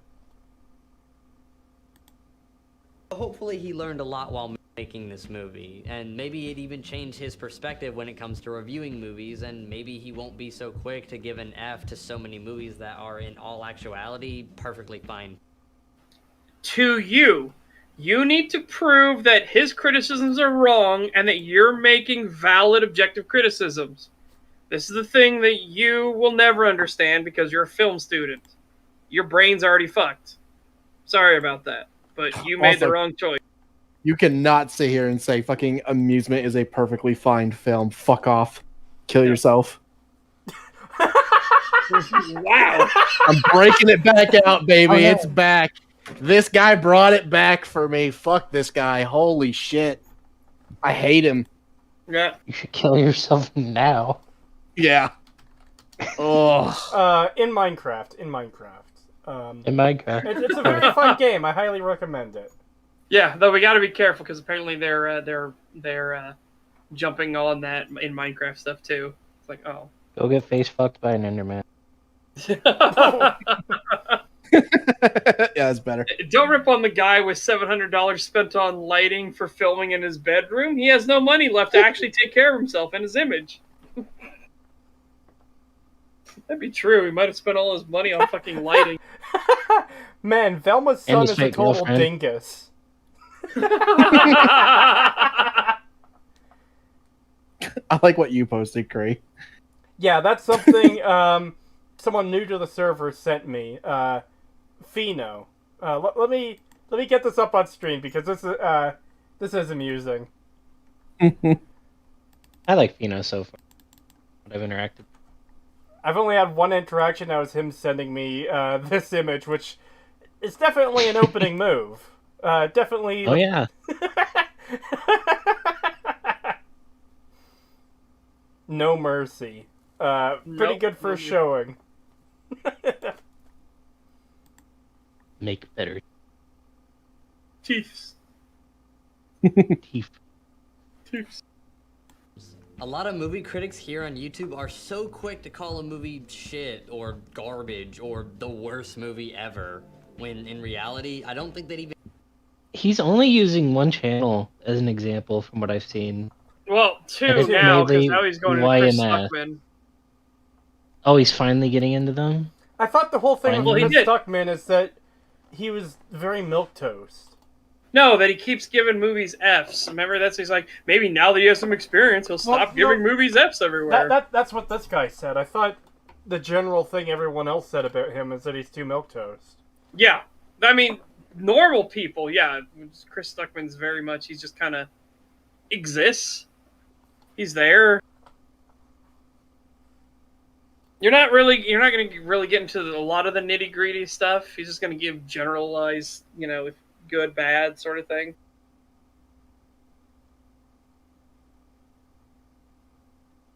Well, I already question his ability to criticize movies because he has a fucking Looper poster up there.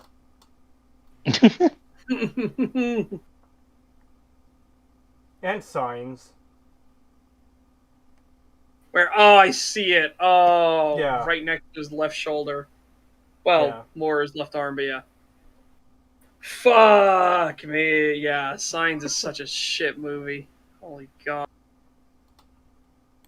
Maybe it's just posters of movies he's reviewed? Huh? Maybe it's just posters of movies he's reviewed. Possibly, but I don't know. I don't get the great urge to put up a Fallout 4 poster in my room, you know? Or an Amnesia Rebirth poster, especially in... Are you sure? Fuck that Amnesia game so Rebirth. Oh, so good, though. Amnesia Rebirth makes me advocate for violence against women.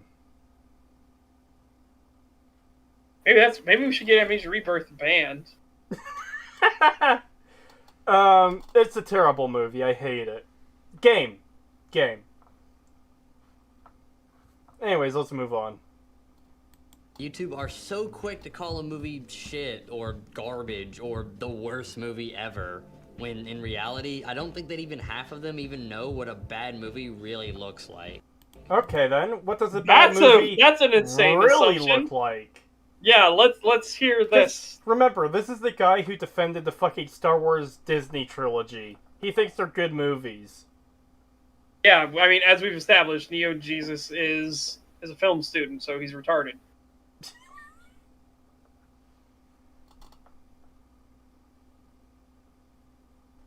Now, I frequently attend a lot of different film festivals in my local area, and I can tell you that if you're someone that thinks that something like Transformers is a bad movie, then try sitting through 10 short films made by some 13-year-old kid with a cheap DSLR and a Rode video. Oh my god, you disingenuous cunt. Whataboutism is a fallacy, you fucking idiot. Do you notice Transformers is still a shit movie. Yes, but also, do you notice the big difference here? One is a 13-year-old making their own film by their fucking self. The other is a multi-billion-dollar fucking studio. You know what? Children who are passionate about making movies but don't have the ability or skill to yet, they could go fuck themselves because Michael Bay's Transformers gets criticized too harshly. Yep. Fucking hell. I don't even think I need to make an actual argument there. Just mocking that entire idea is enough. Yeah, again, so for anyone that doesn't know, this is what whataboutism looks like. It's fucking insane. Oh yeah, Michael Bay's Transformers is bad? Well, what about these 13-year-olds who make their shitty movies and I have to sit through and watch them? Hey, at least Transformers gets talked about. The G.I. Joe movies never get talked about. I don't even... You know what's funny about those movies? I knew they existed. I saw bits and pieces of them, and then they're just like, poof, gone out of my mind. Yeah, really? They're so How fucking forgettable forgettable. they are. They are. Yeah. I watched them years ago, and I don't remember a fucking thing about them. I remember one scene where, like, I think the Eiffel Tower falls over, and, like, Snake Eyes fights the white one on, like, a falling building or something, and that's it. Yeah, that's all I remember from those films. I don't remember anything else. Yeah. I They entirely just tried to forgot. copy Call of Duty. I entirely forgot they existed, and I wouldn't have been reminded until today if I wasn't for the fact I watched Friday Night Tights, and Jeremy complains about hating those movies because he loves G.I. Joe and he thinks those movies are like really bad.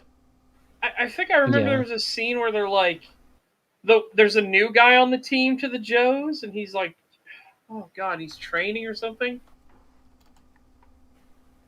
Like they have that usual drama of like the new guy who doesn't quite fit in yet or some bullshit. Jesus Christ. And it's some like world apocalypse going on at the same time, so it's like the bullshit, none of that matters. Like why the fuck are you like why the fuck does any of this matter? God damn. Like my brain, I am trying hard to like remember anything about G.I. Joe. And I know I've seen it. That's the worst part. That's just how forgettable it is.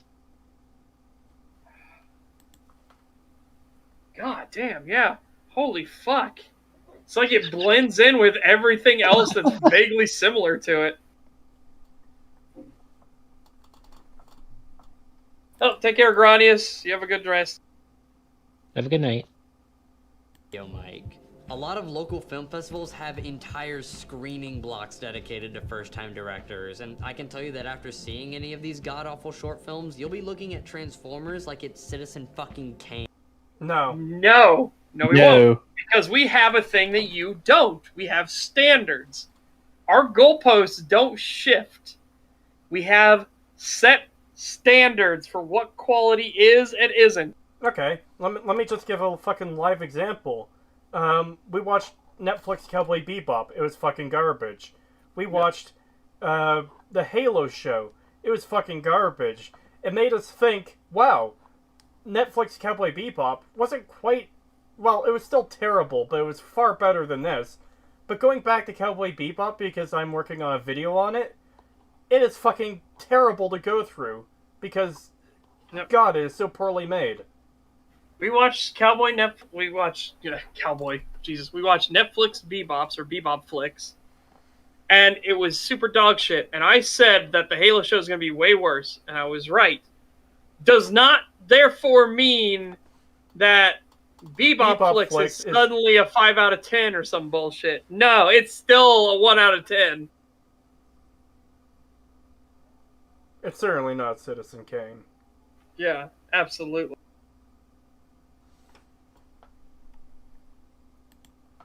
When you budget Hollywood productions to the kind of shit that you would see at your average film festival, you'll quickly find out that most movies that come out in theaters are just average. No. They can still shit. Again, if you have actual standards, if you have actual quality standards that don't fluctuate with the tide or with your mood or anything like that, then they're going to be shit. If they're shit. If the movie's bad, then it's bad. It doesn't matter what the budget was. Doesn't matter how hard the team worked to make it. Doesn't matter whose time if it was their first time ever. Doesn't matter. If it's bad, it's bad. Like, now, the last movie I went to go see in theater... Oh, sorry. Go ahead. Now, you can obviously be like, hey, this is shit. However, I understand it's your very first project ever. So, yeah, it's shit, you need to fix it, but you can only go up from here.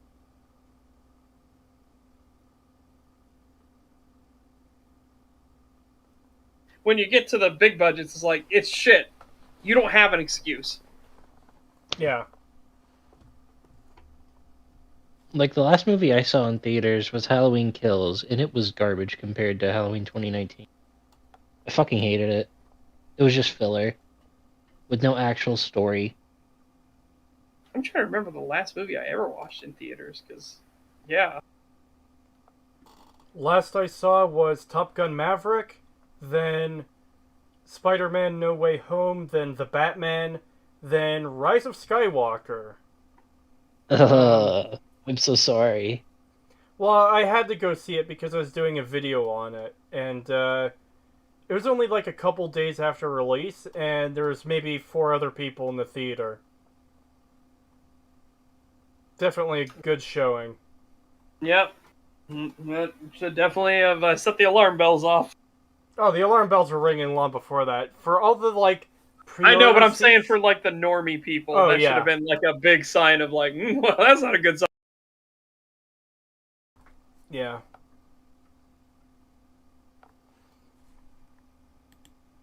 But marketable to film critics, so what you often get is a lot of people pretending as if every bad movie that comes out is complete and total garbage, and every good movie that comes out is just okay. Point to them. No. Okay, you need to point out this. You've made a claim. Show us your evidence. Because I watch a lot of people who do film criticism stuff. Probably all the people this guy... Well, not all of them, but all the ones I watch are probably people he hates. YMS, Red Letter Media, Mahler and EFAP. Like Critical Drinker. They'll talk about the problems with a movie, but they won't say, oh, it's totally worthless garbage. Red Letter Media specifically will say, you know, hey, Jay, do you recommend this video? Well... Not to most people, but if you like this kind of movie, you should maybe check it out. Or, you know, hey Mike, do you think people should go watch this movie? It's like, yeah, this movie, maybe if you like dumb action, it'll be fine. Or whatever, you know? Yeah. And then you'll watch Shooting Gophers or whatever that was. Exploding Varmints. Exploding Varmints, yes. Like, this is a movie? It's like, it just seems more like a snuff film where a guy was really excited that he got to go out to a farm and shoot varmints.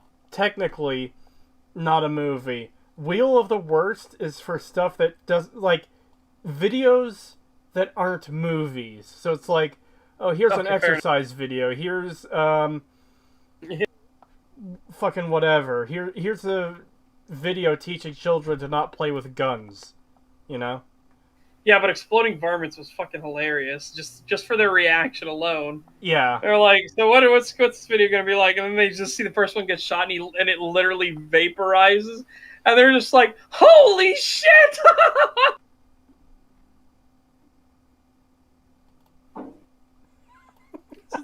They just couldn't believe it. And then it immediately goes into another one, like getting blown in half. And they're like, what the fuck?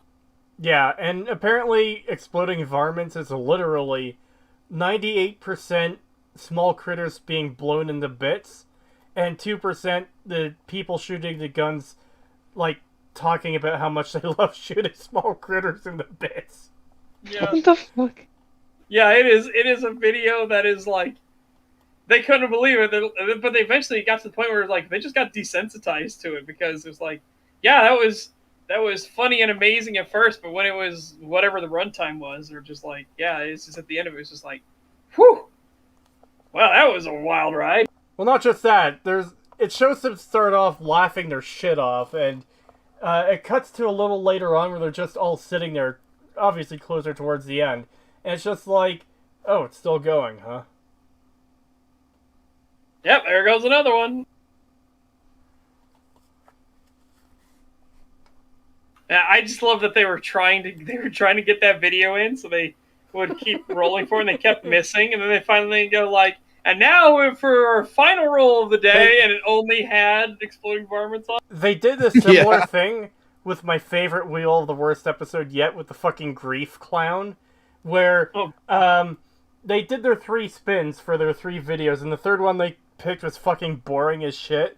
So, Rich Evans just storms back into the room where the wheel is, and he tears the thing off the wheel, and they even add, like, an explosion visual effect. And they watched the Grief Clown video. It is one of the funniest fucking things they've ever done. Oh, God. I'll have to watch that one. You haven't I haven't watched... No, I haven't seen Grief. I haven't watched a lot of their stuff. Okay. I recently watched... The 3 of us will have to sit down at some point and watch the Grief Clown episode. It is amazing. I recently watched an EFAP where they covered them, where they were talking about Kenobi. Kenobi, and oh boy, they had some takes. Yeah, they had some pretty shit takes. What was that, Aramis? I'm planning on watching them cover Kenobi. Yeah. The EFAP. Yes. Yeah, I highly recommend because those are very good. I was playing Postal 2 when I saw that. When I watched that episode, I was playing Postal 2 for the first time. Nice. Currently halfway through watching a 2-hour-long video Rags made. Responding to a weirdo? Yes. Yeah, how the worst response video you've ever seen. Have you got to the His clown... second response. Have you got to the clown argument yet? No? Oh, okay. No spoilers. No one spoilers. Yeah, no spoilers. Holy shit, that is amazing. Yeah, it is great. I watched that whole video. It is so good. Watch it. Yeah, just you wait. It is. Continue watching the video when you can. Speaking of, it was the. Let me find it. No, I'm pretty sure we know the one you're talking about. The worst response video. This is the worst response I've ever seen? Yeah. Yes. Yeah, that's what I'm talking about. about. That's what we're talking about, too. Okay. Trust me, you'll know about it when you hear them start talking about clowns. Yes. Okay. Not cynicism sells. My main issue with this is that these critics are so popular that it has an impact on the general audience and how they view movies. Okay, that is a good thing. People are taking movies and thinking more critically about it. That is a positive change. Yeah. Highly, highly appreciate that. Yeah, people being more critical of the media they consume is a good thing.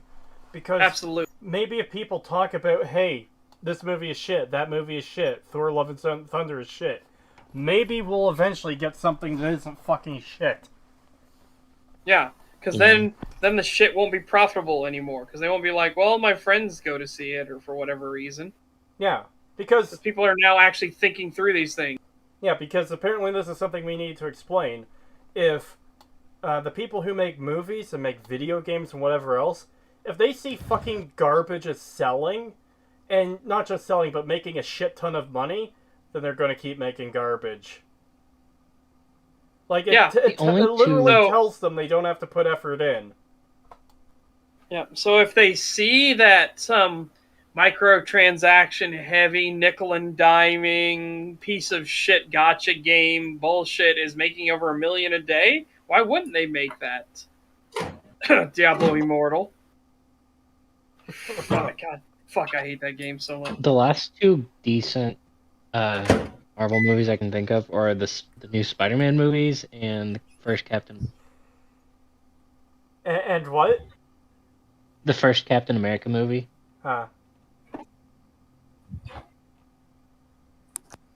I just find it amusing how it is suddenly beep. Yeah. Pagan sneaking out and cheating on us. Cheating on his diet. Yeah. Well, to be fair, I was tempted to order food a little earlier and didn't. Maybe I will at some point. My stupid microwave. My stupid microwave messes with my headset and makes it like turn off and on and shit. So when I go to mute it, it just unmutes itself, and I'm like, "Fuck you." Beep. It's like you're literally that countdown reel. Beep. Well, we got to 2, everybody. People are often give a movie a good review because being cynical and spiteful towards 90% of movies is now the norm. And this makes it hard for. Okay, now No. It's not cynicism and being spiteful. Do you understand why it's the norm? It's because being dog shit is the norm now. Making shit films because they're the audience don't think they just go consume is the norm now. And it's because of people like you, people that want people just stop thinking and consume. It had a lot of effort put into it. Something like The Green Mile or Shawshank Redemption could not be made today. Absolutely not. Yeah. Not because of any like retards crying about political stuff, but because there isn't a fucking action scene every 20 minutes. Yeah. In fact, I'm shocked that Everything Everywhere All at Once did as well as it did, considering the fucking themes and stuff that it's dealing with. And Oscar Mayer wieners. Okay, stop. You're no. But yeah. How could anybody possibly get what I'm talking about? Oh with that? God. No, but I mean, I just, yeah, I just don't want to give anything away about that movie, you know? Yeah, again, how could anybody possibly get that? The fact that it's related to something that's going to be in their mind while they're watching people do fucking taxes, okay? Yeah, but nobody's going to think of that. Nobody's going to think of what it actually is. Nobody. No one... Okay. Let's just move on. I had a question real quick. Yeah? Good. Before we started back. I was wondering what you guys were thinking about the second remake of The Last of Us 1. Yeah, fuck that. Just so they can go back and course correct some of the shit that shows they didn't know what the fuck they were doing and talking about. And like, I just looked into unrace Tanga's swap. server. I wonder if they're going to unrace swap the Doctor now. Oh no.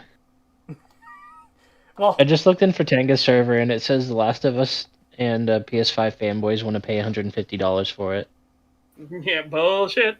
Good luck with that. Also, it frustrates me. I know the powers behind one aren't the powers behind the other, so one can't make the other happen, but we're getting a remake for The Last of Us, which came out, what, about a decade ago? Yeah. It's a very new game in the grand scheme of things. And yet we still haven't really gotten is. a fucking quality remake of Legend of Dragoon, which is a fucking amazing game. Ah! I just want to see more on Dead Space, honestly. I just wish they would remake Resident Evil 3 at some point. Still hopeful. Resident Evil 2 was pretty good. Maybe one day they'll make Resident Evil 3 remake. What do you mean? The remake for 3 was perfect. Oh god, yeah. Shit, maybe I should do a video on.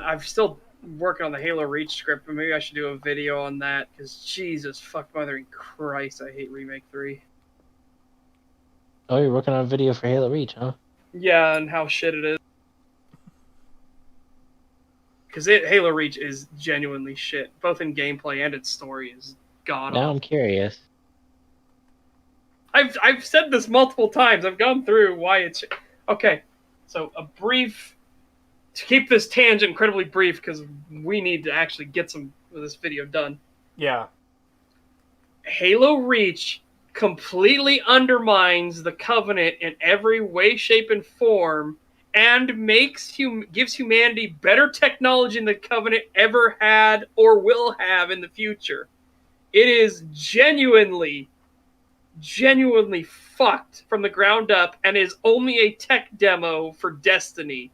It has nothing to do with Halo at all. I think that's Fucking because hate it. Microsoft had a contract for them to make 2 more games before Bungie left their last game. And so they thought we might as well experimented. half-ass it. Yeah, and they experimented with Halo so that they could make their magnum opus, Destiny. My favorite thing about Reach is the aesthetic. That's about it. Oh, I hate the aesthetics. Oh my god. It looks far more military than it does Halo. Not really, no. The Spartans look too fucking goofy. Master Chief looks more utilitarian, which is what the military should look like. The Spartans and Reach are just goofy, awkward amalgamations of a bunch of random armor bits. I fucking hate it. I hate the way the Spartans look. Granted, again, the Spartans looking that way doesn't change any of the actual substantive things, though. It's just in a personal pet peeve of mine. Yeah. But it doesn't stop the Spartans from being retarded. Like, them being Spartan 3s actually destroys the entire universe. That literally cripples everything. Because if Spartan 3s exist, it means logically they made more Spartans after John, so where the fuck are the Spartans on Earth? How the fuck do you not have Spartans on Earth? They all died on Reach. That which makes Come on, no man. fucking sense at all. It really doesn't. It's like, why do you have all this specific generation of Spartans on this one planet? Yeah.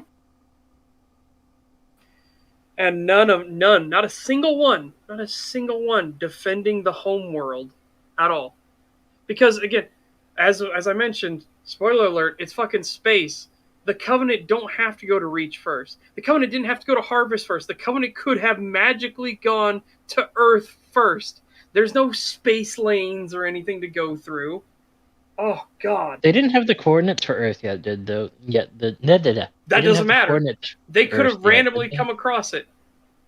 That's how space is huge and vast. Yes, it's unlikely, but they could have literally bypassed every single other Earth planet and suddenly shown up at Earth and be like, "What the fuck is this?" Which kind of happens, by the way.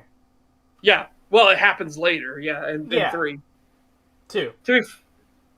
Two. Sorry, you're right. 2. To be fair to them, they thought it was a different planet. They didn't know it was Earth. They thought it was just another Forerunner planet that was abandoned. Which is why when Regret jumped there, oh my god. Again, though, it makes sense. It makes sense why Regret does it. None of the stuff in Halo Reach makes any sense whatsoever. I think it would have been better if Halo Reach was just the novel made into a video game. Yeah. Yeah, Fall of Reach as a video game would have been great. It would have. Especially if they could expand on certain areas. Like, we get that they do missions and stuff, but we only ever see one of their, mission against the rebels, Yeah. Why couldn't it have been the Spartan 2s? Why couldn't this literally have been the Fall of Reach story? All the Spartan 2s die on Reach. Why couldn't it have been the Spartan 2s to begin with? Again, they got all the Spartan 2s together because they were actively going out on a mission when the Covenant showed up. They were leaving Reach, and this is a very dangerous mission, so they decided, we're going to gamble. We're going to take every single Spartan 2 we have, because we're going to need them, to go capture an enemy ship and fly it to the Covenant's homeworld, if we can find it, and kidnap their leaders and say, hey, we need to fucking negotiate a peace. That was the plan. And as the Pillar of Autumn is getting set to leave the system, suddenly massive alarms go off because the listening outpost saw a huge fuck-off wave of Covenant were coming. Bigger than they've ever seen before. Yeah, and it gets confirmed in Halo 2 that it's 750 fucking ships. That is a lot of Covenant. Jesus Christ.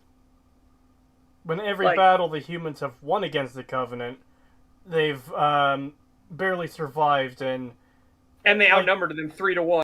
3-1, yeah.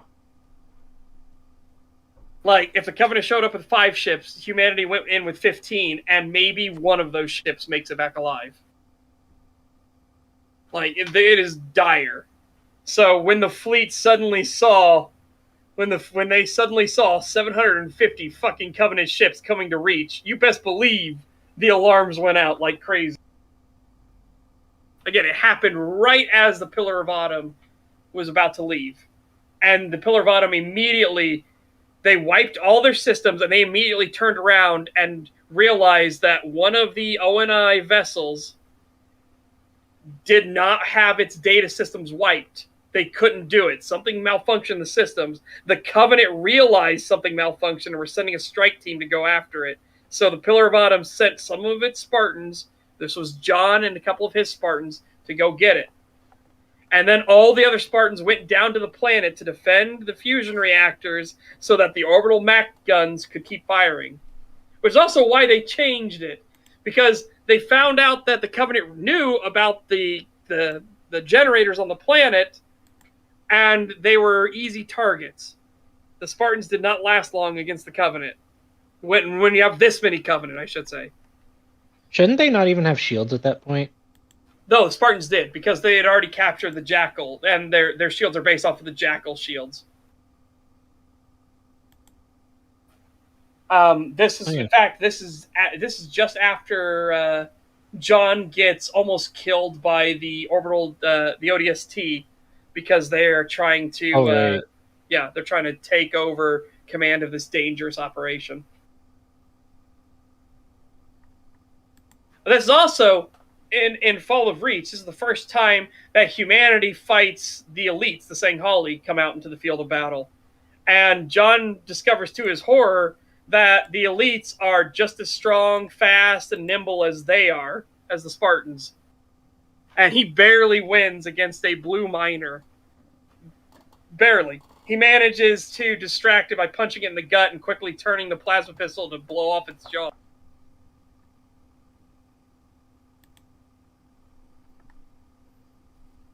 Anyways, we should get back to the video. Yeah, but yeah, so there you go. There's a brief, I know we had a long tangent, brief preview of why I hate Halo Reach. I really do. I'm gonna look forward to listening to that whenever it comes out. Yeah.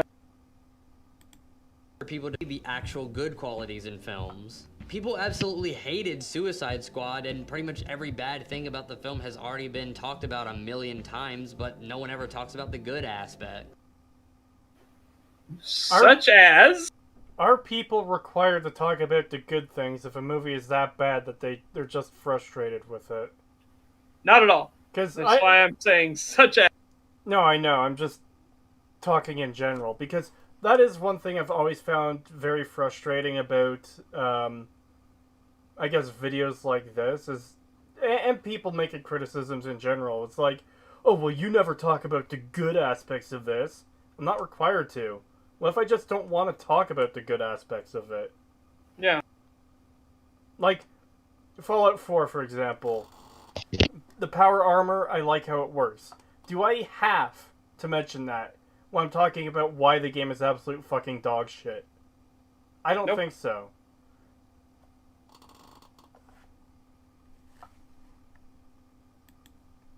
Design, the color grading, the cinematography, all of these were perfectly fine, and they were just as important to the production as everything else, so why are people...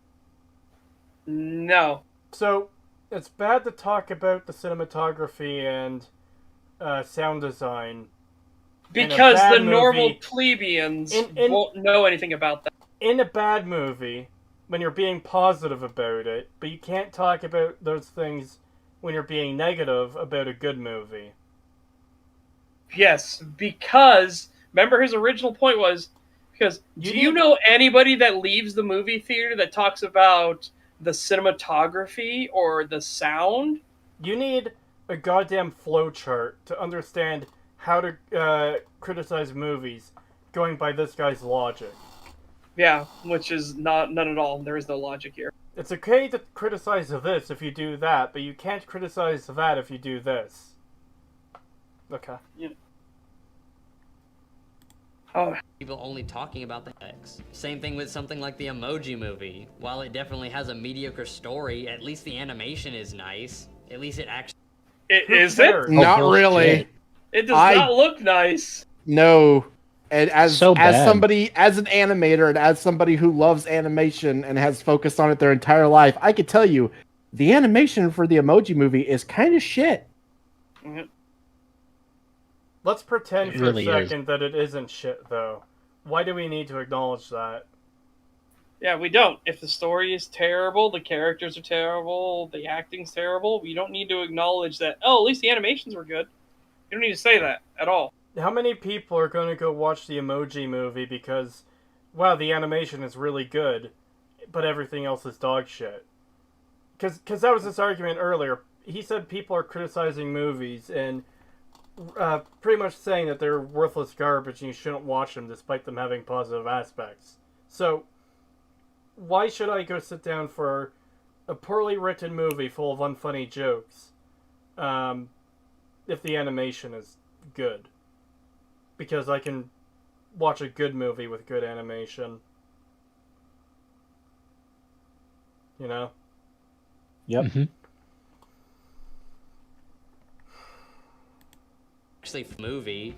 Say what you want about films like Transformers, but at least they aren't this. What's wrong, babe? You look sad. Babe, I have to tell you something. What is it, hon? I'm pregnant. Getting your film distributed is an Fuck. incredible... Okay. Why couldn't you That show was an actual? so out of place. Why couldn't you just show an actual example of something instead of having to literally create something yourself? Because he had to straw man it. He couldn't Exactly. even do that. He had to straw man it. Yeah, this is fucking awful fucking video. Holy shit. Wait, what does it say at the end during those credits? This is 14 and literally my favorite song or some bullshit like that. I'm 14. This is literally my favorite song or some bullshit. What's wrong, babe? You look sad. Babe, I have to tell you something. What is it, hon? I'll grade it. I'm pregnant. And as my first movie, thank you so much for watching. So he's making fun of children again who are enthusiastic about making movies, and their first movie isn't that good. Yeah, because remember, he's a pretentious film school douche. Yeah. I wonder if this guy has any positive traits. Doesn't seem like it from everything we've seen.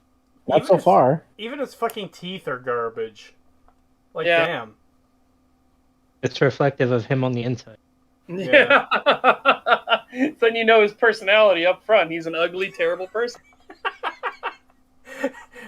Why does the chick have a more pronounced jawline than him? Well, that's simple. It's because beta.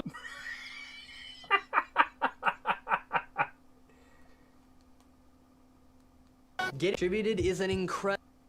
That cut, though.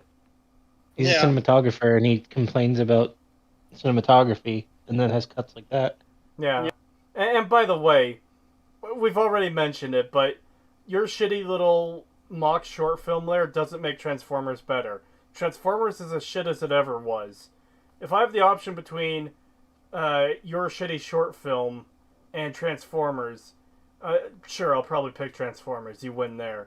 If I have the option between Transformers and any movie that is even slightly better than it, you can bet I'm going to pick a better movie. Well, not even that. Yeah. I would probably pick his shitty short film because it'd be over much quicker. Like, Yeah, Yeah, wow, it's literally just like an instant and it's over. That's actually a pretty good point. Yeah.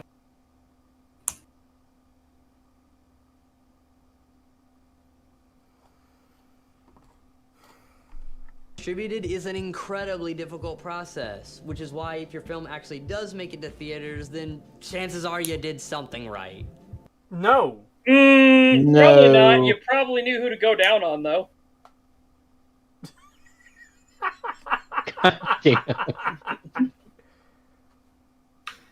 Sorry. Truth in Hollywood.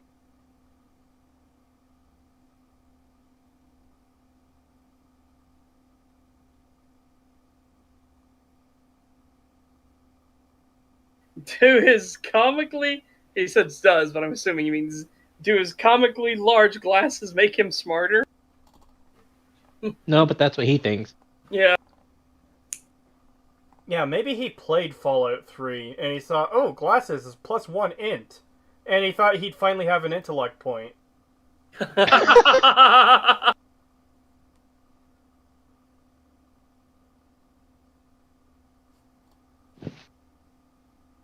At least you can be sure you got some tongue game. Well, hey, if the tongue ain't working, you're not trying hard enough.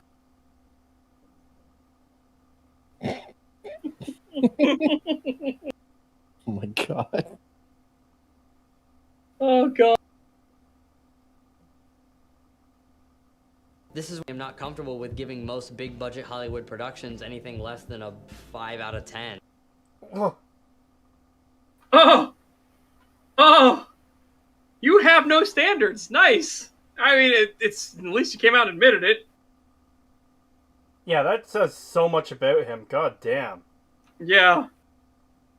Also, yes, I agree. Bartos says the blue light does not complement his skin. Not at all. No. It Because again, looks the like blue he's light. warped. Yeah, the blue light's actually noting all the pockmarks and everything on his skin. It's Yeah. highlighting it. It's accenting it. It's showcasing all of the imperfections. Oh my god, he's the Morbius poster. He is! Well, to be fair, I prefer to look at the Morbius poster. Yeah, same. He is just in the mirror. Like, holy shit, it's opposites. The blue is on the left side. The blue is on the left. Jesus, this guy is a fucking... He's something else, I'll say that. Yeah. Gee, oh, I hate this video! Well, that's 'cause it's dog shit, and he should feel real bad for making us watch it. God. Yeah, this guy is like peak key jangler. Like, you just put some pretty colors in front of him and he'll give it a 5 out of 10 regardless. Oh, I don't feel comfortable giving this any less than a 5 out of 10. Well, it's not just key Wow. jangling. It's an assumption that because anything in Hollywood made it to the big screen, that must mean there's something there too that's good. When that's Yeah. not how that works at all. Like I said, if you made it to the big screen, you likely went down on somebody and knew who to go down on. That's how shit Hollywood is. That's how Morbius made it into theaters twice. Film has to be at least a 5 out of 10 before anyone would even consider distributing it. No. Not at all. Holy shit. Again, Morbius went in theaters twice. Twice. I mean, Morbius has its issues. It's a bad movie for sure. But it's not one of those movies that are like absurdly fucking bad. It's not Black Widow. It's not Thor Love and Thunder. It's not, I know it's not a movie, but it's not WandaVision. You know? Yeah. It's just that, again, he's like giving this mysticism, this, oh, well, there's a high standard to get allowed for film distribution. No, there isn't. Where the hell did you think there was like some high bar you had to pass to get distributed? Yeah, that's... I've never heard that. What it comes down to is if they think they're going to get their fucking investment back. Yeah. Not whether it's good or not. What matters is if they believe it will make money. And even then... Yeah, as Admiral Tony Donning put out, all of the Uwe Boll movies went to theaters, yeah. And that was intentional because they didn't want to make their money back on purpose. Because there was a tax loophole in Germany where if the movie failed to make back its budget, the German government would cover them in tax write-offs. It was a way to actually make more money by failing. In fact, that's actually a killing blow to his argument right there. Yeah. Who did Oh Wait Bull have to go down on to get those movies out? Dear fucking God. I don't think anybody, because I think everybody was in on the tax grift. Yeah. A lot of critics here on YouTube don't understand what a bad movie really looks like, considering the fact that I see tons of these movie critics giving films like 50 Shades of Grey a 2 out of 10. If you it's because it is really bad. And from people that I have heard that are into that part of that community, bondage, sadomasochism, stuff like that, it's a very dangerous movie too, because it gives normies the wrong impression. Not normies will be like, oh no, they look down on us. No. It gives normies the wrong, like, I want to do that, and they don't understand the horrible mental and psychological trauma that can happen if you don't do it correctly. Because after the sadomasochism, you need to have the come down period, the honeymoon period. You have to keep someone adjusted. You don't want them to experience that forever. But that's not what stuff like 50 Shades of Grey preaches. 50 Shades of Grey preaches the weirdo, like, it must be that all the time, abuse and domination all the time. Again, not my side of the fandom. I'm not really into that stuff. But for those that are, that's the thing I commonly hear them say that pisses them off so much about 50 There's something Shades of that Grey does getting it big. way better called... I'm just going to leave it at that. This person seems to be conflating presentation with the quality of a movie's writing. Yeah. That's what it sounds like. Yep. Also, I sent something to the chat. Yeah, I saw. have her take inspiration from another shitty author doesn't make a positive movie, doesn't make a good movie, just makes shit. It's shit inspired by shit, which creates more shit. It's all negative. Hey, could you, like, shut the fuck up? This is What if Jeremy he's Johns. what if he's Go he's right though? Yeah. Like, I haven't seen this movie because zero fucking interest, but same. What if his criticism of this movie, stop showing close-ups of your fucking teeth, we don't want to see it, you cunt. Yeah. What if he's just entirely accurate in what he's saying though? Nope. God, this guy's just a disgusting fucking hobgoblin. I fucking hate him. Yeah. No wonder his fucking avatar is himself looking like the blood's been drained out of him. Yeah. We found the next actor to play Smeagol. Call.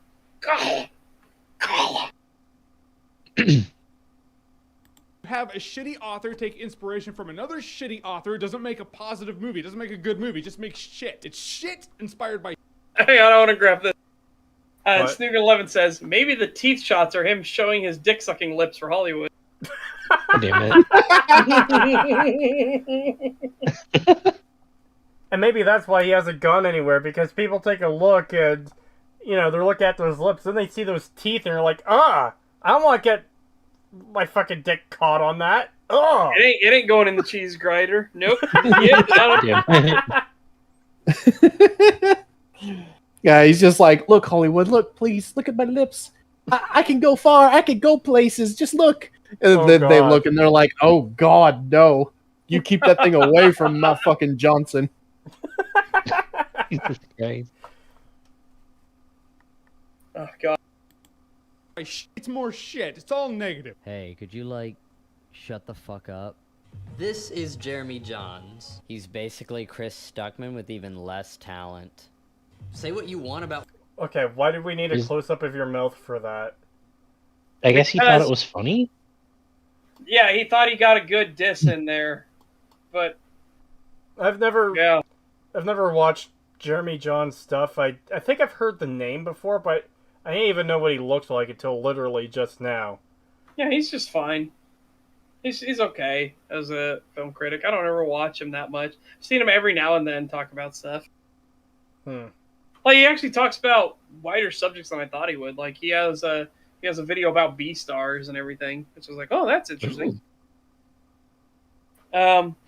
God, fuck! Now I just reminded myself how much I hate B stars and how it ended. Jesus Christ. Yeah, I was about to say, God, if only that could have been good. Yeah, if only the author didn't get burnt out on it and just like try to say, and then it was all good once and for all. It's like, I'm gonna. but mister, do if this we need a at larger ice fever. cube. Fucking furries. His teeth look like he's been filtering hard water for 10 years.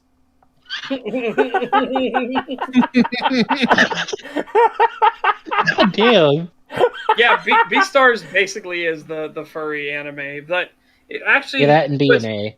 It originally had like a really good idea and concept about carnivores versus herbivores and how society treats them and everything like that, and the herbivores were breeding the instincts out of the carnivores intentionally, which was making them weaker and more pliant and eat more easily manipulated and everything like that. All that stuff got thrown out the window though at the end because they had a fight, and now it's better forever. And the grandfather apparently was a member or maybe the leader of the Poison Gang. That sounds like lazy writing. There was really just so much. Dude, the ending was so fucking weird. He just magics a gun into his hand. Why does he still have that? Yes. They captured him and tied him up. Why does he just suddenly have a gun in his hand? Well, remember, they magicked, well, one, that Komodo dragons have super acid mouth spit. Apparently. Yeah. And when Legoshi got bit by a Komodo dragon, it grew his teeth back instantly. They just, ding! Oh, my teeth are back. Yeah, like, what was that? Also, that shit of him eating a moth somehow gives him superpowers and shit. I'm just like, what the fuck is this? Yeah, what is happening? See, at first, I thought that was just a metaphor. No, that was literal. Yeah, it was literal. That's why I was so fucking, like, dumbfounded by it. I'm like, what is this shit? Yeah, it was during the Riza fight, and he just suddenly Riza's about ready to kill him. The bear is gonna snap him in half, and suddenly, poof, moths. Legoshi metamorphosed into a bunch of moths, and he vanished. How? God, that fucking manga got so fucking bad so fast. Oh, it was so weird. It's like, no, you had a great and interesting concept. I want to know more about the war. I want to know how this fucking whale stopped the super world war. Why? Why did that happen? Why did the war happen to begin with? Why did they stop it? Why did the whale stop it? How did the whale stop it? None of that gets answered. God, is this the manga or anime? It's the manga. The anime's only like 2 seasons in, and if they're just gonna copy the manga, I'm out. Yeah, because Melon is not that good of a villain, honestly. I'm just gonna fucking say it. He is not that good of a villain. He's just the Joker, but less jokery. Yeah, that's what I thought too. I was like, that is the exact vibe I got. Is like he's a watered down Joker, and it's like that is fucking boring. I do not fucking care. Only here they try to give him like some tragic, sympathetic backstory that his mom ate his dad, and then he beats the mom to death and kills her. It's just like, what the fuck? Oh God. I don't know. You'd have to change so much. I have no idea how they would do it. I don't know. Yeah. I don't know how you can save Beastars. It's all fucked. Yeah, you'd have to just completely like veer off. Completely rewrite it. Yeah.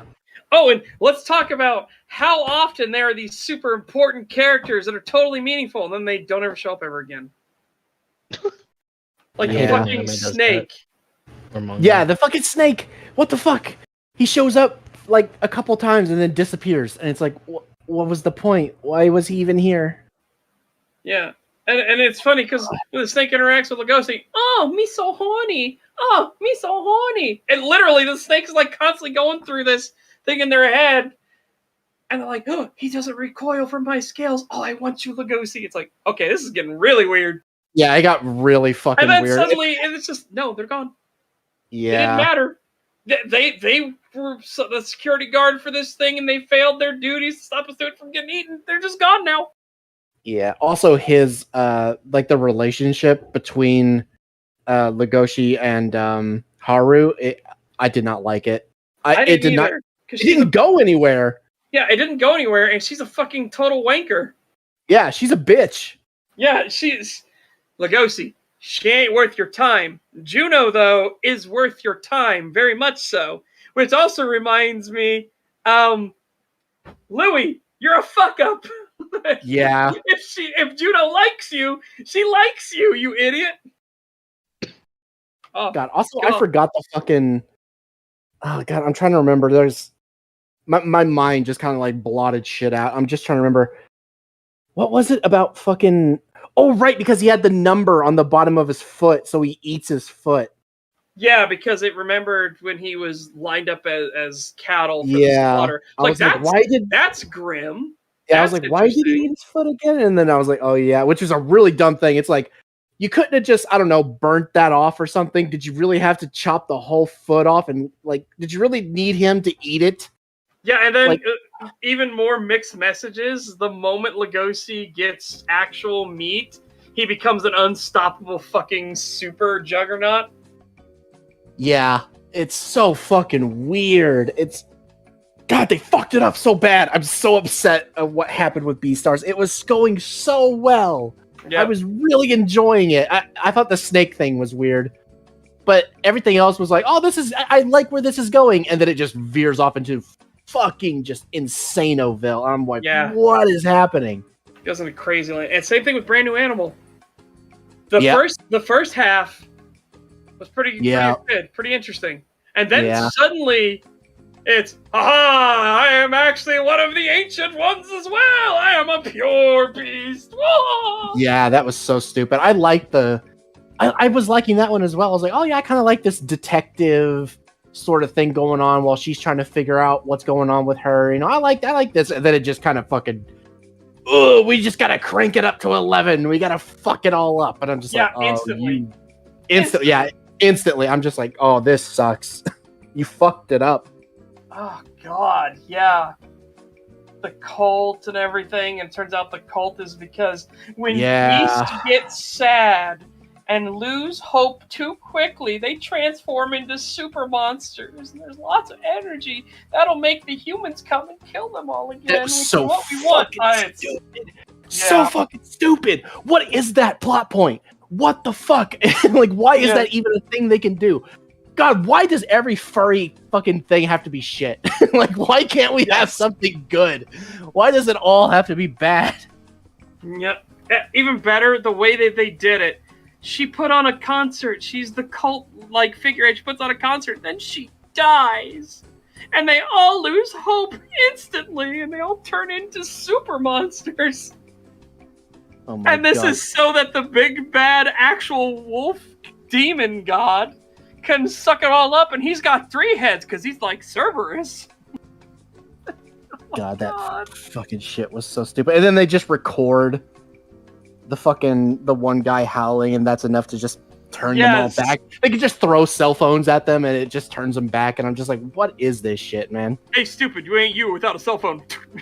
Yeah, it literally, that's how it comes off as. Like, they literally are just throwing them, and it fucking turns them back. I'm just like, this is dog shit. Yeah. Yeah, I found a Minecraft isekai today. Well, Cree already jumped in the ravine. You know, I heard him go. I heard the at the bottom. Yeah, look, I see a couple feathers there. There's the Cisco statue. It's all Yeah, I don't have that one yet. I just ordered that the other day. I haven't even received my Judge Q yet.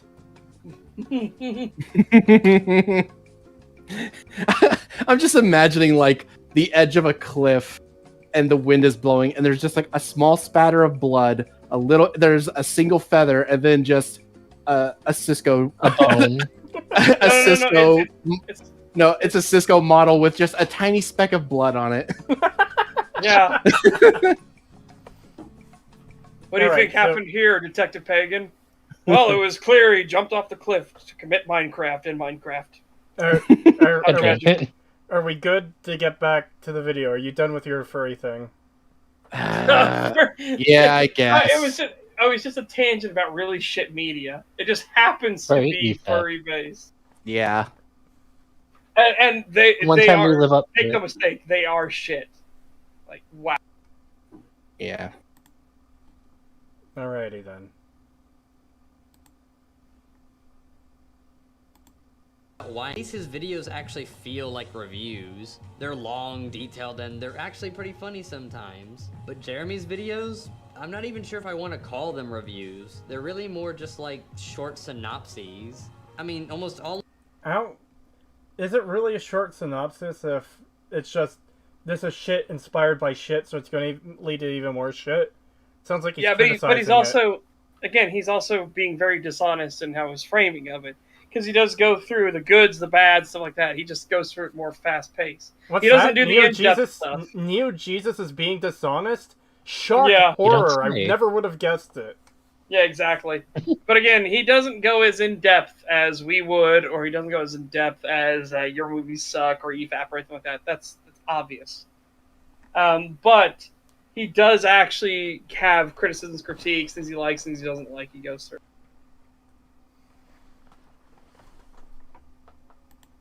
All of them 5 minutes long. They explain some of the basic Yep, points of see? the movie. He gives a brief yay or nay, and then that's it. He doesn't even give the film a final rating at the end. Like, come on. Does he Which need you to give don't need. You don't need a Yeah, final he's not rating. at the obligated end. to.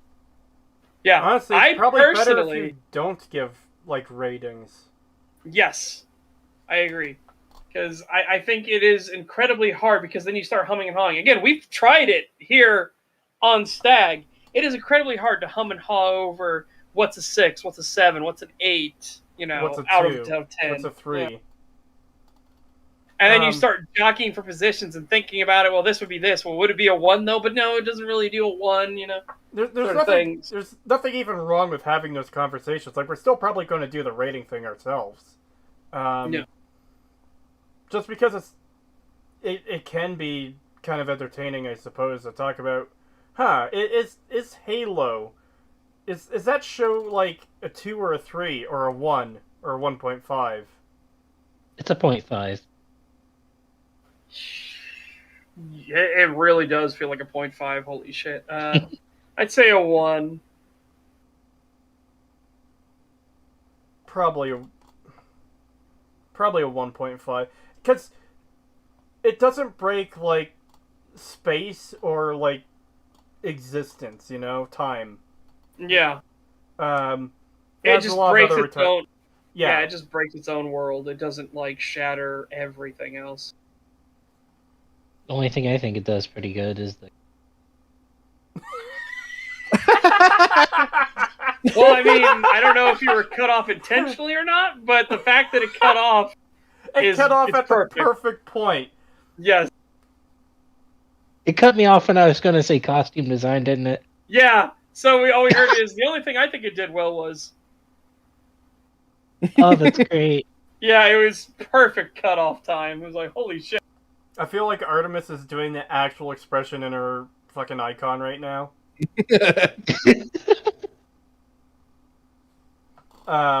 Totally. The costume design was... I thought the armor looked decent. Not on Chief, though. Not on Chief himself. Some of it was passable. Oh, and not the Elites either. Oh my god, the Elite. Oh yeah, the Elites looked really bad. Horrifying. Yeah, Chief looked really bad. The other Spartans looked okay. The other Spartans looked fine. Silver Team, isn't it? Yeah, it's Silver Team because it's the Silver Timeline. Woo! I thought they looked pretty cool. I thought they were trying too hard with the tactical stuff, but they did look better than Chief. Chief, yeah, it looks like his armor is the wrong size. Like, it's too small. It's really, really weird. It's like they took Infinite's armor design and just shrunk it a little bit too much. Elites, you mean half-breed Krogans. Yeah, basically. Jesus Christ, yeah, they're... Oh, God, they look awful. The timeline where Mr. Chud becomes a Cortana zombie. Yeah. Has this person... person in quotes. Has this person mentioned EFAP in this video? No, I'm not sure EFAP was even around when this was made. Let me check that quickly. When did this video come out? I think it was pretty recent, right? No, it was a couple of years ago at least. Yeah, but EFAP's been around for quite a while, too. No, oh my god. Why would it not allow me to mute the tab? There we go. Oh, 2019. So EFAP was around. Yes. June 24th, 2019.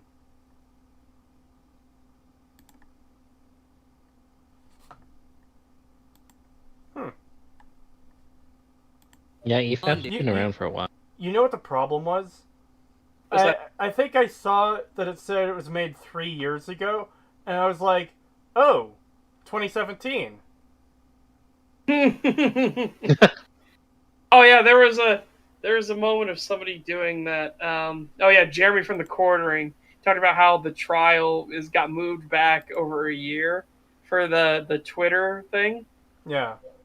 And I was like, Jeremy, that's February 2023. That's not a year away. That's barely like half months. a year away. Yeah. First EFAP aired September 3rd, 2018. Oh. Yeah, well, there you go then. Dude, if you're gonna be that short, you should at least have some sort of rating system. No, you don't need to have a rating system. What if he just says it's good or it's bad, or you should see this movie under these conditions if you like this kind of thing? Which is what he does. That's what he does. Or if you don't care about these kinds of issues, then you'll probably like it. That's what Regular Media does. I think that's what I'm pretty sure that's what YMS does for its quickies. I think even EFAP will say from time to time, you know, if you like this kind of thing, check it out. They don't do those kind of reviews often, though. They mostly tear apart shitty movies or talk about good shows or cover terrible video. Honestly, I would like to see EFAP cover this video because this is superb garbage. Yes, it is. Out of all YouTube, Jeremy Johns is probably the least knowledgeable. I honestly couldn't tell you who his reviews are made for since they're not detailed enough to really give you any sort of idea of how good or bad the movie is or why. Hold on. Have we found our first example in the wild of short man bad? Yeah. Because I actually kind of agree that videos too short don't really provide that much information. Yeah, but his I can understand why he does it, because he doesn't want to spoil anything for the people. He just want to explain some aspects, be like, hey, sounds interesting to you, go check it out. Yeah. I'm personally going to give it a pass. And what I mean by that is I'm going to give it a fail, is what he's saying. So I understand where his thing is coming from. I personally prefer more is better. Yeah. I mean, he literally just got back from seeing the movie and hasn't fully grasped everything that he just saw. So he just kind of gives you this overly enthusiastic briefing of the film. Sort of like having one friend that's just like, oh man, you gotta see this movie. It's so fucking good. There's like this good guy, and then there's like this fucking bad guy, and they're fucking duking it out. And then like the girls. For someone who brags about having such great fucking lighting for your living room, which, by the way, it doesn't look like you're using here. It looks like he's just using a filter over normal. Yeah. Your audio quality is pretty fucking garbage when you're not intentionally doing it to be bad. Yeah, because there's a lot of hissing and everything in the background. And echoing. Yeah. He's like, oh my god, please save me! And then he fucking swoops in and snatches her up and saves her. Oh my god, you fucking gotta see it. I feel like this is a very disingenuous mischaracterization of whatever that guy's name is, his videos. Yeah. Yeah? Oh, god damn it, Pagan. What? Legosi! Lestopsy.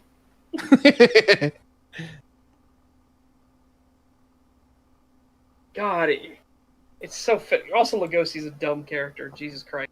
Anyway. What the fuck? Next up on our list, we have Ralph the Movie God, Maker. the audio was bad. And as his name implies, he is, indeed, Ralph. And a movie. Oh, Jesus Christ, that was a terrible joke. Yeah. That's just kind of why I paused. I was thinking of something to say. Probably something mean. But I think the meanest That was thing... shit. Yeah, the meanest thing I could have said was silence at his joke. Yeah. God, it actually gives me Peach Cobbler vibes. Especially after covering Yeah, that really. other video. Christ. And after covering that other video. E. Isn't that making you mad? No, shut the fuck up, you retard. Yeah. Movie. Unlike a lot of other movie reviewers, Ralph actually considers himself a filmmaker first and a critic second. And while that is a much better mentality to have, his body of content would... Oh, why? Why is that a much better mentality to have? Why? Because critics don't get filmmakers. I guess. And I can already tell where he's going with, or what he's going to go with here. Most of his videos are criticisms. So is he really a movie maker, or is he more of a critic? A lot of these videos are short, though. 15 minutes, 6.5 minutes, 12 minutes, 5 minutes. So, what it looks like to me is maybe shorter content takes a lot less time to make than a fucking movie! Yeah. Anybody see the comedy flag? Yeah, instant loss of respect there. That's like minus 10 points. At least. You're back at square zero. I do not trust you at all. Anybody that's got a comedy flag, you are not trusted. lead your wise. While Ralph will make the occasional short film, most of what he uploads is just reviews, which isn't really something that filmmakers do. Oh my god. Are you... Bruh. Are filmmakers not allowed to critique other films? No, not in this guy's world.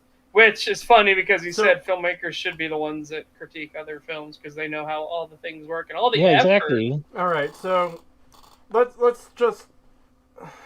I can't believe we're dealing with arguments this stupid.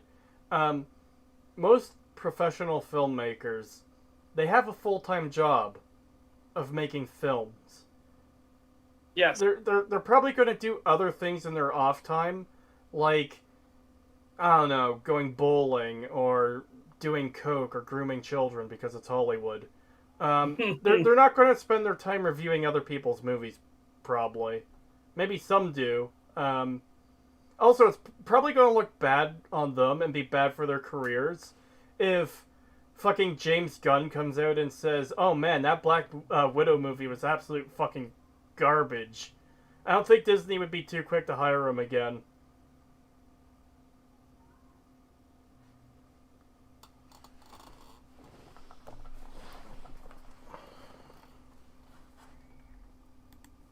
I mean, you don't see too many filmmakers get popular by reviewing other people's films. Actually, I don't think that's ever happened. So if Ralph wants to make... So because this thing hasn't happened yet, that means it can't happen? I don't know what else to say besides reiterating what I just said. Most filmmakers have other things to do when they're not doing their full-time job of making movies. Yeah, exactly. It seems... I don't know Ralph the Movie Maker. I haven't watched his stuff. The only thing of his I'm even fucking aware of is the one video EFAP covered, which... Whew, he probably just is passionate about movies, and he can do it for his full-time job. So, he does. He makes his own short films, and he makes reviews, because that's what people are interested in from him. Like, it's my dream personally to make video games, and guess what? I still play video games. I still talk about why other video games are garbage. It doesn't... One doesn't preclude the other. No, it's literally illegal. You can't do that. Stop it. Oh, Yeah, no. bear back a moment. Well, since Setch is going AFK, I think this is a good time to order dinner. We've got, less than 10 minutes left of this video. At 5 hours. Oh god, this really is going to be a 6-hour plus stag. I'm gonna make omu rice whenever we get done. You're gonna what? I'm gonna make omu rice. I have no idea what that is. It's basically a rice omelet. Huh.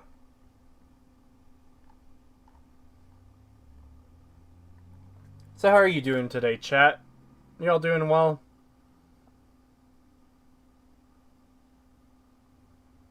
Granted, it can't inform you that isn't exactly a downgrade, it seems. Free drugs, housing, and money without working. Yeah, California is pretty fucked.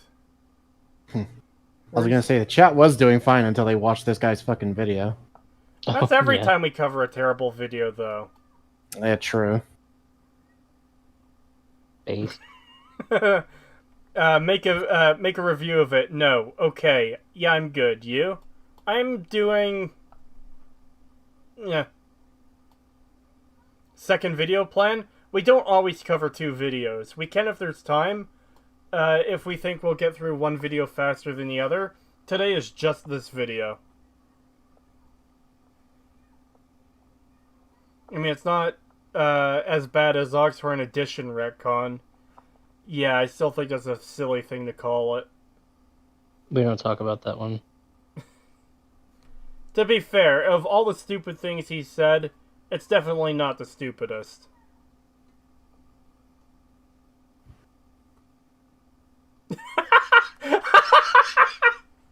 I think I lost more brain cells seeing this emo Andy Warhol than seeing Acer. Oh god. Damn. Chad is fucking brutal. I love you guys. Alright, Welcome back. Welcome back. I have to read out this comment again just so Setch can experience it. I think I lost more brain cells seeing this emo Andy Warhol than seeing Acer. I mean, yeah, a bit. Hey, don't insult Andy Warhol like that. Yeah. Anyways, we're less than 10 minutes from the end. And hopefully there's... What am I saying? This guy isn't big enough to fucking have a sponsor. Hopefully he shills something at the end. I don't care what it is. Just let this end sooner than what the time code says. Why does he spend so much of his time making movie reviews? Well, recently he announced that he's actually going to be spending less time on his Route the Movie Maker series and more time actually making films, as well as focusing on some of his more production-heavy videos on his channel. So, what if the reason he spends so much more time making reviews is because that's what supports him living? Yeah. Because that's fine too. Like, granted, remember, this is the guy that said that the people that don't make money anymore on YouTube can just starve. Smiley face. Oh yeah. Hold on. I need to grab that again. I've changed the image to a few other things since then, so I have to get the link again to put it up.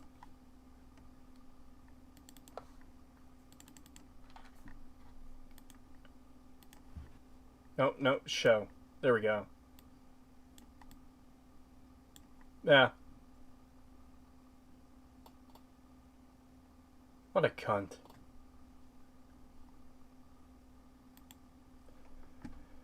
Alright, let's see what this message actually says.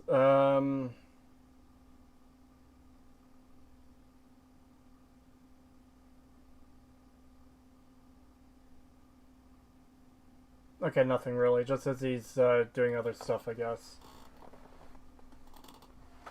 good because this not only gives him the opportunity to create a much better body of work, seeing as how his movie reviews can't really be used in any kind of professional portfolio, but it also helps him improve as a filmmaker through experience, and this will really help him improve some of the flaws in his current films, like the mediocre acting and his insistence to always put himself in his own movies. Although this can... Is it an insistence, or is it what he's got to work with? Because... I mean... If you're making movies and you have very limited amount of people you can use or limited budget or whatever, you're probably going to stick yourself in there because, hey, I don't have to pay myself.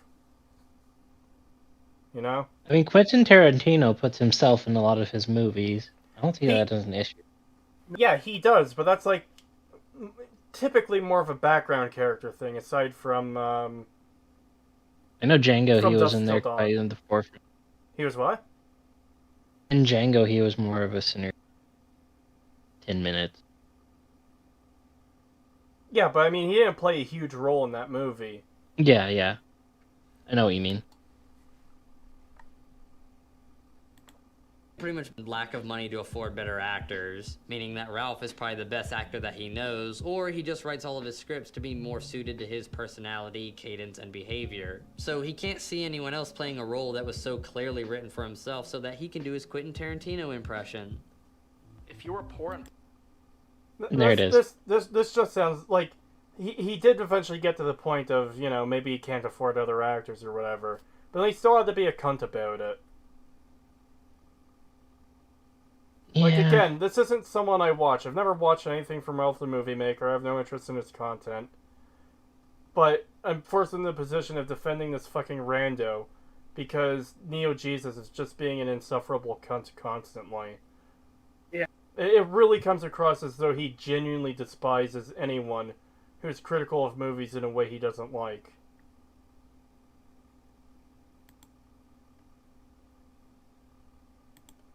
Black, shoot you right now and get away with it. There wouldn't even be a trial. I'd probably get a fucking medal. There's also bad color grading that makes... Wow, topical.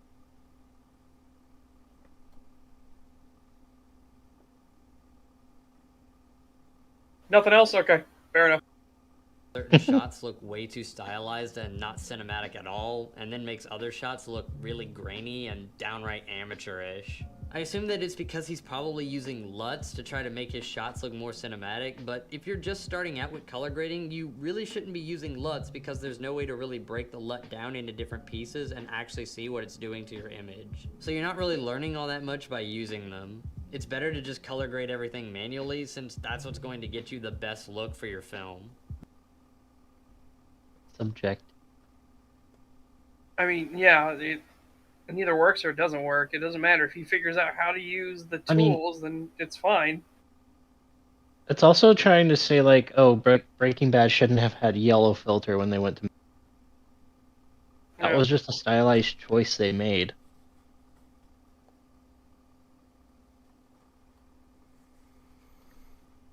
Does it infect the film in any way, other than visually? Not really.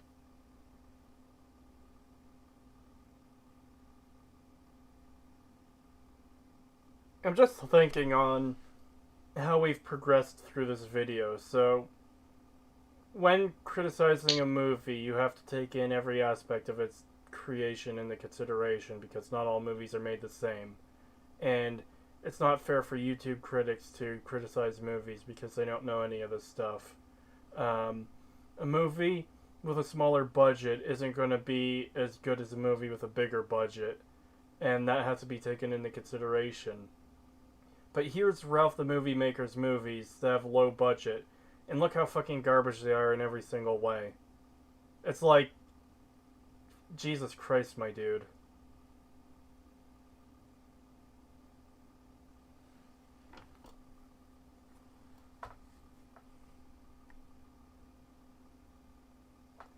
Should note, Ralph has reviewed every Transformers movie negatively, so I'll probably put him on his list. Probably. Oh! Rest in peace, Pagan. We hardly knew you. Probably power, I'd assume, because remember Pagan was having power issues? Yeah, and he went straight offline. Well, actually, Yeah. he would have went offline too if his internet went out. And he did mention having internet troubles too. Mm. Are we gonna wait for him to get back? No, yes, no, apparently. Pagan's dead. We can go on without him. Am I back? He's not an important part of the show. Yeah, welcome back. Be quiet, Pagan from the afterlife. You're not here anymore. Shh, ghost of Pagan, go away! Leave this house. God, right as I paused the video to say something, my fucking power went out. Yeah, I called it. What did you pause to say? Because I think I can't even remember when. Okay, what were you going to say? I paused it when he was talking about the lighting thing, and I was like, this coming from the guy whose videos, like, the lighting looks absolute shit, and he's putting, like, weird filters over everything. It's completely unnecessary and looks awful. And then he's going to sit here and criticize this guy for having bad lighting and stuff and bad color grading. Fuck off. Yeah, it's kind of... Pagan dies from cringe. Well, to be fair, this video isn't that, like, it's not cringe. It's just a weirdo being a petty bitch. Yeah, and Pagan has joined the church. Don't you remember, guys? Remember, I am cringe, and I am free.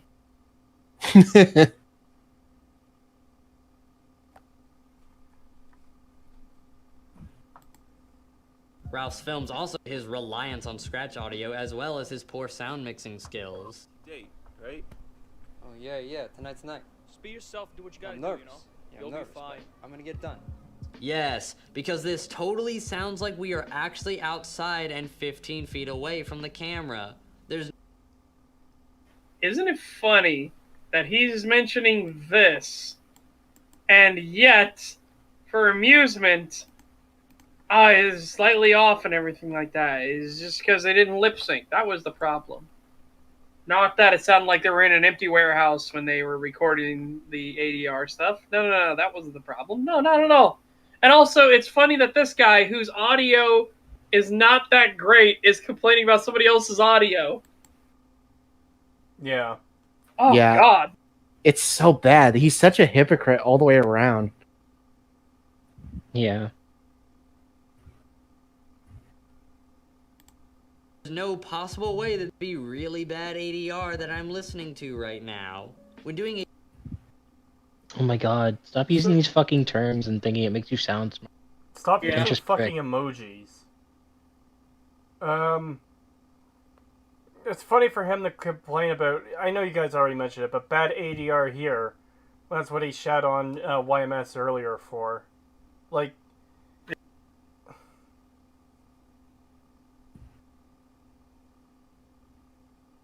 It's like he excuses it at one point and then doesn't excuse it in another. Not just that, but why did he bring up the emote there specifically? Because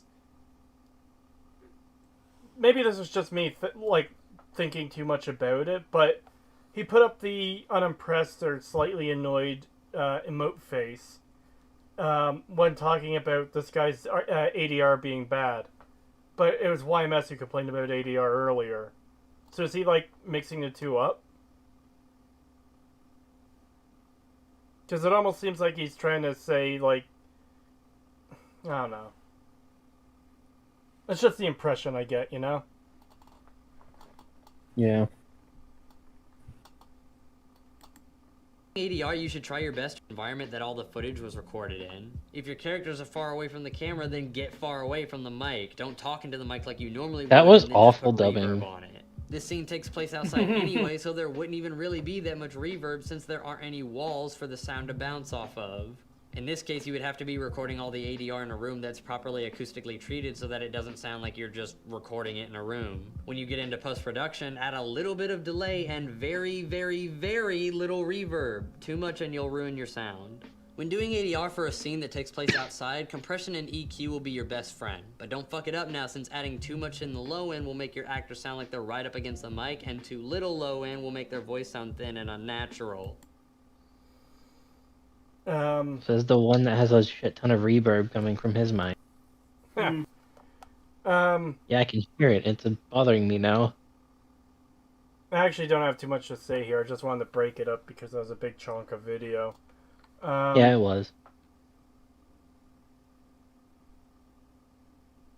Yeah, I don't have anything to say, I guess. I was trying to think of something, but I'm drawing a blank. This is why having your accents from the mic is important, since it makes the gap between too much and too little a whole lot wider.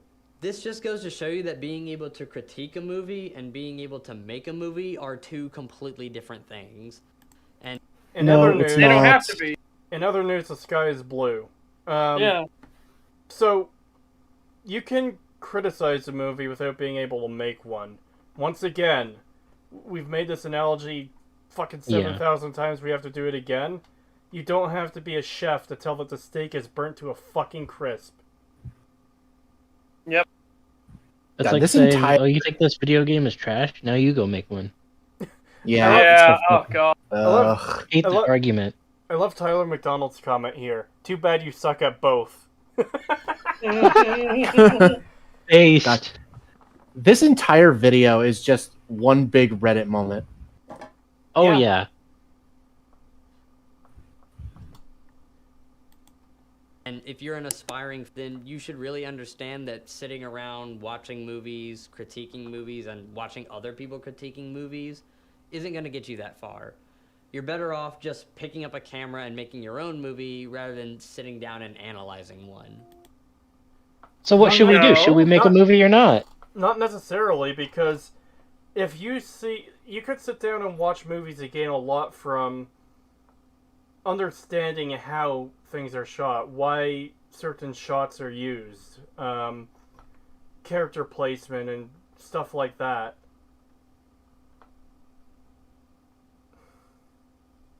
He makes it sound like that he wants people to make movies, but he also makes it sound like he wants people to critique.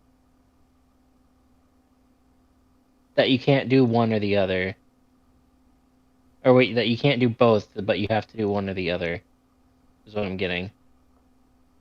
Kind of. I think I know what you're trying to say. It's like, you can't do both, but you have to know filmmaking to do criticism. But you Right? can't criticize and then make movies. Yeah.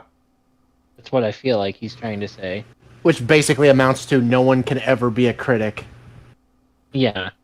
Because he's limiting the pool so much that literally nobody could ever be a critic. Because the only people who would be qualified to talk about criticizing movies would be people who make movies.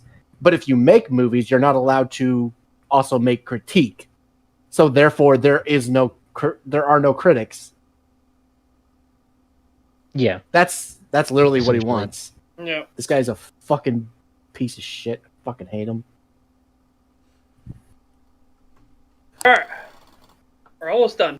Yeah, almost there. And then it'll be Super Chats time. Yeah. On and on about all of the different movie reviews here on YouTube that suffer from all of these same problems to varying degrees, but I'd mostly just be repeating myself. The bottom line is that a lot of them talk big game without having the knowledge to back it up. There's a Again, it doesn't matter at all. As we've said multiple times, does not matter. Nobody gives a fuck how the movie was made. If it's shit, it's shit. If it's good, it's good. It's kind of fucking annoying how prevalent this shit argument is. Yeah. Oxhorn made it. We've only covered Oxhorn twice. The first and second videos we've ever done. Sorry, not videos. Stags we've ever done. And I can't remember which one it was, but he used it back then. And we're still seeing this argument. And this is one that'll probably never die. But it's just people saying, oh, you're criticizing X? Well, let's see you do X. I don't have to be a fucking artist to tell that a character's head is the size of a pea and fucking shouldn't be on a normal sized character. Oh, God. Yep. The stupidity is off the charts. This is how you know someone's fucking totally NPC brained, too. When they use logic this fucking retarded. Well, and the funny thing is this is kind of the shitty, like, stuff that started the modern art movement, because they weren't talented enough to compete with actual artists, So they started creating their own ink club of like, oh, and then he smeared it on the wall with his hand, and oh, there's a pile of poop, and he's taped a banana to the wall. That's so deep and interesting. I was going to interrupt you with the banana to the wall, and you did it. Yeah. So now I can't. Banana to the wall is just meme material. It's so fucked. But then, again, this is modern art. They do it so that they can feel special. It's like, oh, we are so artsy, fartsy. We are so sophisticated. We are so much better than the plebeians. Look at this art. It's not about how good the art actually is. It's what the art makes you feel.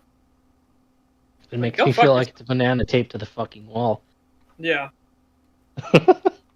Or literal piles of feces on the floor. That is an art exhibit, by the way. An art exhibit. Air quotes.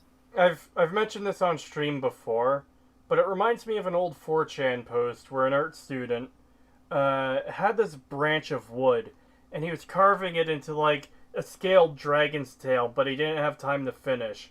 But what he did have looked really, really fucking good. And he was annoyed that he put so much work into this piece of art that he was making, only for it to be displayed next to a very crude clay sculpture of a guy sucking his own dick. I think I remember that. God, I had to mute myself because I was laughing that whole time and I didn't want to interrupt your story. I was like, oh, I know exactly where he's going. The fucking self-suck sculpture next to the fucking dragon. It's so fucking funny.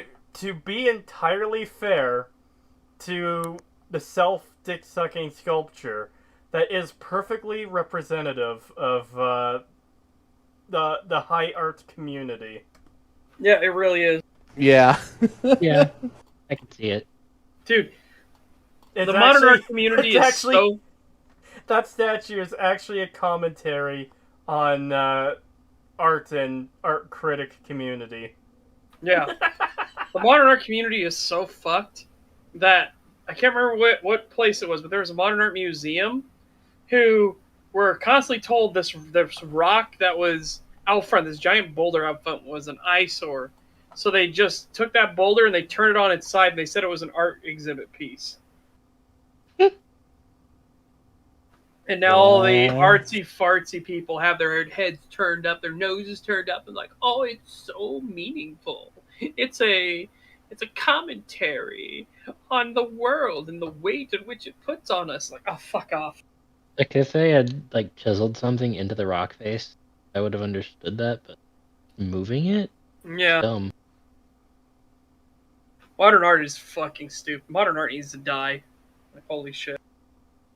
Modern architecture. Modern arts. Yeah, not modern architecture. There's some good modern architecture. There's some really good designs, like the open area designs I really do like. Yeah. I like But those. modern art itself needs to die. A painful death. Yeah, we need to bring back actual art, actual talent. None of the splotches everywhere. And oh, I was in a deep and dark place in my life, and that's represented by the dark colors. But then a burst of light came in, which is the light colors washing the dark away. It's like, oh, go fuck yourself. I just want to read this comment. Reject humanity. Embrace self-suckage. Yeah. Damn it. I also need to point it out again.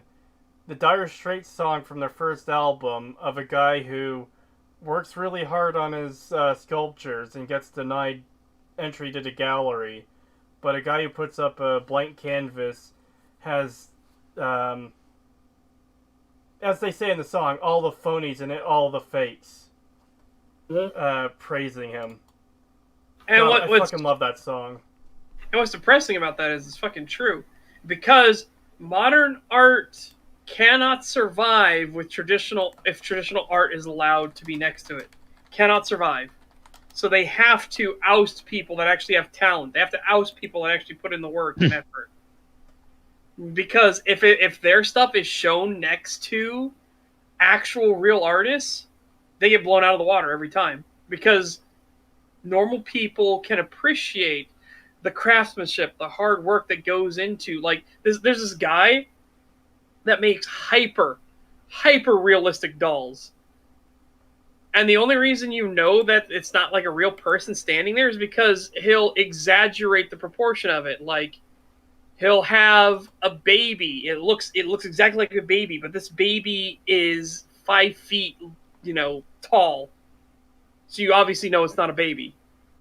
But Jesus Christ, I'd be concerned if it was. Yeah, but it is super intricately detailed. Every eyelash, every single different coloration of the iris itself, all of it perfectly and painstakingly put into it. And they don't want him. They don't like him. They don't want him to be shown at all because he shows them for the frauds that they are. I also went ahead and looked up the lyrics for In the Gallery again. Again, I know I've read them on stream in the past, but they just come across as really relevant right now, so I'm going to just bring them up again. Some people have got to paint and draw. Harry had to work in clay and stone. Like the waves coming to the shore, it was in his blood and in his bones. He was ignored by all the trendy boys in London and in Leeds. He might as well have been making toys, strings, or beads. He couldn't be in the gallery. And then you get an artist says he doesn't want to paint at all. Just takes an empty canvas and sticks it on the wall. Birds of a feather, all the phonies and all the fakes. While the dealers, they get together and they decide who gets the breaks and who's going to be in the gallery. I've got to say he passed away in obscurity. Now all the vultures are coming down from the tree. He's going to be in the gallery. Yeah. Obviously not singing the lyrics because I'm shit at singing, but it gets the point across. Of what we're referring to. Yep.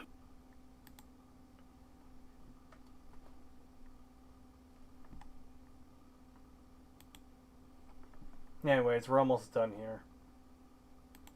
4 more Huge minutes. disconnect between Hollywood and the general public. Most people don't really understand what goes into making a movie, and a lot of these critics are no exception. They don't care. You don't. Yeah. You don't understand. It isn't that they don't understand. It's that they don't give a shit. If the movie is good, the movie's good. If the movie's bad, the movie's bad. They don't care. Which is perfectly fine and reasonable. I shouldn't have to care about, how many grains they source from what country to make my Honey Nut Cheerios or whatever. Yeah. It's just cereal. I just want to eat it and enjoy it and move on.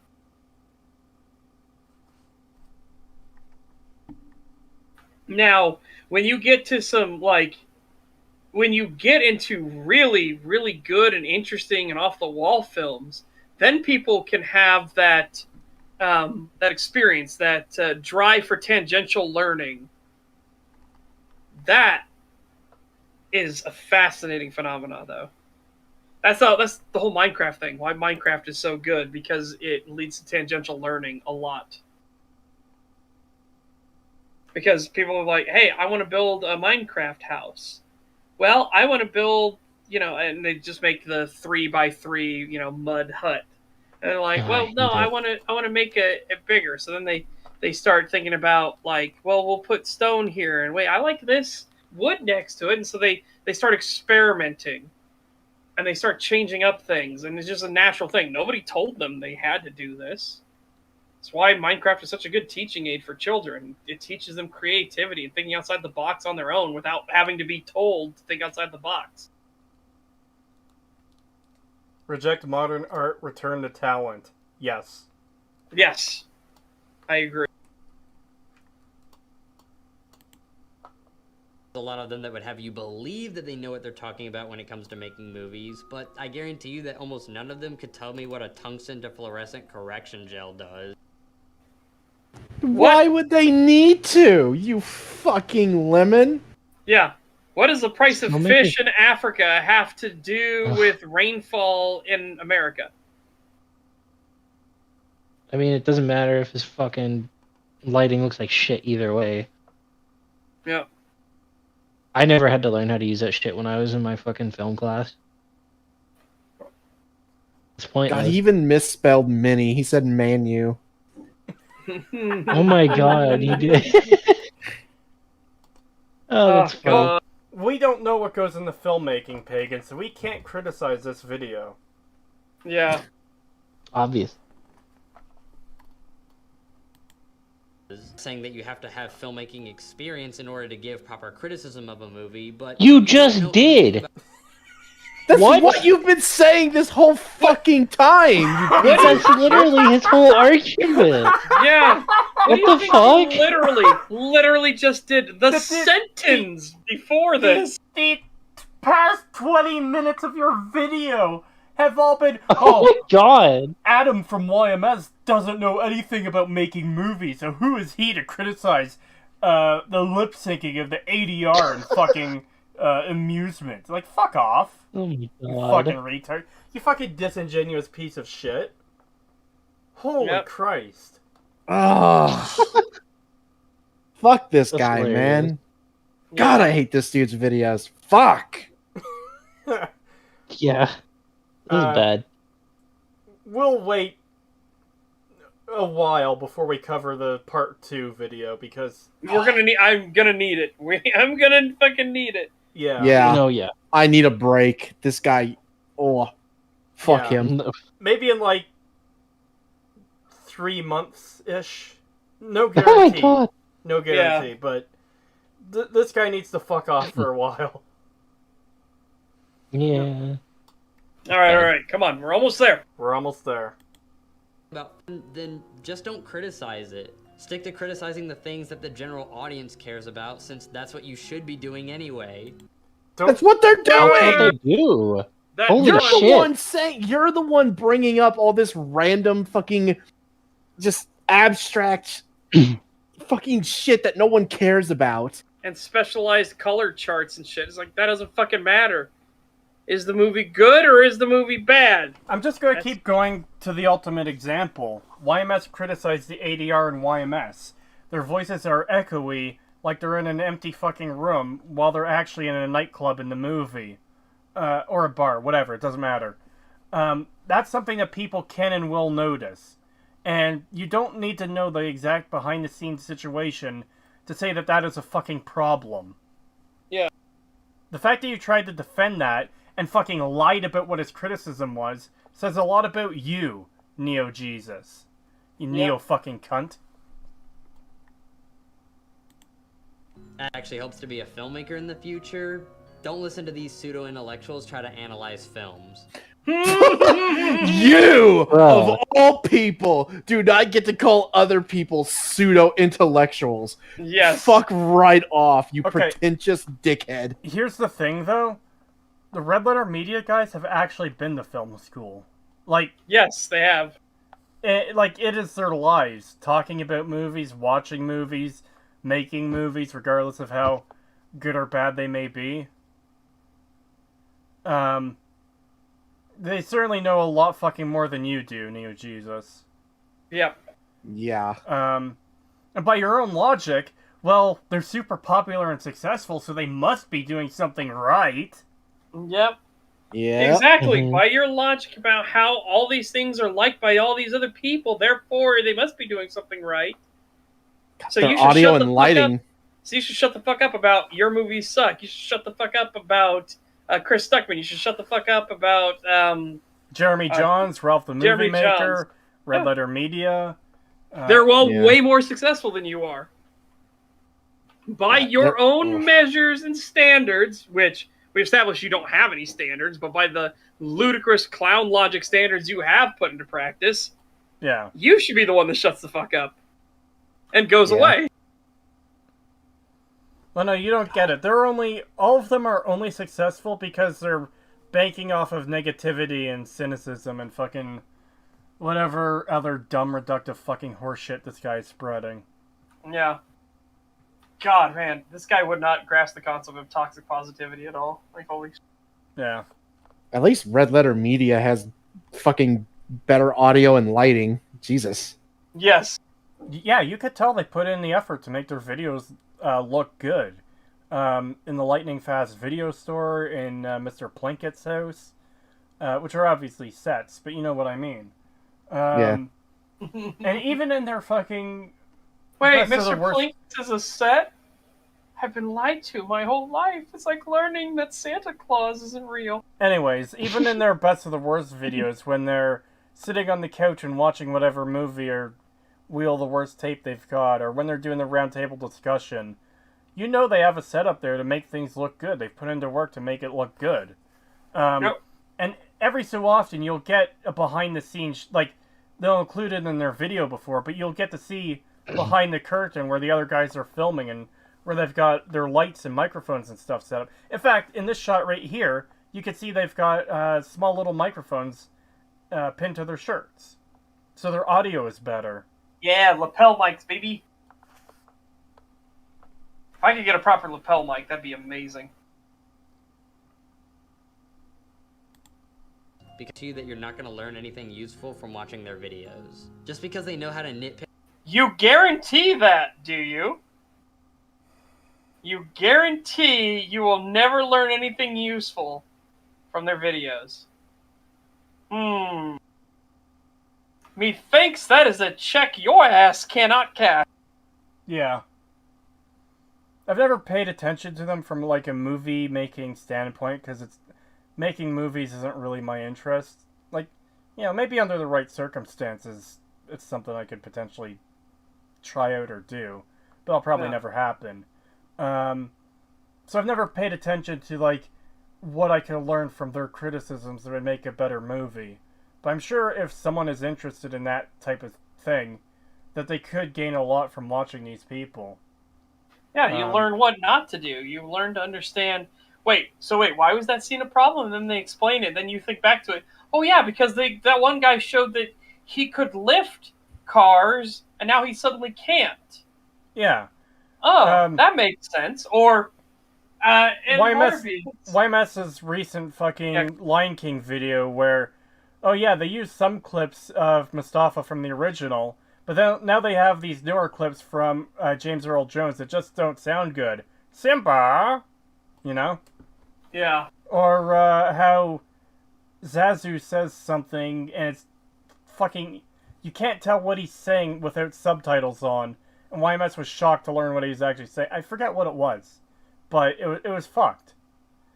And pointing out the difference between how, I forget his name, but Mr. Bean, who voiced Zazu in the original, put on like a unique voice for the bird, whereas in the remake it's just John Oliver because British person. Yeah. All British people sound alike. You didn't know that? That's actually funny because someone earlier in chat, I read the comment but I didn't read it out loud. Someone in chat was like, please don't misattribute many true nerds' poor pronunciations to all British people. Because he even typed British like that. And British people. And he said something to the effect of, oh, I'm British and I don't fuck up words like that. I thought that was, yeah. Oh, I'm British. I don't fuck around with words like that. None. Hold on. No. Gilbert Godfrey? No, that was the bird in Aladdin. Rowan Atkinson. Gobbo Jones got it. Now listen here, Simba. God, he hasn't quite said it yet, but I heard him going into it.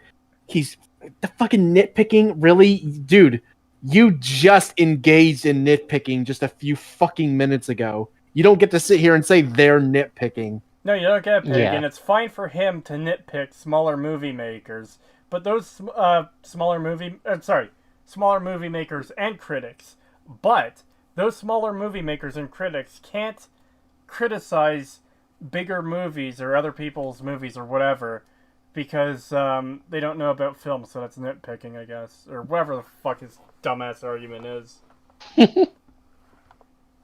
It's that confusing. This whole video has just been fucking sludge. Jesus Christ. Yeah. I feel like I have actual brain damage. Yeah, my head is starting to... I can feel my brain wanting to escape my skull. It's turning into sludge. watching their videos. Just because they know how to nitpick their way through a YouTube movie review, that doesn't mean that any of them could actually make a decent movie. Doesn't fucking matter. Again, none of that matters at all, in the slightest. Christ, I feel like you fall into the camp of people who would actually get smarter from a fucking lobotomy. Yes. Jesus. What? Adopting their nitpicky mentality instead of focusing on the more important aspects of your films is just gonna stunt your growth as a filmmaker. No. And what defines something as more important? Okay. Hold on. Before you even get to that, Setch, he can't define what's more important because he said earlier every aspect of filmmaking is equally important. So how can one be more important than the other? Yep. Exactly. So, here's the thing. There is a trap that you can fall into. Perfection. Never let perfection be the enemy of good enough. Okay? If you get stuck in the trap of perfection, you're gonna drive yourself fucking insane. Okay? You're gonna go crazy. Sometimes the lighting needs to be good enough. You don't need to be perfect to accent all the characters in the scene perfectly at all times. It's okay if the lighting is just the lighting and you let the people in the scene do the acting. It's okay. But you should gain and keep a critical eye. You need to be aware of faults and foibles and flaws. Just because something is good enough doesn't mean you can't think of a way to do it better later, when you get better at whatever your craft is. It's fine not to be entirely perfect your first time out, second time out, third time out, or your 1,000th time out. It is fine, as long as you keep improving as you go. That is entirely understandable. Foible is a funny word. I want to grab a comment in chat here, too. People get smarter from lobotomies? Has that actually happened, and why? I don't believe so, and that's the joke. While not an actual lobotomy, a man did get smarter when a railroad spike got shot through his head. Okay, and so it took a piece of his brain with it. I'm aware of the case you're talking about, but I never heard the part where he got smarter. Just that he was, like, his personality was a bit different afterwards. Yeah, and he took better care of himself and everything like that.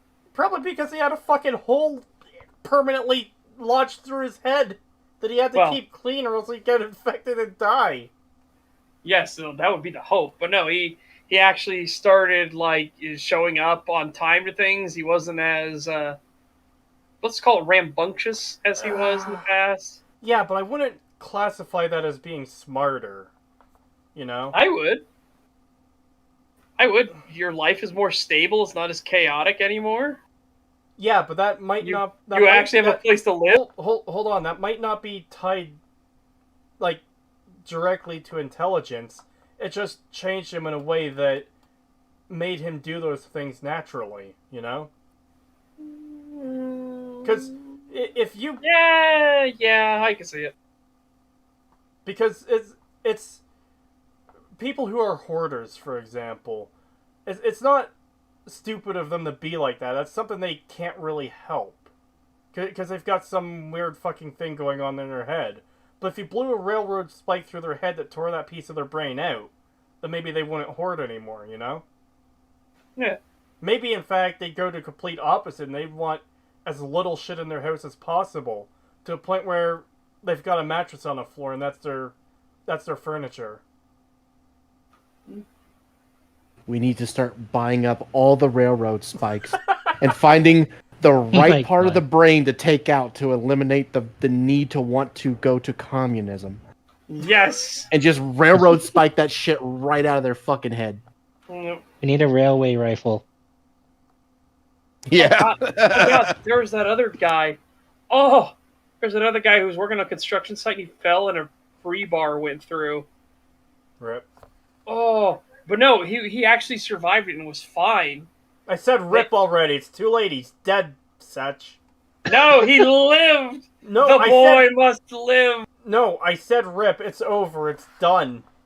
The boy Change it who over. lived. Come to Rebar. Brain scooping isn't an exact science. Medic from Team Fortress 2. Yes.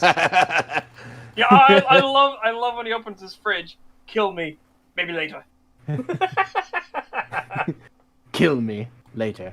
Shuts the door. Yep.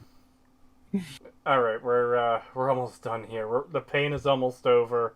Yeah, please, I want this shit to end. Watching the movies that these guys talk about and formulating your own opinions and learning what the things that you like in movies really are. You should actually do both. And the reason why is because you can find critics, again, if you're not made of money, if you don't have this, it's just my expendable income, I'm just going to go watch movies. If you're that way, you don't really need a critic, do you? Honestly? Because you have the money to keep going to all of them as much as you want. So you'll be able to form your own opinion at all times. But if you go to movies and you have a bunch of them you like and you know the reasons why you like them, go to critics, see what they say, and start seeing if there's people that align with your sensibilities, that align with what you like, what you dislike. And I'm not saying trust them implicitly, but if they say, hey, I went and saw this movie and it was a stinker, and there's somebody that has had a really good track record compared to what you like, you'd be like, yeah, you know what, it'd probably be a stinker. Maybe I'll save my money this time through and I'll wait for it to come on discount or something later. So I mean, it's not a bad idea to do both. In fact, I argue it's a really good idea, honestly.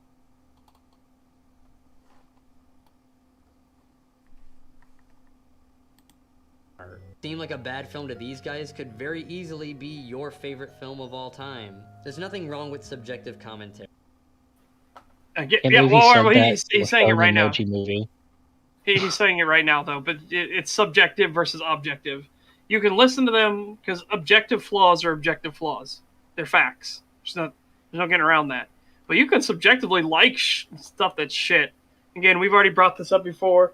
For anyone that didn't hear it earlier, I like Ride to Hell Retribution. It's complete dog shit. But I like it because the writers know the main character is stupid, and that's the point. And I enjoy when a story realizes its main character, its main protagonist is a fuck up and an idiot. And they know they're going to do something with it. I like Call of Duty Ghosts, but I get that people have issues.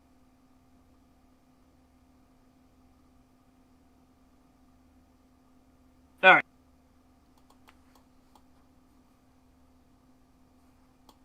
Commentary. In fact, part of my channel is dedicated to exactly that. But these I'm gonna be that asshole. 1 week ago, 77 views. 3 weeks ago, 132 views. 1 month ago, 183 views. Gee, I wonder why no one watches his channel. Yeah. Oh, the views went down every month. Well, look, to be fair, we need to see his In Defense of George Lucas 1 month later to see. And then we need to see Black Mirror versus World of Tomorrow 1 month later to see. We can see what they're at now. Yeah. That's true. New tab. Mute tab. New tab, huh? I wonder if that's like the 200th. No, clearly 600th. I was going to say it's up into the 400s, but yeah, it might be in the 600s. I don't know. Oh no. I'll have to go through and do a count again at some point because there's a lot of them. Just open a new window every time you hit 100.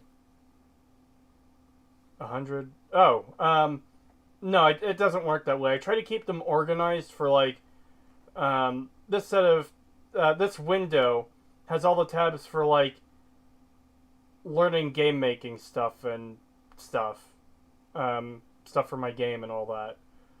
This tab is for like all the YouTube stuff. This window is for all the YouTube stuff. This window is for all the scripting stuff for YouTube videos and so on and so forth.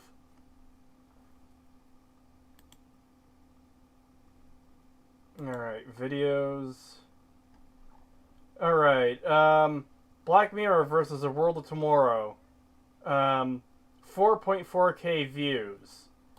In defense of George Lucas, 1.3k views. How Marvel ruined the film industry, 9.6k views. And the problem with Internet Movie Critics, the video we're watching right now... Yeah. Hold on, let me just check something to be sure. Yep, the most popular video on his channel, the most views, at 28k. Yeah, nobody gave a shit about George Lucas. In defense of George Lucas, didn't go anywhere. That's actually not his lowest viewed video, but it is in the top 10 lowest. Yeah. It's just funny that the Black Mirror and the How Marvel Ruined the Film Industry are way above it. Alright. I mean, all of his videos are under 10 minutes. Not all of them. Not all of them. I mean, we're Most of currently them. watching one that's... Well, at least the ones almost on the half screen are. Yeah. Quite a few of them are actually over 10 minutes, and some of them are... I don't think he's got one here that's over an hour long, but some of them do get up there. Like, one of them... The AVGN one is nearly 50 minutes, which appears to be the longest. Alright, let's finish this puppy off. Yeah. We're gonna go ATF style this bitch. God damn it.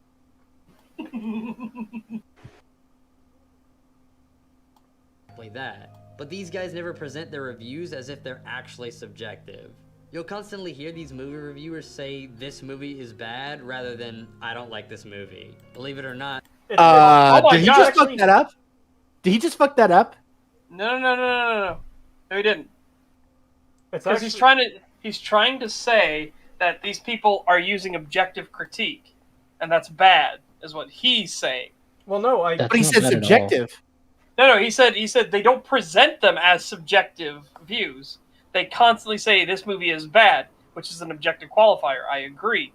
And then instead of saying I don't like this.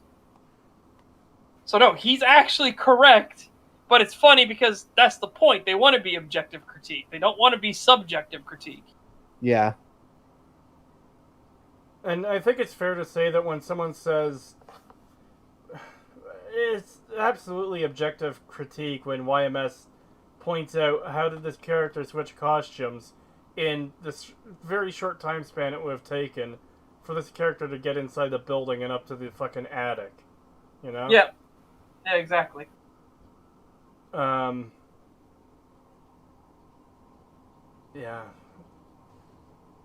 It is weird to finally encounter someone who is like, oh hey, there's a difference between I like this and this is good. When that's the thing we've been saying for quite a fucking while. But the person we finally find who says it is this fucking twat of all people. Yep. Yeah, and he's trying to apply it incorrectly. Yeah, he's trying to write off everyone else's criticisms as being subjective when, I don't know, give me an example. It seems like the YMS examples from earlier were pretty fucking accurate and objective. Yeah.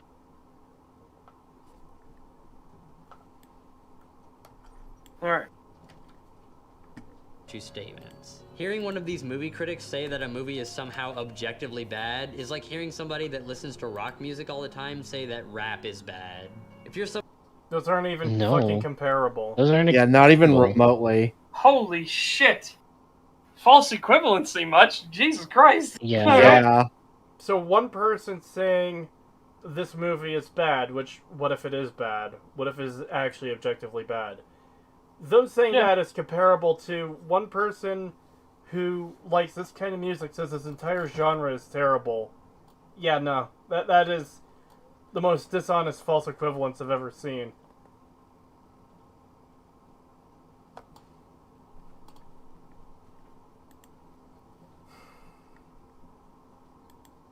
somebody that listens to rock music and that's the only thing that you really have any knowledge and experience in, then the only valid criticism that you could apply to rap music would be that you don't like it rather than it's bad. Also, it's worth mentioning here, this guy he's got on screen, is this someone who has actually said this, or are you just putting up the image of a random music reviewer and negatively associating him with this idea? Because at this point, I don't fucking trust you a tiny bit. Yeah, you've lied twice now. That we've been that able we to know prove. of. Yeah, that we know of. When you put on this persona and present your criticism as if you're pointing out objective flaws in the way that the film was made, it causes a lot of people to adopt the mentality that, oh, since X or Y smart internet reviewer doesn't like this movie, you and I shouldn't like it either. Who does that? First of all, it's easy to make. Yeah, who? You're gonna need to give examples of who does that. Not only that, but provide an example of YMS saying this is bad when it's entirely a subjective thing. Because the examples you have provided are objective. That cut was objective. That screen being reused was objective. The aspect ratio, not only was it objective, you pointed it out yourself. The ADR being echoed... Again, he fucking lied about it. You fucking piece of shit. Yeah. That was objective. So point to one thing YMS has said that was subjective that had this huge, horrible fucking impact.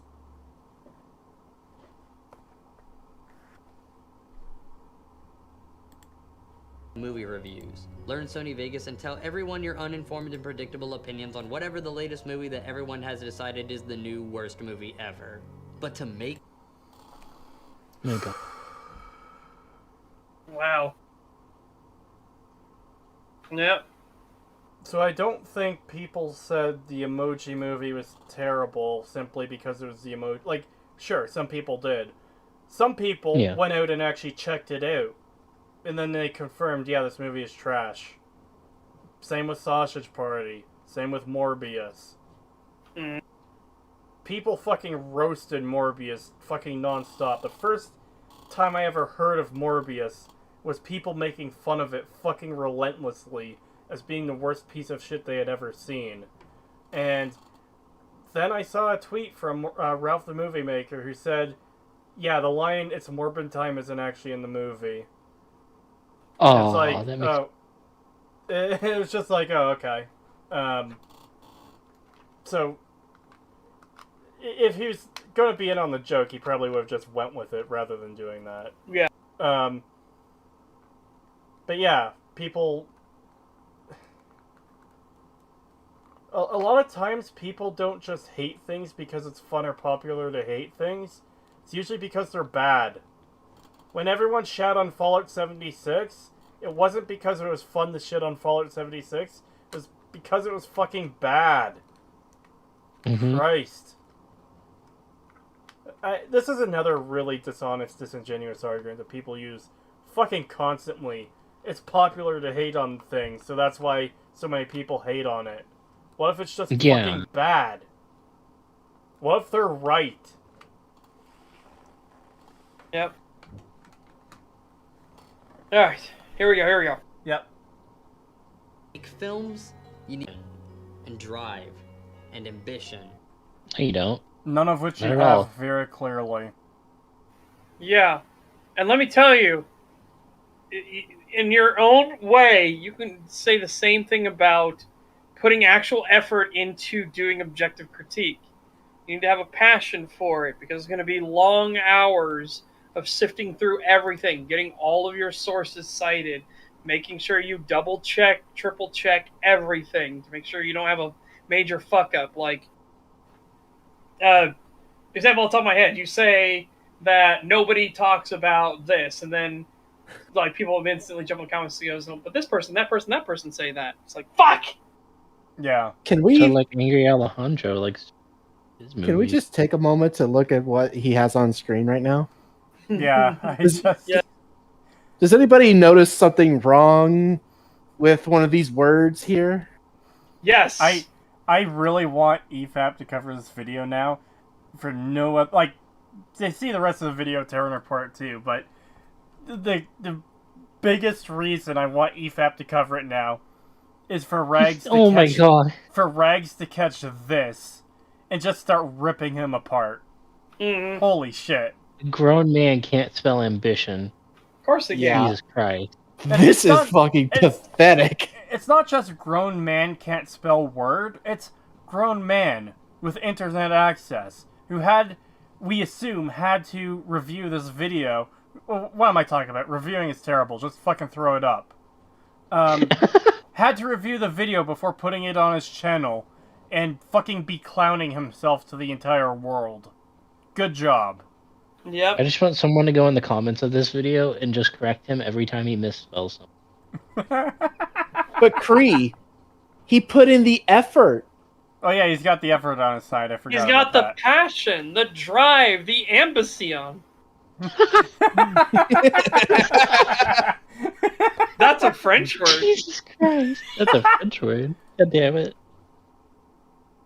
Oh man, and like I saw this and I was like, wait, is that a different word that just sounds the same? And I looked it up. I was like, is that a word I've just never seen before? Looked it up and it was like, yeah, no, this is literally just a common misspelling of the word ambition. And I'm like, oh my god, even Google's like, if you're saying this, you're retarded. Yeah. See, I didn't really take it in because I'm checked out at this point because this video is so fucking garbage. So I'm not. It's like his equivalent. I'm not. It's like his equivalent to the junk economy. I'm not paying that much attention specifically to what's on screen. I just see, okay, yeah, he's talking about passion, drive, ambition, whatever. So the fuck up just flew by me entirely. I feel like he's trying to do the low tier. Alright. Yeah, we're almost there. You have to learn the ins and outs of making a movie, and most of the time you're gonna have to work with a team of people in order to get it done. You have to put in a lot of work to be a filmmaker. Okay. What about the critics who aren't filmmakers? Yeah, let me tell you this. If you want really high quality critique, you're going to be putting in a lot of fucking work to give real high quality critique. Like, this is not something that you can just snap together in an hour, right? To get incredibly high quality, all citations in, everything sorted properly, your natural flow going through, everything you want to say, you've made sure everything has been checked, you've researched everything you need to, and then you put it out there. Like, this is not something that's like, he's trying to make it like, oh, critics have it so easy. It's like, yeah, lazy critics have it easy. Same with lazy filmmakers. They've got it easy. Put in the actual work, though. See how much work there actually is to be done. Yeah. As someone in chat said, Mahler spends weeks on scripts and goes through multiple drafts. Yeah. And he's even mentioned on stream that he's got tons of scripts that just never made it to the light of day because other things came up. Yep. Or he lost passion for doing one of them. I also want to grab another comment here. Now, he says low-tier movie critique. I'll say instead, low-tier Jesus. You should make a film! Now!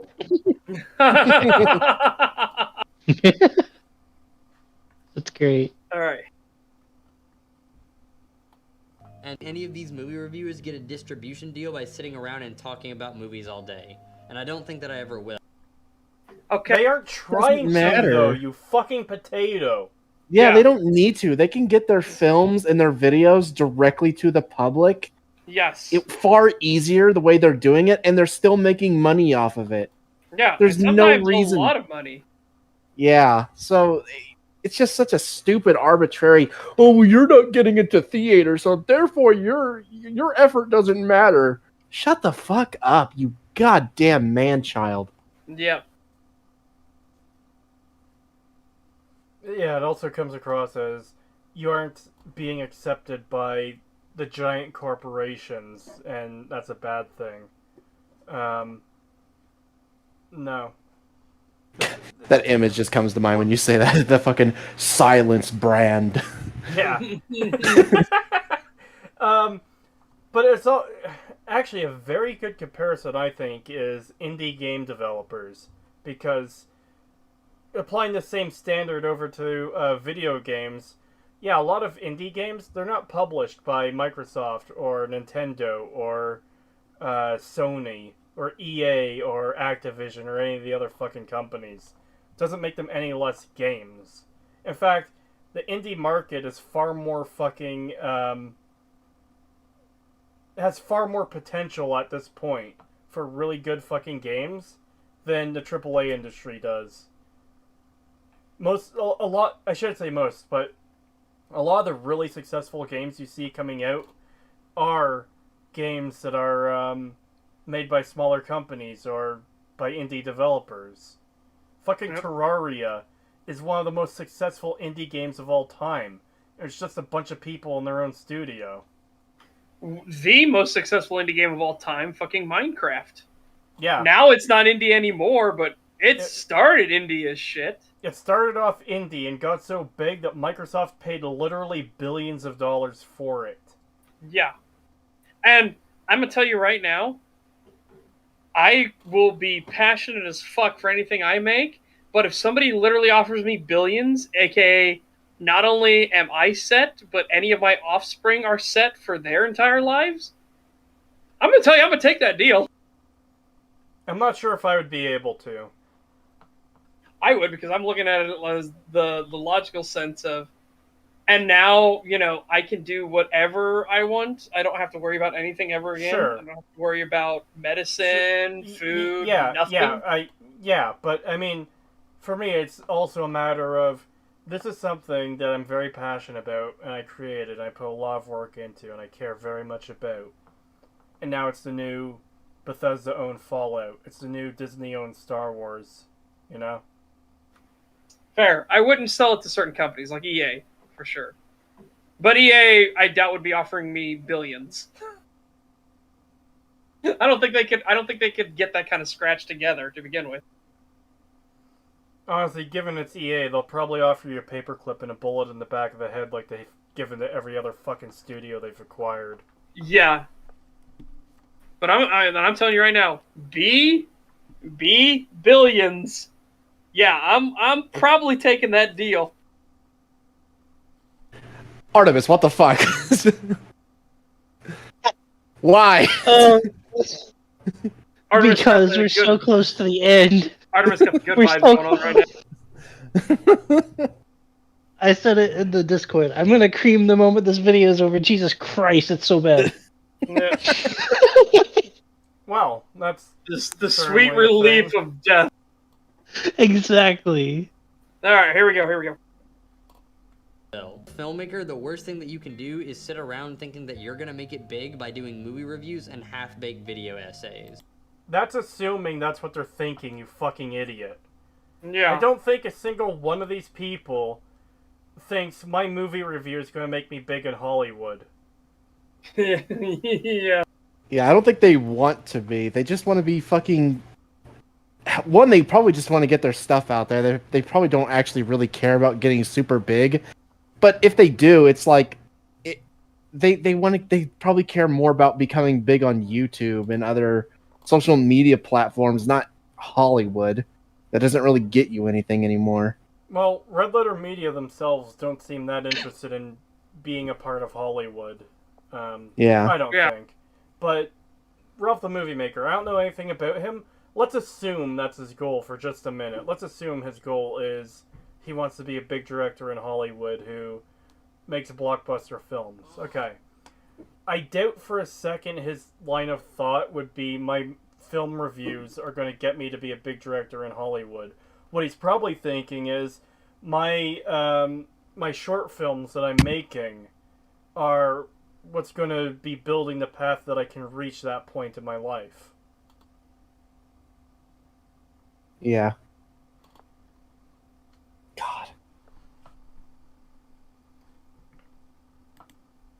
Picking up a camera and making your own movie instead of trying to be like these assholes. Hopefully this video fully conveys why I don't agree. Unless you're 13, then you're not allowed to make films because fuck you, I hate you and your films. Yeah. Again, this fucking weirdo loser. Jesus Christ. Yeah. This pathetic goblin in a human skin suit.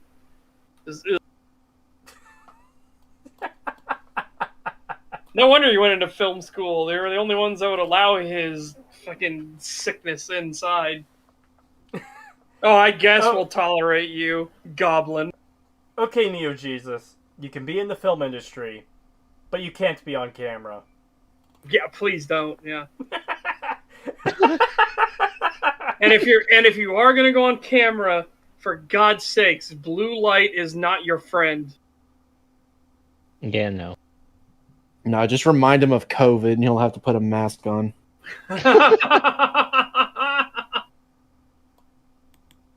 Movie without coming across as me just hating on them or attacking them for no reason. Inevitably, Which is exactly what you were doing. I feel like we missed something there. Hold on. You're gonna make it big by doing movie reviews and half-baked video essays. You're better off picking up a camera and making your That's own what he's movie doing, instead of though. trying to be It's like a these half-baked assholes. video today. Hopefully this video fully conveys why I don't agree with most internet movie reviewers without coming across as me just hating on them or... That's exactly what you're doing, though. Yeah. Yeah. You Yeah, literally, and literally- which is the thing he says next. You literally just called them assholes a second ago. Yeah, really. Yeah. But again, remember, he's a film student. He's a retarded, okay? He doesn't realize what he's doing. Again, he's the little goblin child at the petting zoo you look at and just are like, no, actually, don't touch that one. Don't touch the hobgoblin. You don't know what diseases he might have. Yeah. He has crooked teeth disease, and it's infectious. Don't touch him. And the pox. Look at the pox. Yeah, and the Neo pox. Jesus presents Ambition. Neo Jesus Production. Ambitione. I love it. You know someone's a bit fucked up when you can get a blind person to touch their face and read the braille on it. Oh. Holy shit. Oh, God. I didn't say that, I swear. Yeah, no, you do not believe your lying ears. That did not happen. attack a reason. Inevitably, I'm going to have people that disagree with me, and that's completely fine. In fact, I actually encourage people to tell me why they disagree in the comments below. Bullshit. Bullshit. Yeah, I bet any comments that are fucking even remotely disagreeing with this guy are instantly blocked Immediately or deleted. deleted. Yeah. Again, after all, because we'd start our comments off with, we caught you lying, bro. Why you always lying? Why'd you lie about YMS? What the fuck's going on here, bro? Why'd you lie about, goddamn, I'm just gonna call him JJ. Why'd you lie about JJ? Jeremy Johns. Yes, thank you. Makes me want a Jimmy John sandwich. If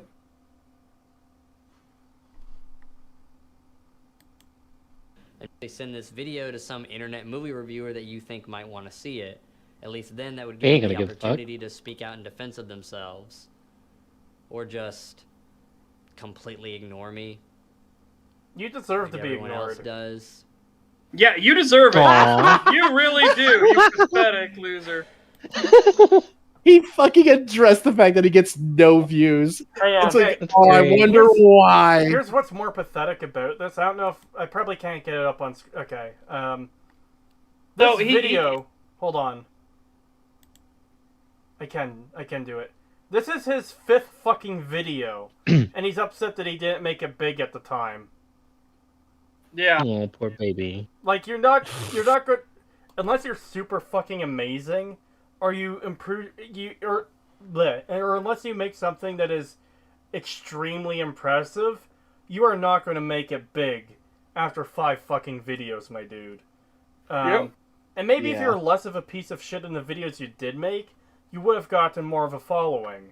Because here we are, fucking. When did you make your account? Your first video was 3 years ago. Is this muted? Yeah, it's muted. When was this first video made? April 26, 2019. So, yeah, he's had his account for 3 years now, and he doesn't even have 1,000 subscribers. So, I want to point out that maybe if you learned English and could spell, because what the fuck is that on screen? This Wait, what? you're missing a P in disappointment, you idiot. Oh my god.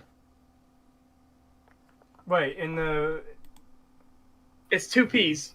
Yeah, he did. Disappointment. That's like, what, the 5th fucking spelling error that we found? Yes. Yes. Why can't he spell for shit? Or just use spell check. Holy shit. I keep telling you guys this, and you're not listening. He's a film student. Come on. Normally I wouldn't care this much about like misspellings and shit. You know, it's literally like the meme, like minor spelling mistake, nuclear explosion. Yeah, that's what that video, that Fallout 1 video I posted basically is. But it happening this many times? It happens so Like, much, damn. and he's such a pretentious dick, and he nitpicks everyone else, but then he makes all these mistakes, and it's like, yeah, these other people are stupid plebeians who can't get anything right and can't get like the smallest details of anything correct. They know nothing about the effort and godliness that is the film industry. Blah, blah, blah. Yeah, and then goes on like super obscure fucking like camera shit and lighting and like film effects and all this shit that nobody fucking cares about. And then here he is over here like with shitty lighting and bad audio getting fucking tons and tons of spelling mistakes. Like at this point, the only thing he has over Vincent Martin is that he can at least speak English. That's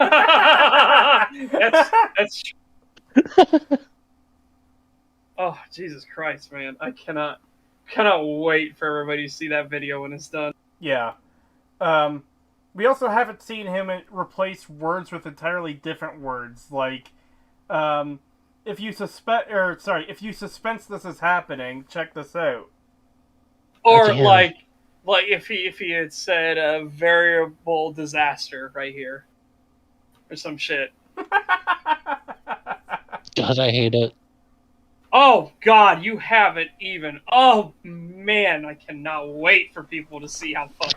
I am so excited to do this video. Holy shit. Yeah, I am super excited for this shit to come out because I know it's gonna be. You know, when your brain melts in every sitting, you know it's gonna be something else when it finally comes out. Yeah. Just crowns dripping out your ears. Yeah. No, the crowns stay in. Yeah, that's my food source, damn it. My name is Neo Jesus, and if you like what you see, consider subscribing. No. I'm always writing, Fuck shooting, no. and editing brand new videos all And the he's time, shilling, so there's always so we something can end it. Yeah. You're right, he's shilling. We can end it. Good. Fuck off. Get off my screen. Hey, there is one. Uh-oh. What? One thing that we must. What? What? What is it? You'll see. I'm scared, Setch. It's coming. No.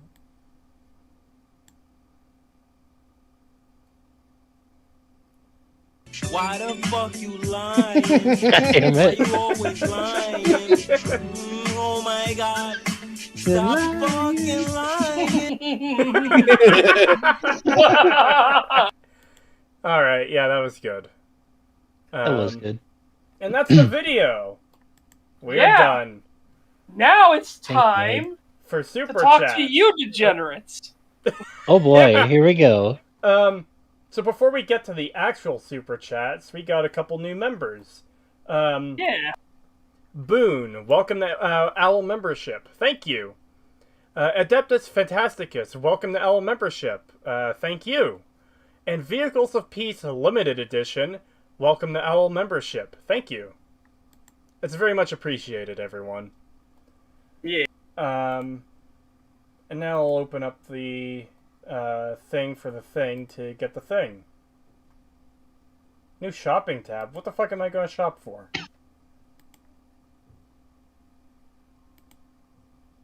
Alright. More crayon? $5 from Itiko the Tricky. Thank you. Now would be a good time to wish for a nuclear winter, or a bath with our Death Ray friend from Sink in the Big T. From The Sink in the Big MT. $5 from Captain Professor Dr. Horatio Fellatio. The name gets cut off. Hold on. What? I have to open this up in the new tab because this actually looks like a fucking fantastic name. Come on, load. I have evolved. Captain Professor Dr. Horatio Fellatio Flungus McDingus 3. My God, that is a fantastic name. I guess the third. Yeah, $5. Salve, furry fap. Not a furry. Today's emperor is Elagabalus, the twink femboy and absolute power bottom. Alright then. $5 from Ted Comet. Thank you.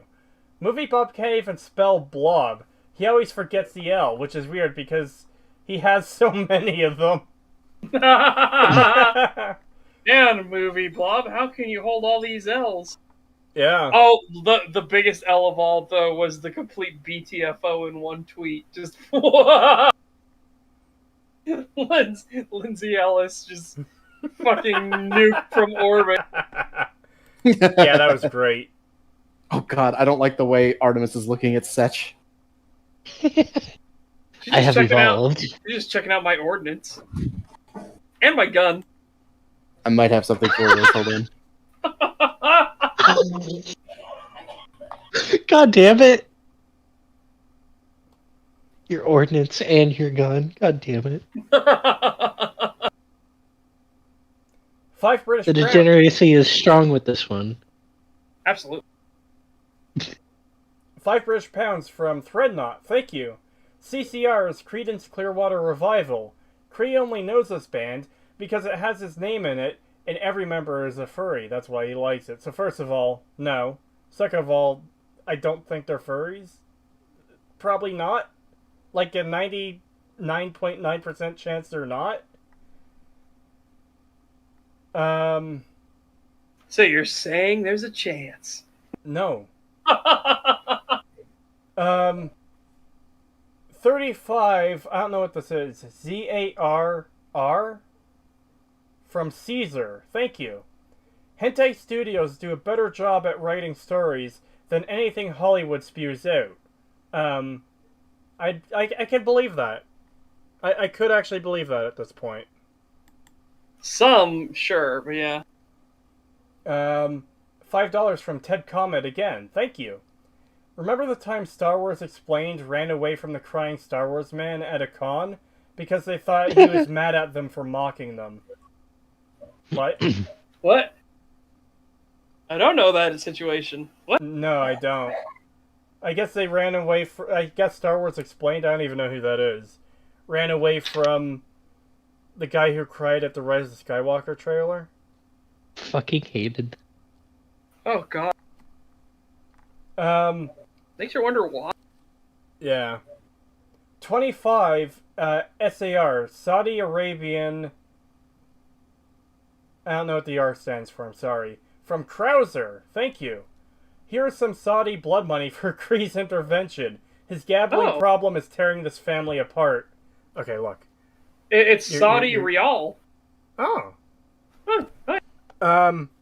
Anyways, you guys can't stop my gambling problem. You'll never do it.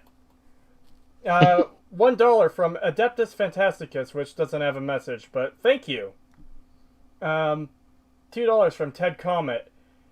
He's like if Mysterious Mr. Enter was a 2012 hipster.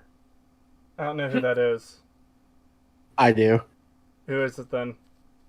He's a YouTuber who has autism, and he has very strange Pagan takes on cartoons. Pagan. Yes. This is YouTube. Everyone has fucking autism. This guy's a little different. So this reminds me of because the very first video I saw was Mr. Enter speaks about Autism Speaks. And there was a guy who his nickname in World of Warships was Autism Speaks. And so he was freaking out in the game, and I was in the battleship Grosser Kerr first. and I turned and I caught him first, and I blasted him full salvo to the side and blew him out of the water. And he starts spurting out, and I go, "Listen, I know it speaks. I want it to shut the fuck up now, please." That's great. I am shocked. I did not get moderated real hard for that one, honestly. My autism has doubled since last we met, Count. Twice the autism, double the fall. $1 from Dakota 1175. Thank you. And then $5 from Dakota 1175. I got out of high school in 1995. This guy would not have made it out. I'm going to need a dance for the other $5.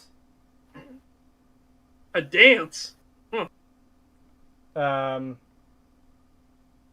not sure what that's referring to. Is that referring to that super chat? Because the other one didn't have a message. Because it was $1. But thank you. $10 from Adeptus Fantasticus. Thank you. Anyone else? What? That's a good one. Admiral Tony Dawning says, "Setch, I'm sorry I pushed all your buttons. I was just searching for the mute one." Oh, God. That is a good one. $10 from Adeptus Fantasticus. Anyone else feel Neo Jesus can be described as a reactionary hating? Hone's critiques he has... I guess it's supposed to be hates. Critiques he has received while projecting his issues on highly viewed YouTube critics. Yeah, he definitely has a fucking absurd hate boner for YouTube critics. Yeah. And he was projecting in a lot of that. Not all of it. Some of it was just good old vitriol and hatred. But he was projecting in a couple of them. Dileocon for 10 Australian dollary dues. Thank you. In a scale from not bad to ace retard level, how bad do you rate this? So... It's up there. It's definitely abysmal. I kind of want to say that Acerthorn is in a tier of his own, but as we've seen from fucking experience with the tier list, not only is he not alone, but he's outnumbered. Yeah. In his own fucking tier. That's how many terrible videos we've had to deal with. Yeah. Oh my God, Tyler McDonald. Autism is a pathway to many abilities normies would consider unnatural. That's great. No, Artemis changed this thing back. Fuck. It Wow. was perfect. Wow, Artemis, if you're going to give me the bedroom, I was looking at my cannon. Come on. What's wrong with you? Mine's not updating. Fuck. Wait, I see yours up. I think I have to click on your thing. There we go. Oh. What? Your icon died. No! Yeah, it has the image not found thing. I see it in the That's corner. funny. I can see it. That's what you get for misgendering me. No. All right, Pagan. Stream just said no. Pagan, keep the mouth open. Keep the mouth open. No, Wait, fuck comes the pistol. Stop. This is getting degenerate. It's not degenerate, it's an execution. $10 from Dutch Muscovy. Thank you. I feel you on how modern art is a cancer that kills good art. My girlfriend makes amazing little paintings that I feel she could put up and sell for a good $45 to $50, but she can't get into shows. That's unfortunate. Hey. Tell your girlfriend, okay, it's going to sound like an insult. Tell your girlfriend, go on Fiverr. Start building a base on Fiverr. There are people that will look at her body of work and start paying. Again, you don't have to put it up for $5, but seriously, start networking out. Yeah, one thing you'll learn just by going on Fiverr and browsing for a few minutes is pretty much nothing is sold for $5. Yes. Some things are, but like, it offers so many different services. Pixel art, normal art, music, fucking a whole bunch of shit. And you'll find just by doing a quick search for any of those things that, oh, this pixel artist charges, $15 for a simple sprite, or 30 Yes. for something that's more advanced, or 120 for something that's animated. Yep. And again, when you start, if she's got really fantastic work, once you start putting it on there, start building yourself a base, a foundation, I think you'd be shocked how many people will come. It depends on what you're offering. It depends on the quality for the price, right? And if you're saying that she could easily sell for 50, 60 bucks, I mean, she's got some good fucking quality, right? So go on Fiverr and don't start at 50, 60, but maybe start at 40. And you start building up a reputation there for quality service quickly. And then you expand. You start going, okay, well, more demand is coming in, so I'm increasing the price by $5, and so on and so forth. Just keep going like that. There, I fixed my icon. Wow. I'm just so happy it's over. Yeah. God damn it. I'll let her know. I think it would really help her confidence. Thanks, Such and Creetosis. No problem. I do really hope that does help. Anyways, that's all the super chats, and I think we're done. Nice. Though I do want to mention something, because in my community I got a message. Such, you wanted to know what the point of resampling is for. Yes, please. It's normally for upsampling still images or downsampling high-resolution video to a lower one without causing artifacting. In 99.9% of cases, you have no reason to have it on or even use it. And most non-specialized programs do a shit job at it. Yeah, well, there you go. Now I know. They're going in the comments. They're in the comments going through the entire speech between Anakin and Obi-Wan, but with the tism. Nice. Anakin Spurgwalker. You underestimate my power. My allegiance is to the Spurg public, to Tismocracy. Anyways, Artemis, want to show your channel? Sure, you can find me over at xArtemisWolf. I still haven't put out anything new, but you can find me over there. Yeah. Alright. Such Pagan, got anything to end on? Only a Spurg deals in absolutes.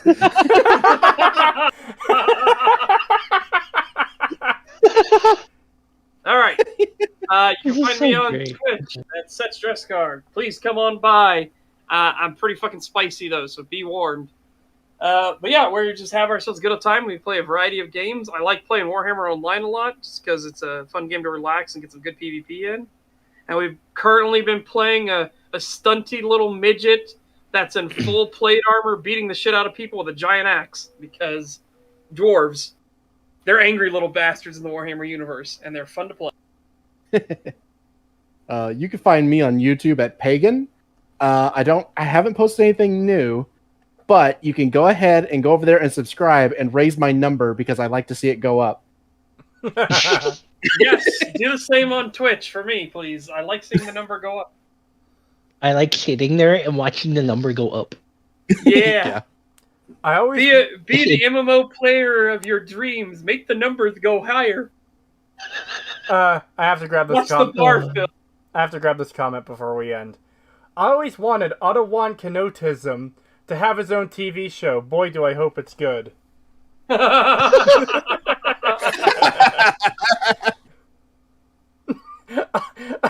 Anakin falls out of his wheelchair. He's a multiple amputee. Starts screeching and wailing. Have you heard the tale of Darth Spurgus the autistic? Not a tale a normie would tell you. Oh my god. Okay. That's it for today. Thank you for coming out, everyone. It's very much appreciated. Bye-bye. Have Later, everyone. Yeah, have a good one.